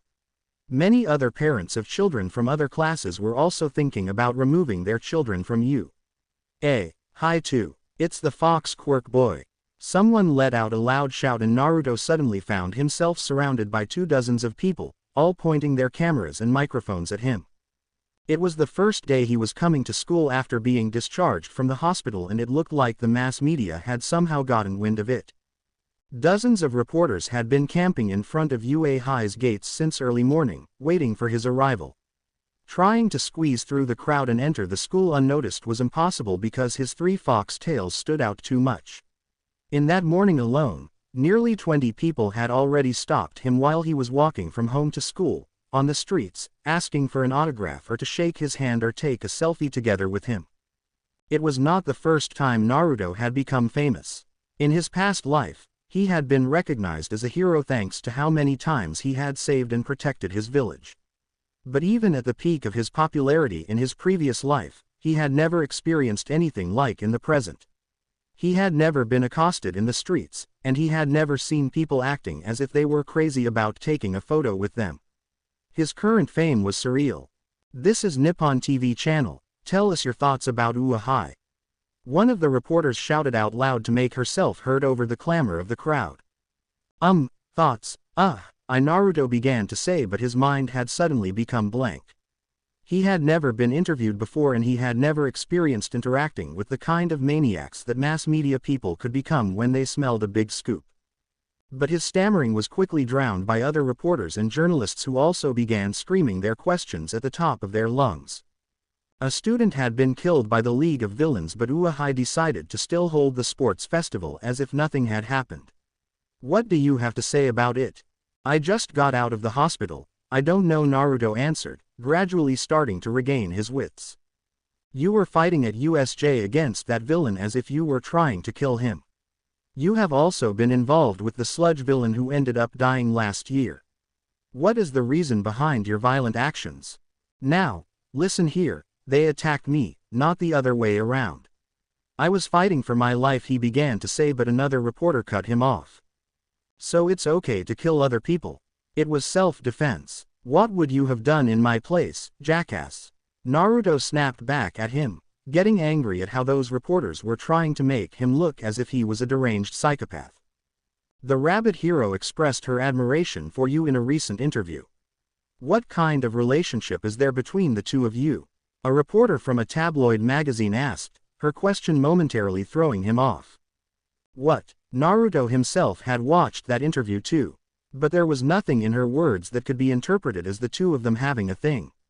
The rabbit hero merely expressed her appreciation for how tough and brave he had been, saying that if it had not been for Naruto stalling Nomu until she arrived, Mineta Minoru would have not been the only casualty. 3 of your classmates have already quit the hero course. Are you thinking about doing the same? Someone else asked. Many pro heroes have their eyes on you. Who are you going to join for your internship? Scouts from hero agencies from USA, Russia and China had come to Japan over the past few days to watch the UA High Sports Festival. It's safe to say they are here for you. Will you participate?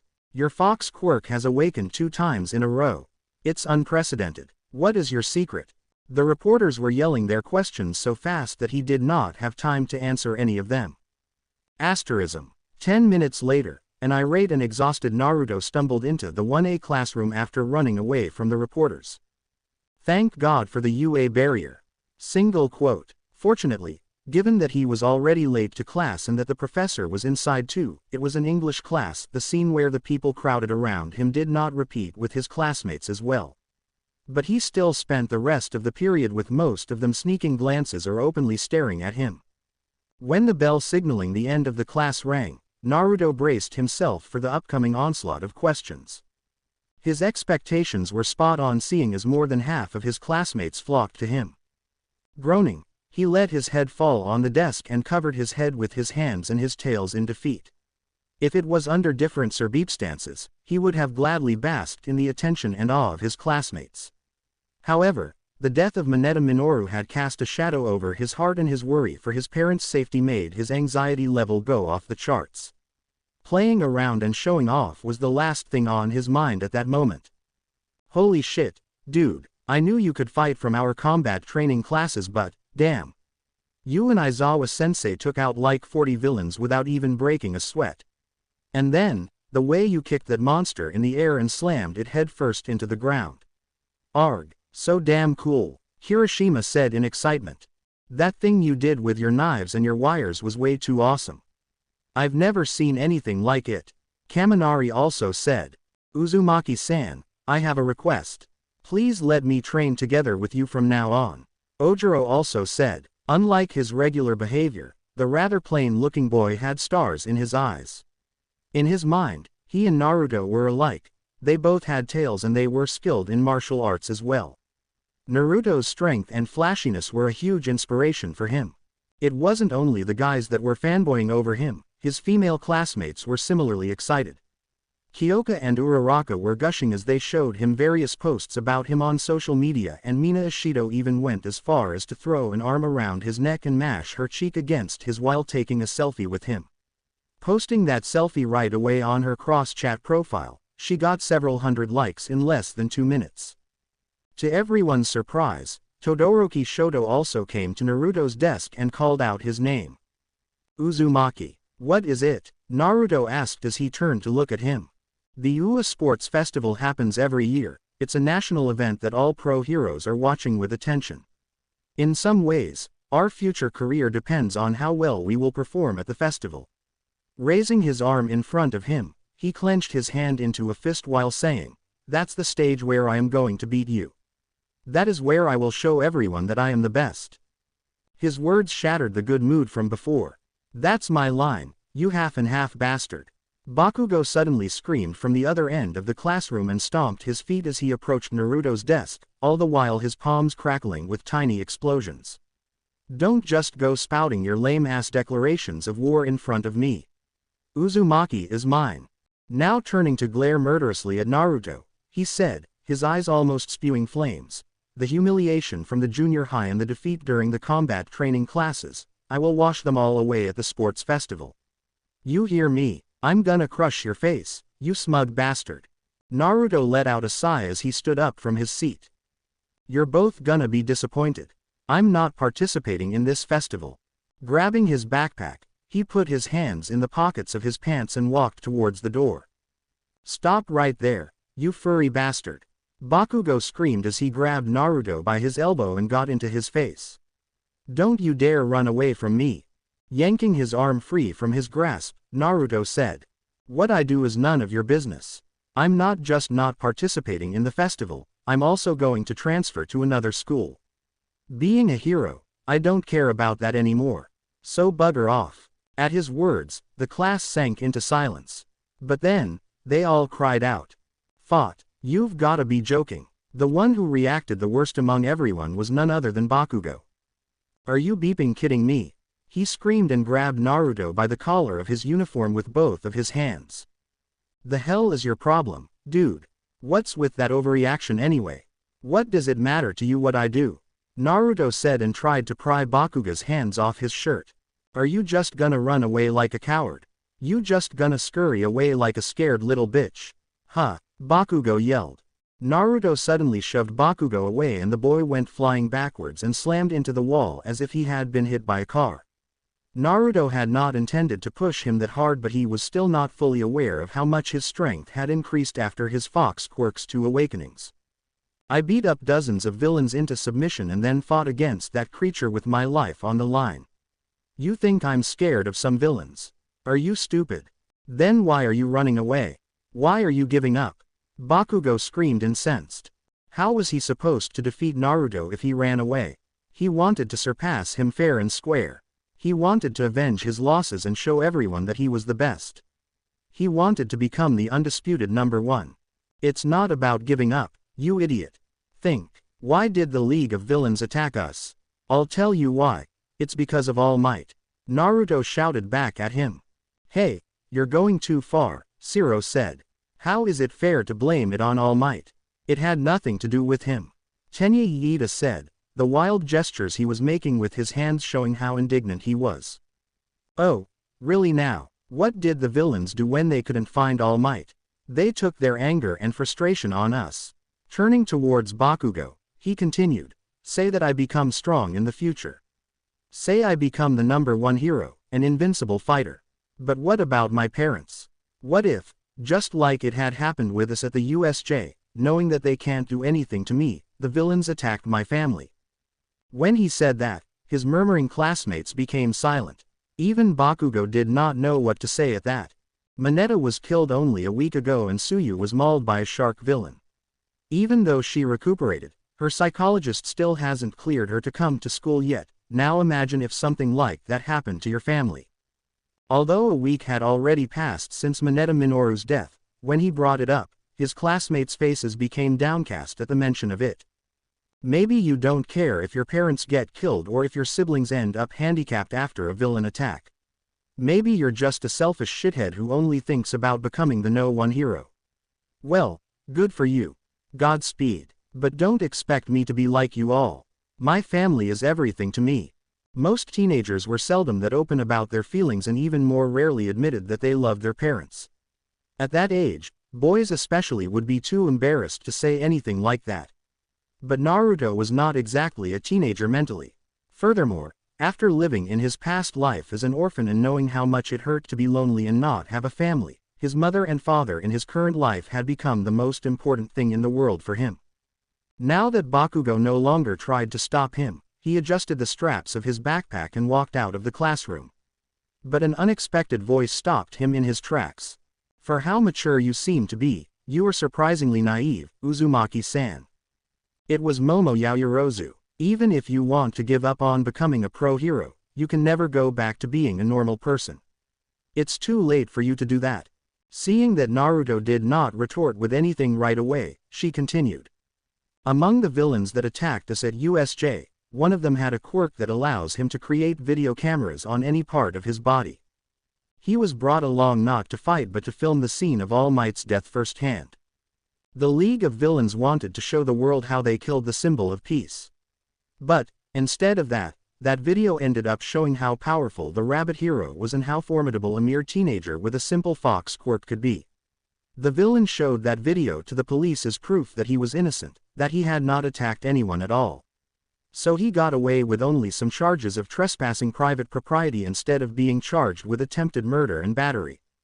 What's your point? Naruto said. It's unknown how it had gotten leaked to the public but, as of now, that video has already gotten over 100 million views and it's been only a little over a week. I'm sure it'll pass the 1 billion mark by the end of the year, easily. You've become incredibly famous. It's not just Japan, even the foreigners, the whole world knows about you.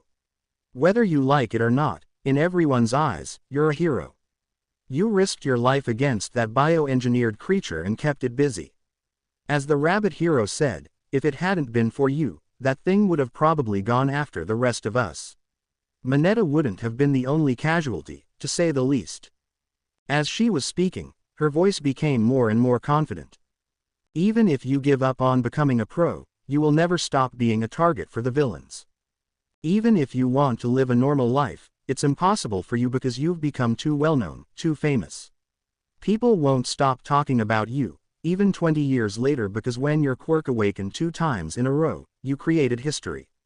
A few years from now, children will even learn in school about you and your quirk, she said, triumph settling on her face when she saw the way Naruto's expression changed as realization dawned on him. So distracted he was by Momo Yaoyorozu's words that Naruto did not even remember how he had gotten home that day. He did not remember what he ate for dinner and he did not remember his mom's worried face when she saw how distraught he appeared to be. That night, he looked at the ceiling and the walls of his room for hours, unable to fall asleep due to the intense feelings of anxiety eating at him. That video from the USJ had blown up too much, it had become too big. His popularity had grown too much and it was only going to get even bigger. He could see the truth in Yaoyorozu's words. Even if he wanted to go back to living a normal life, it was too late now. In the first place, his appearance was simply too eye-catching. A pair of fox ears on his head and 3 very large golden fox tails at his back. There was no real way for him to disguise himself. It was in the wee hours of the morning that he finally fell asleep. Still, even in his sleep, Naruto could not find peace. Bad dreams were haunting him. Asterism. Naruto-chan, wake up, you're running late, came Kushina's voice. Although he did not wake up right away, the way that his fox ears flinched and moved towards the noise betrayed the fact that he had heard her. Kushina involuntarily smiled at the sight. Her son was simply too adorable. She sat down on the edge of the bed and put her hand on his head, caressing his hair and gently scratching at the base of his fluffy ears. Seeing as he still refused to wake up, she started to get annoyed. "Wake up already, you lazy bum," she said as she stretched his cheeks with her fingers. "It's the day of the UA Sports Festival. You ought to get to school on time. Your friend, Izuku-kun, is waiting for you in the living room." Sitting up with difficulty, Naruto buried his face in his palms. His stress and anxiety had kept him awake all night. He had barely slept 3 hours. "Do I really have to go?" he whined like a little kid. "You're such a baby sometimes, I swear to God," Kushina complained, but she did not really mean it. "But I'm serious, I don't wanna go. I don't wanna participate in this festival." Kushina took his hand in hers and asked, "Why? What happened?" He was her son, nobody else knew him better than her. His face was like an open book for her. She could see that something was weighing heavily on his mind. "I don't want to be a hero anymore. But I can't walk away from it either. I don't know what to do," Naruto began to say, and, under his mother's gentle gaze, he started getting off everything from chest. His fear for her and his father's safety, his desire to keep them safe, Momo Yaoyorozu's words about him having become too famous to ever go back to being a regular person, and so on and so forth. "That classmate of yours was right. For how mature you're trying to act, you're such a dummy sometimes," she said and ruffled his spiky hair with her hand. "Do you think we haven't thought about the risks when we decided to support you in becoming a pro hero?"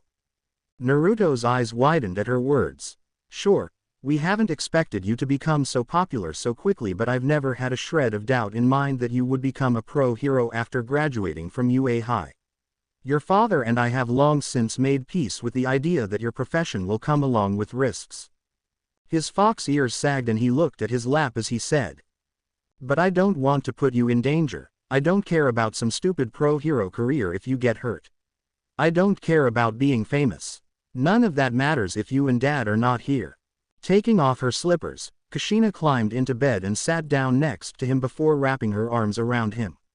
Naruto was more than happy to reciprocate, hugging her back and burying his face into her long red hair. Under other circumstances, she would have teased him a little about being such a mama's boy, but she understood that all that he needed at that moment was his mother's support and affection. They spent a few moments in silence, with her gently caressing the back of his head as she embraced him. Eventually, Kushina broke the hug and said, "I'm happy you care about your family that much. But you don't need to worry about your parents, Naruto."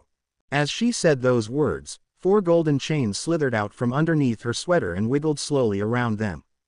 "Unlike a certain dumbass in this room, I won't hesitate to use my quirk to defend myself should a villain attack me.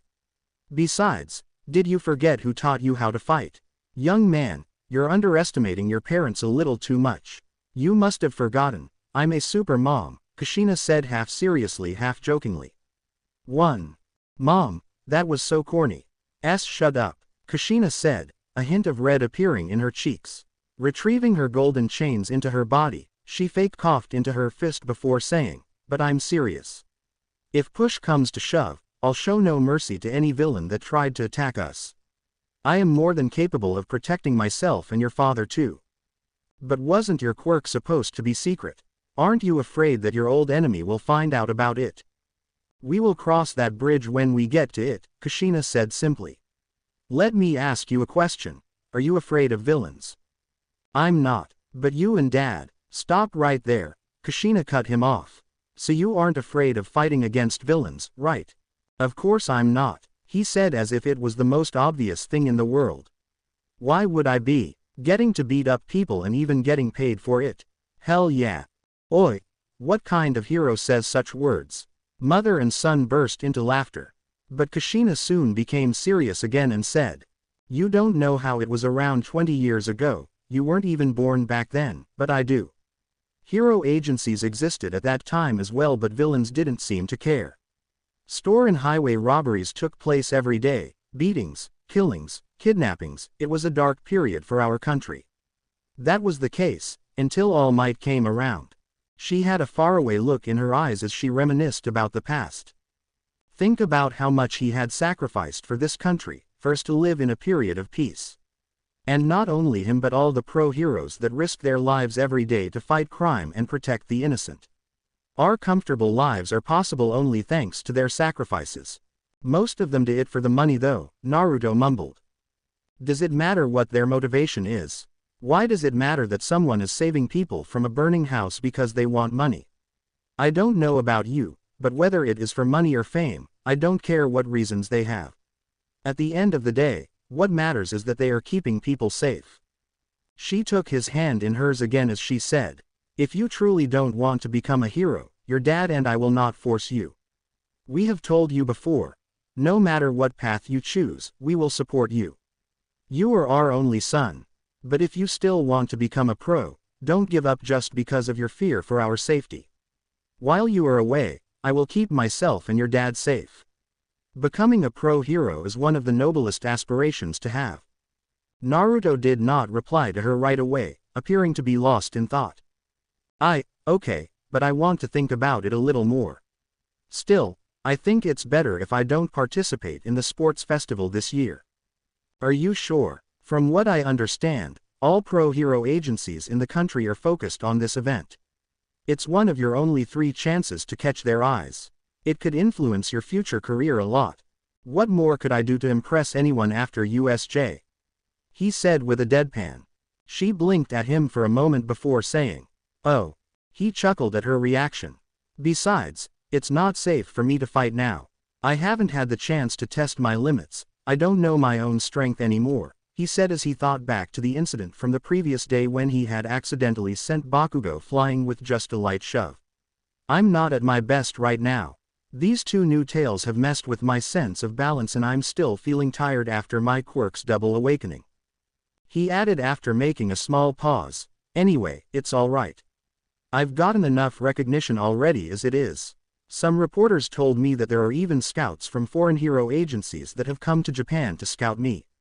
I don't think job opportunities will ever be a problem for me.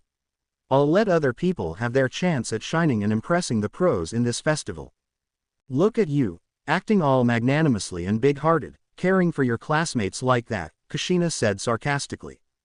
They chuckled together at her words. As they were laughing, a knock was heard and Minato poked his head from behind the door. But when he saw Kushina and Naruto sitting comfortably in bed and laughing, he came inside and put his hands on his hips. Naruto, your classmate has already left, saying he was running late. Aren't you going to school today? It's the sports festival. But, before Naruto could reply, he continued, more importantly, Kushina, what are you doing? What have I said about hogging Naruto all to yourself? We are going to have a big problem. Saying that, Minato jumped and dived into the bed on top of them. Naruto let out an oof sound, Kushina squealed, and the bed groaned as the weight of a full-grown man crashed into them. Soon, the family of 3 burst into yells and laughter as Minato initiated a tug-of-war with his wife, with Naruto being stuck in the middle. I am sorry. I am truly sorry. I am so sorry. Bowing from the waist at an almost 90 degrees angle, All Might's face lacked its usual radiant smile. All Might did not raise from his bowing posture for 1 entire minute at the press conference that took place a day after the USJ incident. In truth, people could not hold him responsible for the disaster that happened at USJ. All Might had been dozens of miles away at that time. It was the villains' fault, they were the criminals. However, the fact that Uehai had been targeted by the League of Villains because of him could not be ignored either. Nevertheless, Mineta Minoru's parents aside, nobody else was pained by the boy's death as much as All Might. He could not stop beating himself over his negligence. If I had been more careful and monitored my muscle form's remaining time with more attention, it wouldn't have gotten to this. If I hadn't stopped to admonish that quirkless boy, maybe I could have gotten to USJ in time to stop the villains. He thought bitterly as he watched the first-year students of UA entering the stadium where the sports festival was going to take place. All Might's eyes were involuntarily drawn to a first-year student with wavy green hair and a rather innocent face that greatly contrasted with his well-built body. Midoriya Izuku was partly responsible for All Might running out of time and becoming unable to get to USJ when the League of Villains attacked. Back then, All Might had witnessed the scene where the boy smashed his metallic staff into the gigantic villain's nuts, incapacitating him. Although nearly 1 year had passed since their first encounter, All Might had not forgotten Izuku's face. After all, it was partly because of Izuku that the sludge villain had escaped that time too. So he knew that he was quirkless. Once the police took the unconscious villain into their custody, All Might scolded Midoriya Izuku for nearly 15 minutes straight for his recklessness, for getting involved in such a dangerous situation despite being quirkless. In the meantime, his muscle form ran out of time and the rest was history. This boy, mixed feelings surged in his heart at that moment. On one hand, he could not bring himself to dislike how earnest and dedicated, or maybe obsessed was a better word. Midoriya Izuku seemed to be about becoming a pro-hero. All Might was not blind to the transformation his body had gone through over the past year. He understood that the boy must have shed plenty of blood and tears to get that physique in such a short time. His self-sacrificing disposition and disregard for danger were worthy of admiration too, and those were some of the most important characteristics of a hero. But on the other hand, somehow, Midoriya Izuku had distracted him from doing his duties properly twice already, and every time All Might got distracted, someone ended up dying. First, it had been the sludge villain. Now, it was Mineta Minoru. Thinking about the sludge villain, All Might's mind involuntarily went to the other boy that had been at the center of both incidents too, Uzumaki Naruto. I still don't see how young Uzumaki could have killed the sludge villain, but that is of no consequence anymore. Single quote. In the light of the recent events, after seeing Naruto's relentless and unbending will despite being faced with a hopeless situation, All Might was compelled to reassess his opinion of him. Uzumaki Naruto had put his life on the line and fought until the bitter end for the sake of protecting his classmates. He was not a villain in the making. He was a hero through and through. Speaking of the Fox boy, All Might could not find him among the several hundred first-year students that had lined up orderly in front of the stage. Given Naruto's unusual appearance, after his fox quirk's second awakening he had 3 large fox tails at his back, he should have been very easy to spot. Is he perhaps not participating? Is he not interested in the sports festival? His musings stopped when the school principal, Nezu, began to speak. It was a short speech that condemned the deeds of the League of Villains and expressed support for Minoru Mineta's family. Nezu ended his speech by saying, "Let us all take a minute of silence for Minoru Mineta's unfortunate passing," while a picture of a smiling Mineta appeared on all the screens on the sports festival stadium. Asterism. Being watched by several thousands of people, of which many were pro-heroes, should have been a harrowing experience for someone as timid and insecure as Izuku, that is if Izuku had been the same as a year ago. Nowadays, his disposition was a far cry from the past. Working out and gaining muscles had done wonders for his confidence, and his grueling combat training with Naruto had changed him too. Last, but not least, his encounter with the giant pink-skinned villain had lit a fire into his soul. Kamui Woods, a top 10 hero, and Mount Lady, a famous rookie hero with a very strong quirk, had been helpless to deal with the situation. They had had no way of defeating the villain while he was holding those 3 civilians hostage. However, Izuku's intervention had turned the tides completely. His Florida Smash attack had sent that villain to the Shadow Realm while also, most likely, eliminating his ability to reproduce. And if that villain still managed to get a kid in the future, the ghost of the trauma he had suffered from that Florida Smash was something that even the 3rd generation after him would be able to feel. "I can do it. I can be a hero too." Single quote. Izuku had not let his recent success go to his head. He knew that in a fair fight the pink-skinned giant could kill even 10 of him without breaking a sweat. But the fact that his intervention had saved the lives of 3 people was undisputed proof in his mind that he could become a pro-hero too in spite of being quirkless. "All Might rebuked me for saving those people. He said I could have been killed, or that I could have gotten the hostages killed if I had failed. He told me that without a quirk, it's only a matter of time before I get killed by a villain." Remembering the scene of All Might scolding him for being reckless made him scrunch his eyes close. It hurt that his idol did not believe in him. It hurt that his role model had rebuked him so harshly. It hurt badly. "I will show him. At this sports festival, I will show him and everyone else just how far can a quirkless person go." Single quote. The euphoria and the happiness that had flooded his being after saving those 3 people had made him surer than ever in regards to his dream. Even if his idol, All Might, told him that he had no chance, he was not going to give up. Becoming a hero was no longer something that he desired only because he admired All Might. Izuku did not want to become a pro-hero only because he thought it was cool. Not anymore. Saving the lives of that family of 3 had made him understand just how much even his meager strength could mean for a person in need. His hands clenching into fists and his eyes burning with determination, Izuku unknowingly entered a very special state. Asterism. Dang, we're late, Minato said in chagrin when he saw on the large screens of the stadium that the first event of the sports festival had already started. Then, shouting at the same time, Minato and Kushina pointed their fingers at each other. It's your fault. Ha, my fault. You're the one who jumped on us, and Kushina began. That's because you were hogging Naruto all to yourself.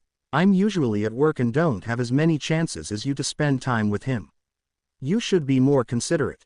Minato cut her off. HMPF. First come, first served. Besides, we both know that I'm Naruto's favorite parent. He's a mama's boy through and through. Ha, Minato exclaimed scandalized. You take that back. His golden fox ears flat against his head, Naruto covered his face with both hands in embarrassment. His parents were arguing like an old married couple with no regard for their surroundings. The reason for their argument was just as embarrassing too. Mom, Dad, we're in public. The 2 adults had the decency to stop their bickering and at least look sheepish. Fortunately, the crowd's cheering was so loud that no one else heard them. Unfortunately, less than half a minute after they stepped into the stadium, the 3 of them were looking for some empty seats. Naruto's face suddenly appeared on one of the immense screens in the center of the stadium. A moment later, his startled face appeared on every single one of the remaining screens. Oh my, what is this? Ladies and gentlemen, there he is, Uzumaki Naruto, in the flesh. A very loud voice reverberated. Present Mike's voice was unmistakable. The hero's excited voice was so loud that Naruto felt some discomfort even despite the ear mufflers that he had stuffed inside his fox ears to protect himself from extreme sounds. That, however, was nothing compared to what followed next. Naruto, Naruto, Naruto. It was when several thousand people started chanting Naruto's name that it finally dawned on Minato and Kushina just how popular their son had actually become. Naruto himself too was overwhelmed by their reception. People were cheering and screaming his name almost as if he was All Might. Someone unexpectedly patted Naruto's shoulder from behind and said close to his ears for him to hear them. Don't just stand there frozen.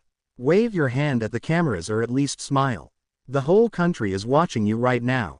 Turning around, Naruto was surprised to see who it was. Long white hair and rabbit ears, dark skin, very long and athletic legs, wide hips, a tiny waist, an impressive bust, and a large grin that was so infectious that Naruto involuntarily found himself smiling back at her in spite of his befuddled state. It was none other than Rumi Usagiyama, or, how most people knew her as, the rabbit hero, Mirko.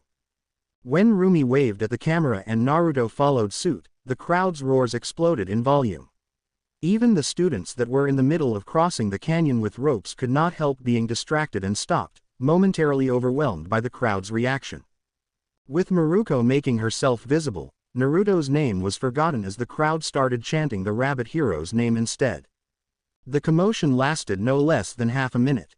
But once things went back to normal, the cameras returned to the students participating in the first event of the sports festival, the obstacle course race. Asterism. With the rabbit hero leading them to the VIP booths reserved for Ua High School's staff and important guests, Naruto and his parents finally found some empty seats. But only a few seconds after they sat down, Kushina suddenly shoved a notebook and a pen into Miruko's face and bowed her head low while almost shouting. Miruko-san, please give me your autograph. I'm a huge fan. The rabbit hero snickered, seemingly in very high spirits as she signed Kushina's notebook. In the meantime, Naruto flushed in embarrassment at his mother's fangirlish behavior, especially when he saw her taking a diadem with a pair of white rabbit ears seemingly out of thin air and putting it on her head. Naruto's embarrassment only increased when his father, albeit with a reluctant face, also put a pair of rabbit ears on his head. "Kya, I was hoping to meet you today, but I've never thought I'd actually get to speak to you face to face. Miruko-san, you're the best. My favorite hero. Girl power," she shouted and pumped her fist into the air. "You're almost 40 years old, "Mom, for the love of God." Naruto thought as he buried his face in his palms for the second time that day. Minato was not that different either. Imagine an intellectual-looking middle-aged man being forced to wear a pair of girlish rabbit ears. Minato wanted to just dig a hole somewhere and die. But he had no choice. If I ruin this moment for her, I'll be sleeping on the couch for a month. No, not even the couch, I'll end up sleeping on the front door carpet, Minato thought.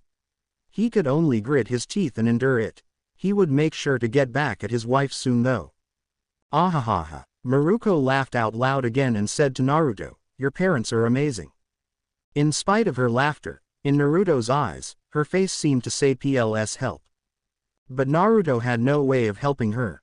As a fellow martial arts practitioner and enthusiast, Uzumaki Kushina had always been a big fan of the rabbit hero because not only that she was a woman that kicked major butt but even her name, Mirko, was homage to one of the best and most exciting kickboxers during the golden era of kickboxing and one of the legendary pioneers of mixed martial arts too from a few centuries ago, Mirko Cro Cop.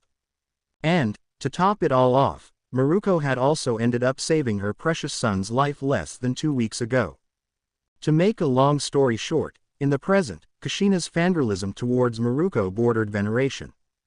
The rabbit hero was fearless and relentless, a force to be reckoned with in a fight, but even the fearless Mirko could only take a step back and engage in a strategic retreat, running the hell away, in the presence of the rabid monster that was Naruto's mother. Thanking the gods above and underground that her smartphone suddenly rang, Rumi took the chance to excuse herself without appearing to be rude and left the spectator's stand. As she quickly slipped away, she also grabbed Naruto by his arm on her way out. Considering that Mirko could deadlift a ton without much difficulty, Naruto was as light as a feather to her. As for Minato and Kushina, they did not notice his absence right away as they were too absorbed in watching the last segment of the first event, the minefield. Asterism. Now, the two of them were alone in a corridor, the cheers of the crowd watching the sports festival only a distant hum. Miruko's usually playful grin gradually disappeared as she fiddled with her phone. Looking over her shoulder, the rabbit hero was quite short, standing at only 160 centimeters. Naruto's eyebrows rose when he saw what she was reading. The layout of the app she was using was unfamiliar to him, but it seemed to be a forum app of sorts. The title of the thread was, "Hero Killer, Stain, Spotted by a Restaurant's Back Alley Camera in Tokyo." He feared that the phone would become a crumpled ball of metal when he saw the way her forearms bulged as she clenched her fingers around it. Letting out a sigh, Rumi's rabbit ears sagged a bit as she said in an almost whiny voice, "Ah, what should I do? I wanna go after him." Then, answering his unasked question, she said, "I'm supposed to stay here and crown the winners of the sports festival. But that's so boring. Normally, it was one of the teachers or alumni of the school that did the crowning. Specifically, All Might was the one who usually crowned the winners of the sports festival. That year, however, All Might had turned down said task. Although Mirko had not studied at UA High, the principal of the school contacted her and asked her to take All Might's place that year. The reason for that was not difficult to understand. It was a tactic he employed in order to diminish the backlash of the public at the fact that the sports festival was still being held in spite of the USJ disaster. After all, currently, the rabbit hero's popularity was off the charts. The public absolutely adored her. Rumi's conundrum, if it could even be called that, did not last for long. Barely a few seconds later, she showed a toothy grin and threw her hands in the air. Who cares about some sports festival? I won't miss out on this opportunity to catch that asshole." Looking at Naruto with her red eyes sparkling in excitement, she said, "What'd you say? Do you wanna tag along?" "Me?" Naruto asked, surprised at her unexpected offer. I don't think." Mirko just laughed and grabbed him by the arm again. It looked like her question had been mostly rhetorical. She did not seem to care what his answer was going to be. "We're gonna have so much fun. And you'll get to see a pro hero in action with your own eyes too. Win-win if you ask me. Wait, I can't go. I've gotta let my parents know if I'm going somewhere, and I'm also not sure yet if I want to gya." He began to say only to let out a startled cry when Mirko suddenly hoisted him in the air and put him on her shoulder as if he was a sack of potatoes. Wait a minute. Naruto cried out. It was the first time that he and Rabbit Hero had met after the USJ incident, and she was already taking him on some hero adventure to catch a metahuman serial killer. He had not even made a final decision on whether he wanted to still become a hero or not yet. Things were moving so fast he having trouble keeping up. But his mind became blank when only 2 seconds later he found himself outside of the stadium, still on Mirko's shoulder. Before he had the chance to protest again, something akin to a sonic boom exploded as the air was suddenly displaced and Naruto almost fainted from the abrupt acceleration. Despite carrying a boy weighing over 70 kilograms on her shoulder, the Rabbit Hero started running so fast that she broke the sound barrier. A powerful gust of wind blew away all the dust and dirt from the rooftop of an apartment building as 2 people landed on it with a thud. A few seconds later, sounds of someone throwing up were heard. "Pussy," Mirko said and snickered at the sight of the fox boy looking as though he was half dead. "You freaking psychopath, I thought I was going to die," Naruto shouted at her when he finally got a hold of his upset stomach. "Oh, stop it with the drama queen act." Naruto felt his blood pressure shoot through the roof when he saw her laughing. "Drama queen, if I was a normal kid that sprint of yours would have killed me. It wasn't that fast, honest. You broke the sound barrier. Ah ha ha, I might have been a little too hyped because of," she began awkwardly, but her expression suddenly did a 180 turn as she said in excitement, "Oh right. The hero killer." Taking out her smartphone, Mirko appeared to forgot all about the incensed boy as she used the Hero Network app to check again the article about the hero killer. "Unbelievable," he said exasperated. After dragging him against his will all the way to Tokyo, it was over 100 kilometers away from UA High, she was now acting as if he was air. He sat down and lied on his back on the building's rooftop, too drained to even feel angry anymore. A minute later, he stood up and dusted off his clothes. "I'ma head out." Now that got the Rabbit Hero's attention. However, getting the feeling that he wouldn't be able to scurry away if he lingered, Naruto swiftly jumped off the rooftop with no hesitation. Mirko rushed towards the edge of the rooftop, instinctively trying to prevent him from jumping off, but when she saw how the fox boy was defying the laws of physics as he ran down and jumped from wall to wall, she relaxed, remembering just how good he was at using his quirk. "Hey, where are you going?" she yelled and jumped right after him. Instead of replying, Naruto let out an "oh, crap" under his breath and broke into a sprint, his fluffy tail standing comically stiff in contrast with the rest of his body. "Oi, why are you running away from me?" Mirko shouted as she broke into a dash too. "Why are you chasing me?" Naruto hollered back at her and suddenly made a turn, heading into a crowded and rather narrow side alley filled with all sorts of street vendors and hundreds of pedestrians. When Mirko entered the side alley and saw how many people were walking around, she let out a grin. "Cunning brat," she said in amusement. Knowing that in a race of pure speed Mirko was faster than him, Naruto had chosen a crowded place because, thanks to his fox quirk's innate agility and reaction time, he would be able to run faster than her here. Her thigh muscles tensed as she launched herself into the air, landing on a rooftop. Then, she started running on top of the buildings, chasing him from above. Unfortunately for Naruto, with his unique appearance, he couldn't blend in with the crowd easily. His 3 golden fox tails stood out so much that Mirko had no difficulty in keeping her eyes trained on him.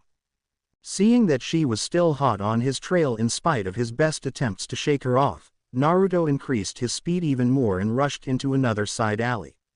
Briefly looking over his shoulder to see if the Rabbit Hero was still following him, he slammed so hard into a wall so hard that he bounced back like a tennis ball and fell down on his ass dazed.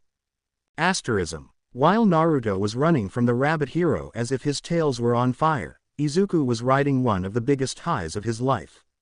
His curly hair was singed, his elbows and knees were bruised and his clothes were tattered from all the mines that he had blown up, but the smile on his face could not be any more radiant. Against all odds, in spite of not having a quirk, he had won the first event of the sports festival. That turn of events blindsided all the spectators and the other participating students as well.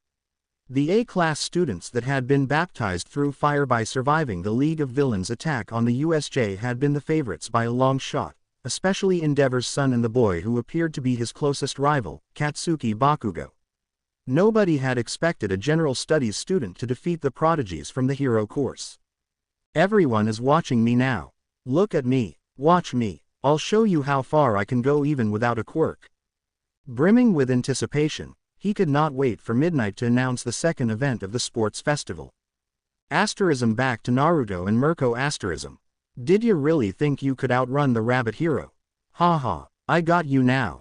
Shaking off the cobwebs in his head, Naruto realized that the wall that he had slammed face first into was actually the very person he had been running away from. But I'll give credit where it's due. You weren't half bad, for a dumb little brat. Naruto's face scrunched up in annoyance. Her smug grin was annoying him even more than her words. All right, you won. He threw his hands up and said, look, I just wanna go home. You're telling me you're not in the least curious about seeing firsthand a pro hero in action? Mirko said and put her hands on her waist, not buying it. Not really. I don't want to become Naruto began to say, but Mirko suddenly raised her hand to stop him and said, wait a moment. She closed her eyes for a moment and inhaled deeply. I smell blood. There are like 5 restaurants or more in this block alone. It's probably from the chickens they're cooking, Naruto said. He could not sense anything, but he figured that her sense of smell was most likely more developed than his. No, this is human blood, Mirko said with a serious face this time. If you want to follow me, you can, but don't interfere. Just watch from a distance and wait until things are under control, she told him and started running in the direction she could sense the smell coming from. But Naruto had no intention of actually following her. Now that she left, it was his chance to slip away. He started running in the opposite direction. Asterism. God damn it. Mirko cussed when she came to a stop and looked at the sight in front of her. Blood was pooling on the sidewalk and a carved up and mutilated body lied in the middle of it. It was a man and, judging by his attire, he was a pro hero. Rushing at the bleeding person, she quickly checked his vitals before exhaling in relief. He's still breathing. A small battle took place in her mind. The precepts of a professional hero dictated that rescuing people took priority over capturing villains. On the other hand, catching the hero killer had been a goal of hers for weeks now. But I'm not a medic. There's nothing I can do to save him, she debated with herself as she dialed 119, the hotline of the ambulance in Japan. Nevertheless, in the end, she could not bring herself to leave the dying hero alone. She could only clench her fist in frustration at the thought of the hero killer getting away once again as she waited for the ambulance and for the police to arrive at the scene. Asterism. Hello. Hey, Dad, it's me. Naruto. Where are you? The first event of the sports festival is over already. Naruto chuckled awkwardly. Haha, you won't believe it, but I'm in Tokyo. Funny. Come here, the second event is about to start. You don't want to miss it. They're going to have a Bo Taoshi game. All first years will be split into 2 teams and they'll have to topple each other's poles. I'm so excited. 1. No, Dad, I'm serious. I really am in Tokyo. The rabbit hero dragged me here with her. I swear to God she is crazy. A few moments of silence followed before Naruto heard a bunch of almost imperceptible words. Minato had covered the phone's speakers with his hand for Naruto to not hear what he was about to say. Honey, I think Naruto just went with Mirko on a date. What date? Naruto sputtered. Didn't you hear what I said? She took me with her by force. From the shuffling and grunts he was hearing, Naruto guessed that Minato and Kushina were now wrestling for the possession of the phone. Living up to her credentials as a judo black belt, Kushina managed to defeat her husband in this little game and snatch his phone away. Naruto, what date is he talking about? Kushina's raised voice came from the other end of the line and he had to distance the phone from his head lest he went deaf. I don't know what he's talking about, Mom, I promise. Naruto said immediately. His quick denial, however, seemed to only further raise her suspicions. Don't do anything reckless, okay? You're still too young to be doing the deed. And I expect you to be home before 8 o'clock so we can have dinner. Better yet, bring her with you when. Mom, Naruto said, now becoming exasperated, his face flushing too. This isn't a date, for God's sake. She took me here to show me how she's going to beat up a villain. Ah, how romantic is that? Came Minato's snicker from the background and Kushina burst into giggles too. We're just messing with you, Kushina said eventually, her voice filled with barely repressed laughter. I say you take this chance to get closer to her. Mirko is a bit controversial, but she's one of the top 5 heroes in Japan for a reason. She is very powerful and popular as well. Don't waste this chance. If you make a good impression, you could become her sidekick as soon as you graduate. Getting a first-hand look at her hero activities is a precious opportunity too. When a few seconds passed without Naruto replying, Kushina said, Naruto-chan, is everything alright over there? How should I say this? I kinda, ditched her. As his mother's annoyed sigh and the sound of someone slapping their forehead, he guessed it was his father based on the volume, came from the other end of the line. Naruto chuckled helplessly before mumbling. Sorry, it's okay, Kushina said. You told me this morning how you feel about becoming a hero, so I won't say anything else to pressure you. She made a small pause to choose her words carefully. Don't take too long before making a final decision. There are times in life when opportunities come your way, and if you don't grab them with both hands, you might never get the chance again. Naruto talked with his parents for a few more minutes before they had to end the call. With the second event of the High Sports Festival kicking off, the noise made by the spectators in the stands became too loud for them to talk to each other on the phone. Putting his hands in the pockets of his pants, Naruto started walking at a leisurely pace as he gawked at the crowded streets of Japan's capital. It was not the first time he had visited Tokyo. He had been on 2 trips with his class in middle school. But he had never gotten the chance to wander around by himself in non-touristic places. As he passed by Shotengai, a local food market, his mouth started to water at the delicious smells coming from it. It had to be said Tokyo was ranked as one of the cities with the most restaurants per capita in the world, and Japanese cuisine was recognized worldwide as one of the best too. With his sharper-than-average sense of smell, Naruto never stood a chance. But when he went in line to one of the food stalls, he was startled to realize that a bunch of girls wearing high school uniforms ahead of him suddenly made way for him and took out their smartphones to film him. 3 golden fox tails. It's him, isn't it? Whoa, it really is him. What is he doing in Tokyo? Ooh, he's so much cuter in person. The commotion that the high school girls caused attracted other people's attention, and Naruto suddenly found himself in the middle of a mob of several dozen people, all snapping pictures at him and trying to talk to him. Excuse my rudeness, are you, by chance, Uzumaki Naruto? I saw you on TV the other day. It's an honor to meet you. I'm rooting for you. You're going to be an excellent hero in the future. With so many people all of a sudden clamoring around him and all of them talking at the same time, Naruto was stumped, not knowing how to react. 1 hour later, Naruto found himself on a remote bench in a public park, his arms full of snacks and souvenirs. Once they discovered him, the crowd and the food stall owners in the vicinity showered him with gifts. It was only after shaking hands with and signing autographs for nearly 100 people that Naruto finally managed to get away. There's so much food. What am I going to do with all of it? Food from street stalls was not the kind that could be preserved for long. Most of it would end up becoming spoiled by the time evening came. Regardless, he couldn't throw it away. His conscience wouldn't let him tarnish people's goodwill and feelings for him like that. Picking up a paper bag with ikiyaki, he bit into it with gusto and closed his eyes as he savored the rich flavor of the grilled squid meat.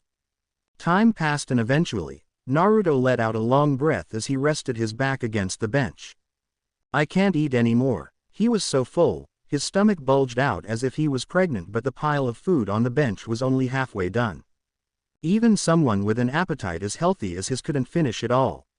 Muttering a small prayer of thanks to the people who had gifted him the food, Naruto gathered all that was left and stood up. Though he could not finish everything by himself, it didn't mean he was going to throw all the food away. As any other big metropolis in the world, Tokyo had its share of unfortunate people without a home that would appreciate a small gesture of kindness. As Naruto gave his last snack to a homeless old man, he noticed a little girl watching them wistfully with her big red eyes. Following his line of sight, the old man saw the little girl watching them too. She seems to be hungry too. Here, young little miss, you can have it, the old man said with a gentle smile and stretched out his hands to give her the snack that Naruto had just given him. The old man's unexpected kindness moved Naruto deeply. It's easy to give things away and make good deeds when you have more than you need. But this Oji-san has nothing. Single quote. Naruto put his hand gently on his forearm to stop him and said, "Don't worry, uncle, keep your food, I'll go get something for the little girl. Are you sure that's alright? You don't have to." "No, it's not a problem, I insist." He went to the little girl and, crouching to be on the same eye level with her, he asked, "Hi, would you like me to buy you some dango?" The little girl looked down in embarrassment as she mumbled, "Yes." Naruto gave her a sunny smile and patted her head softly before standing up and rushing to a nearby convenience store. A few minutes later, he returned with a bag carrying a pack of dango and 2 cartons of apple juice, one for the little girl and one for the old man. After giving the old man a carton of juice and receiving his heartfelt thanks, Naruto went to the little girl and handed her the juice and the food too. "Thank you," the girl said shyly. Not minding his image, Naruto sat down on the sidewalk next to the little girl and watched her. It was highly unusual for children to live on the streets in Japan. It was the first time he was seeing a homeless child. The Children Protection Agency normally took all orphan children or those without a stable home and put them into foster families. Thinking that a girl as young as her was living on the streets, Naruto could not simply leave her and be on his way. "My name is Naruto, by the way. What's your name?" The girl took a few moments to swallow a big mouthful of food before replying. "Eri. My name is Eri." "I see. Eri-chan, are you alone? Where are your parents?" The little girl put down the stick of dango momentarily and looked at the ground as she said, "They're dead." He felt a node forming in his neck. "I'm sorry to hear that." He truly was. Looking at the deplorable appearance of the little girl and knowing that she was an orphan, Naruto felt his heart breaking. If anything, there were not many people that understood as well as he did what it was like to be an orphan. In his past life, he had been an orphan too. Even so, he had never been in the little girl's situation. Although the third Hokage had not been the most attentive caretaker, at least Naruto had always had a place to sleep and food to eat. In contrast, the little girl was homeless, her clothes were rags, she had no shoes on her feet and her arms and legs were wrapped in bandages. He took a few moments to calm his emotions before he spoke. "Is there nobody else related to you? No one else that can take care of you?" Finished wolfing down her food, Eri started wringing her hands nervously at his words. "I have relatives, but they are bad people that hurt me," the little girl said and whispered inaudibly the last part before looking around terrified. Naruto's sensitive hearing, however, picked up what she said. Furthermore, he could smell it. He could smell the feelings of fear coming off her, too. "No, it's not just fear. She's terrified, so she's a runaway." Anger started bubbling in his veins as he looked at the dirty bandages covering her arms and legs. What kind of bastards would hurt a little girl like that? When Mirko had kidnapped him from UA High and dragged him to Tokyo, Naruto had never thought he would stumble upon such a situation, but now that he did, he could not ignore the little girl and pretend he had not heard anything. Standing up, he stretched his hand out for her to grab it as he said, "Will you come with me?" "Come where?" Eri asked cautiously. "To find you a new home. The police will." "No," the little girl suddenly yelled and backed away. "No," she said again, this time in a weak voice. "They'll send me back again. I don't want to go back to that place." As though her words had been a bad omen, 4 tough-looking men wearing black suits appeared in the plaza and started looking around as if they were searching for something.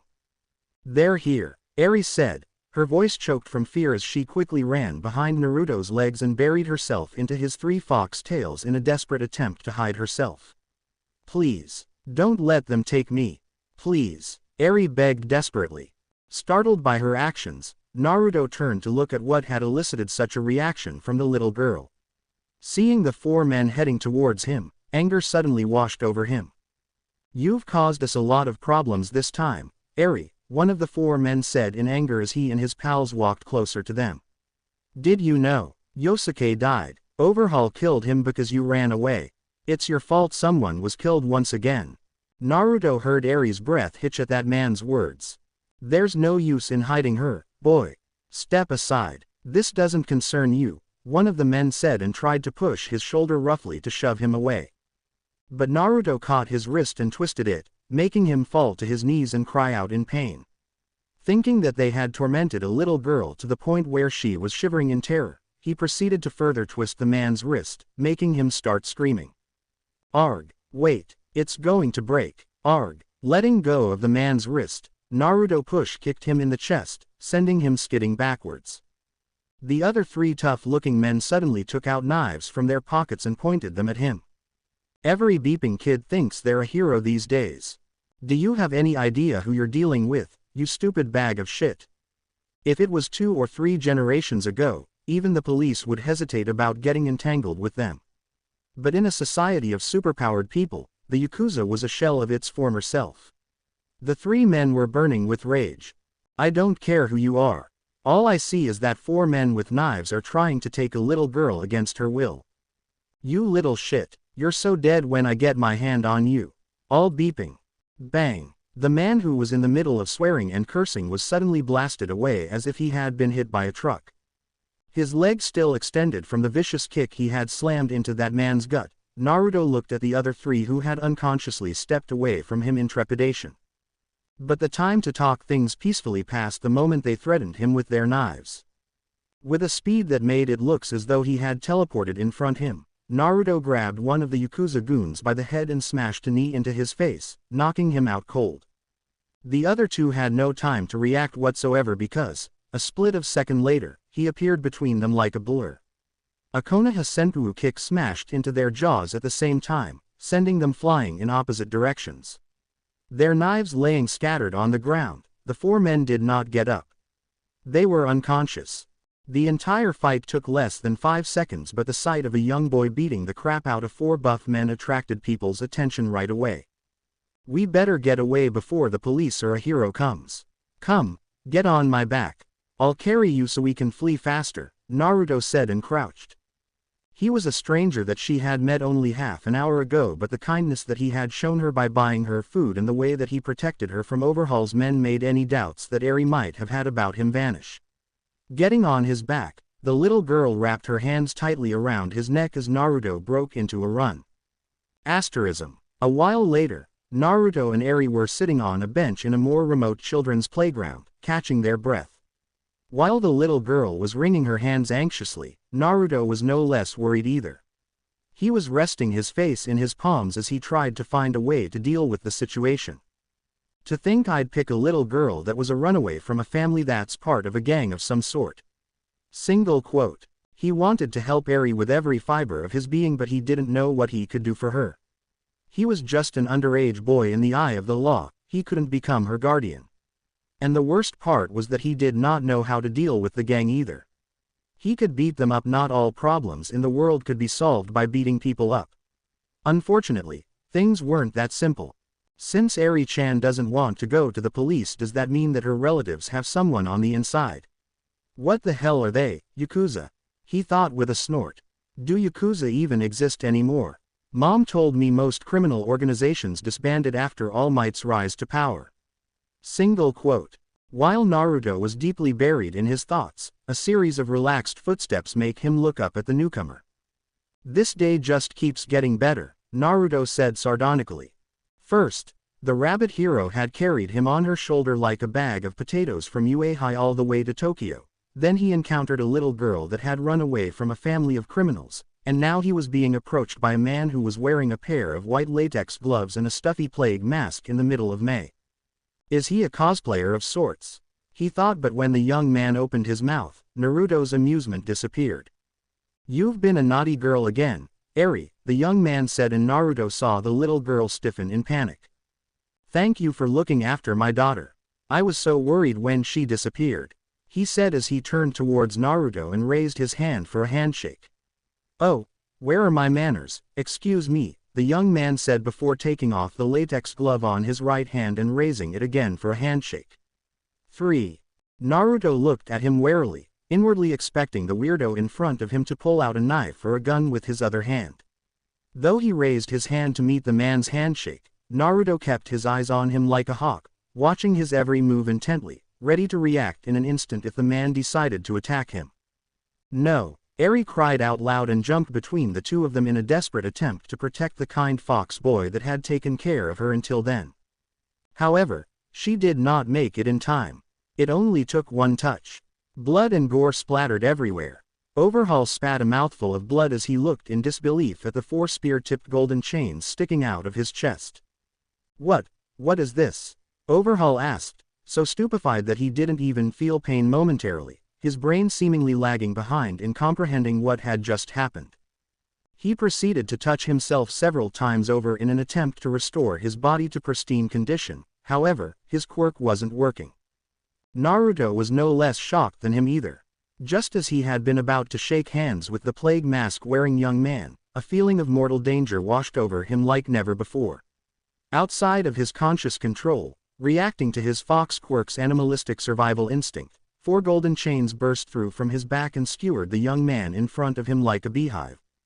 Naruto stammered and stepped back in a stupor as he retrieved the adamantine sealing chains from Overhaul's body. He had not wanted to kill the young man in front of him.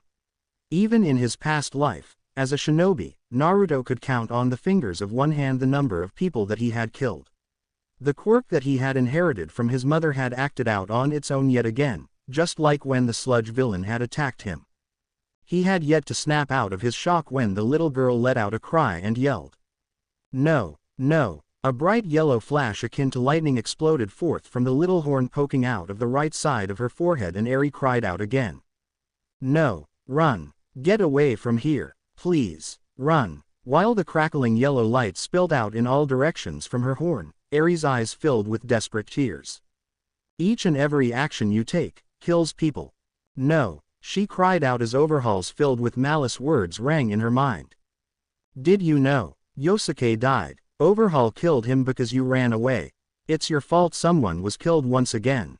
Naruto stepped back in trepidation as his adamantine sealing chains once again came out from his back of their own volition, outside of his control.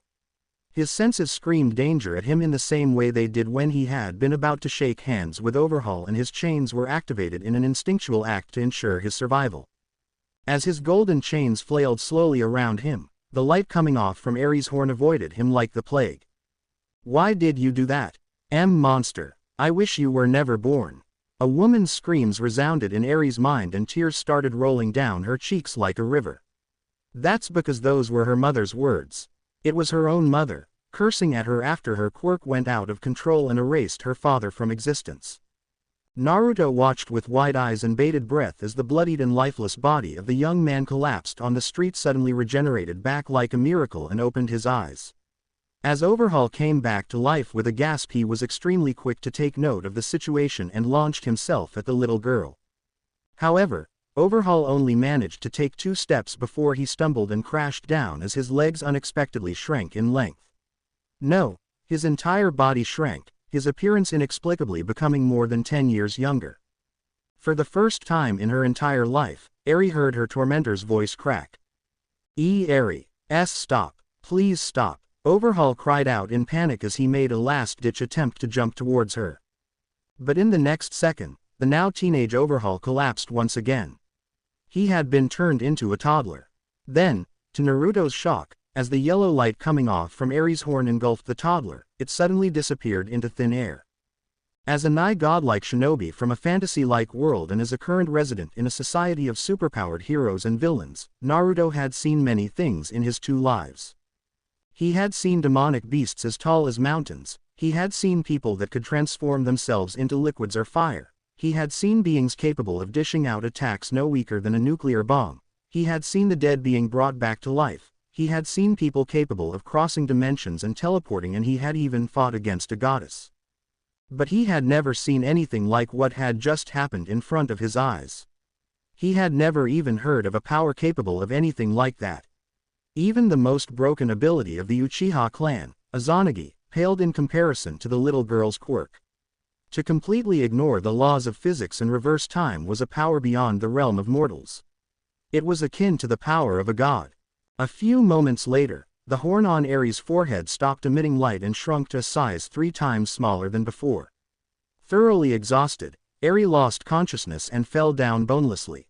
Even as he rushed to catch the little girl before she fell onto the hard asphalt, Naruto did not retrieve his adamantine sealing chains into his body, still too freaked out by what he had just seen. If it hadn't been for my chains, would she have turned me into a toddler too? Or worse, would I have completely stopped existing? But as that thought came to his mind, his chains sank back into his spine and he embraced the girl's thin and scrawny body tightly.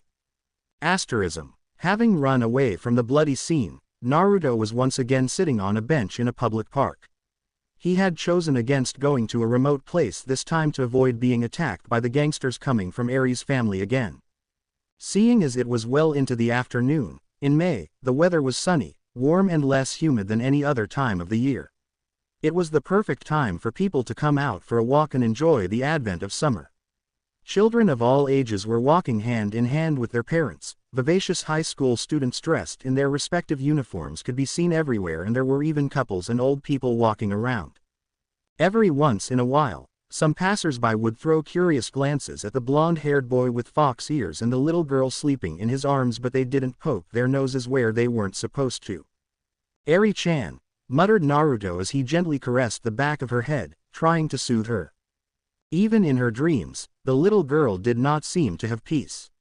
Her tiny hands were clutching tightly at his t-shirt and the wetness at the corners of her eyes betrayed that she was crying. She was having a nightmare. He could only imagine what she was going through at that moment. A child as young and fragile as her had inadvertently killed a person due to her quirk going berserk. Her extremely powerful quirk was no different than a curse for her, a curse that had caused her an untold amount of pain and suffering. "Don't you worry, Eri-chan. From now on, I'll protect you.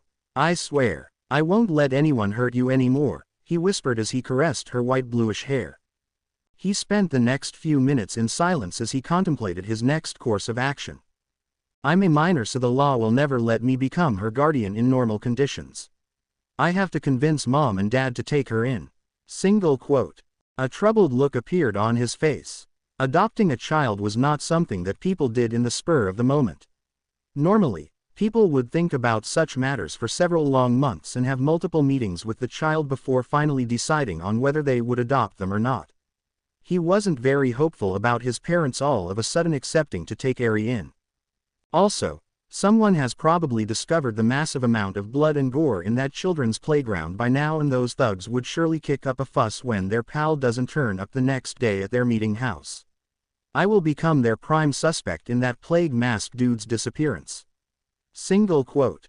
The more he thought about the situation, the bigger his headache was becoming.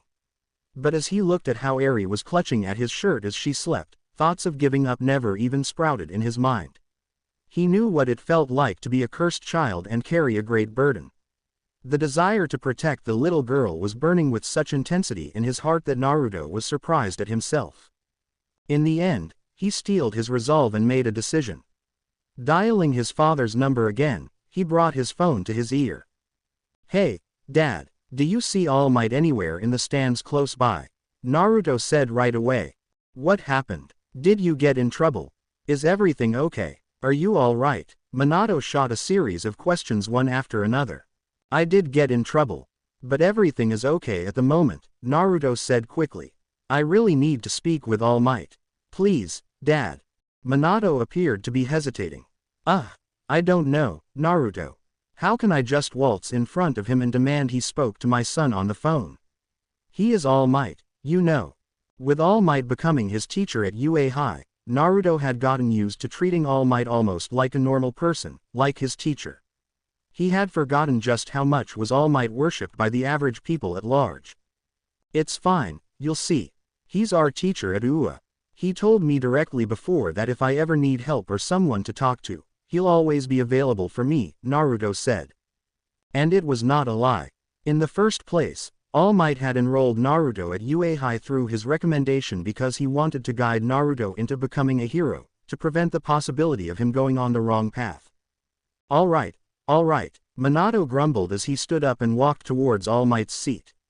Since the rabbit hero had brought the Uzumaki family to the VIP booth, they were together with other members of UA High's staff, therefore, All Might was there too.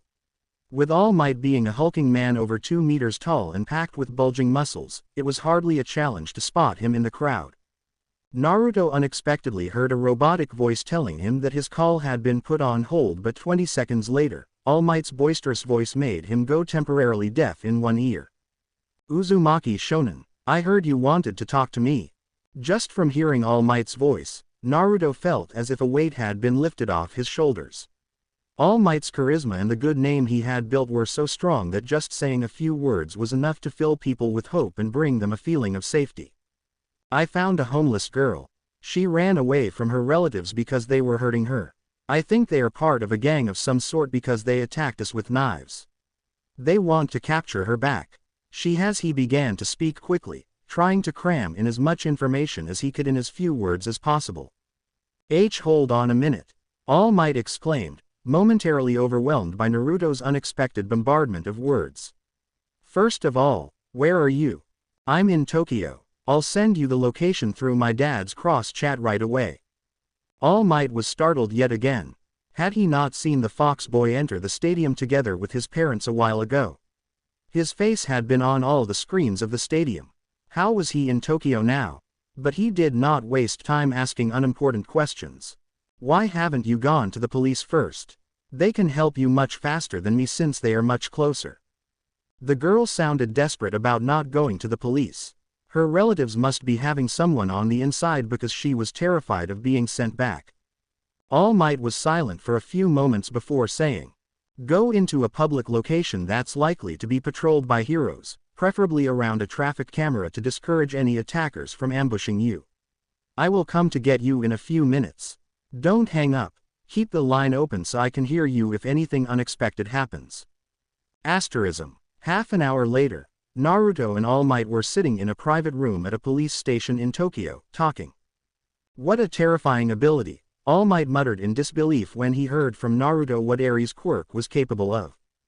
But, in spite of that, the number one hero was not looking at the little girl as if she was a time-ticking bomb.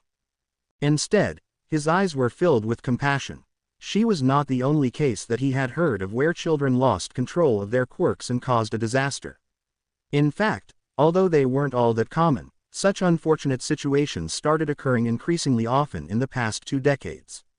Society at large had not become aware of it yet, but medics and scientists all over the world had taken notice of it.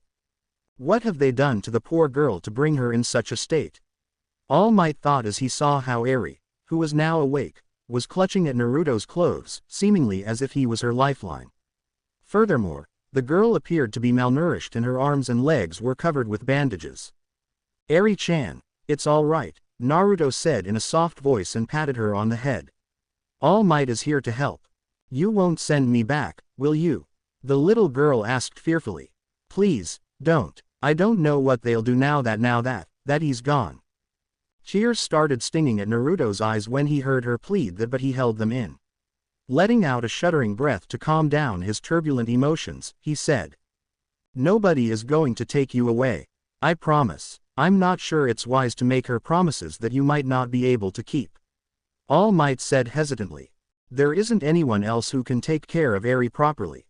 Nobody except for me, and Aizawa-sensei, Naruto said. Those words threw All Might off the loop. He sensed that whatever the fox boy was about to tell him next was going to be big. What do you mean, young boy? A complicated expression appeared on Naruto's face, but he had already made up his mind, so he didn't drag it on. Sensei, I need you to promise that whatever I'm going to tell you will stay between the two of us. If anyone else finds out the secret I'm going to tell you now, my entire family will probably be murdered. This isn't a prank. I'm dead serious. Do I have your word? All Might's face mirrored Naruto's complicated expression. You're putting me in a very tough spot.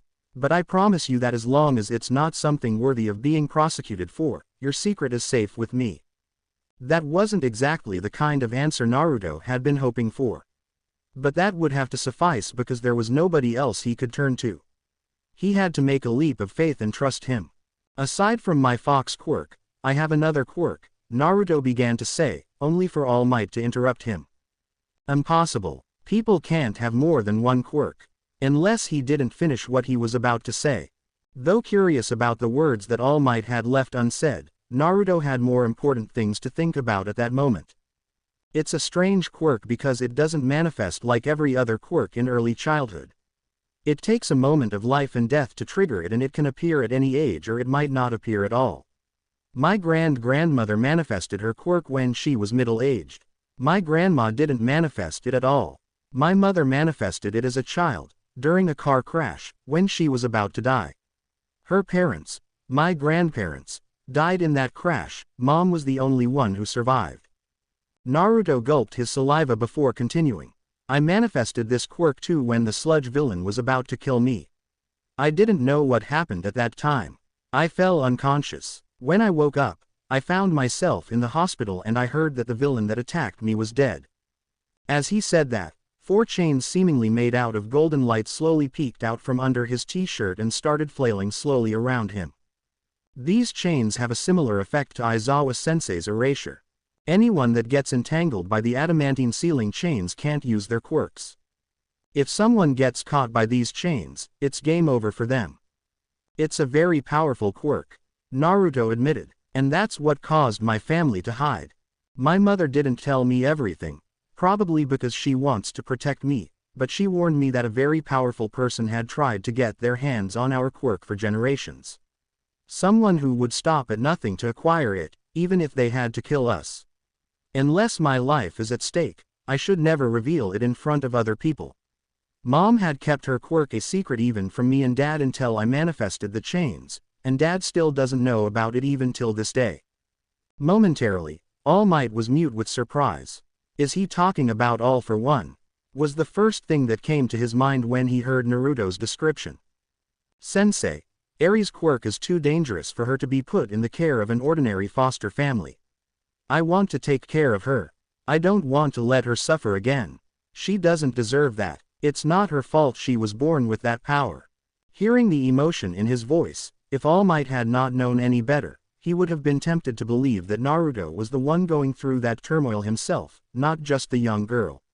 Little did he know though that Naruto understood Eri's situation better than anyone else.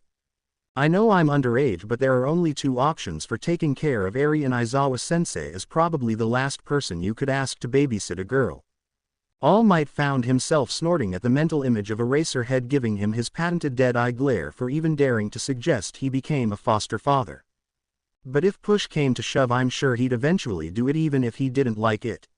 I don't know anyone who takes their duty as a hero as seriously as Eraserhead, All Might conceded in his mind. Uzumaki Shonen, as much as I'd like to help you in this matter, this isn't the kind of decision that I can make alone. But seeing Naruto's crestfallen look, sagged fox ears, tails, and all, he added, but I promise I'll do everything I can to support your suggestion. Little Eri's case is truly a special one. But there is one thing you need to understand. If you want to convince the Hero Public Safety Commission and the Child Protection Agency that you can take care of Eri, that means that you will have to reveal your secret to them. A deathly silence instilled in the room as All Might hammered the figurative last nail in the coffin when he asked, "Are you willing to go as far as to risk endangering your family for the sake of a girl you had only met today?" It was a cold-blooded question, something that people wouldn't expect to come out of All Might. But All Might wanted the Fox Boy to be completely aware of the consequences that his choice could have. Naruto didn't reply right away, and Eri too was so silent one couldn't even hear her breathing. Although she did not understand the complicated adult talk between Naruto and All Might, she had a feeling that her fate might be decided based on what Naruto said next. Eventually, Naruto spoke. "Sensei, did you know? Up until this morning, I had been seriously thinking about dropping out of UA High. I didn't want to become a hero anymore."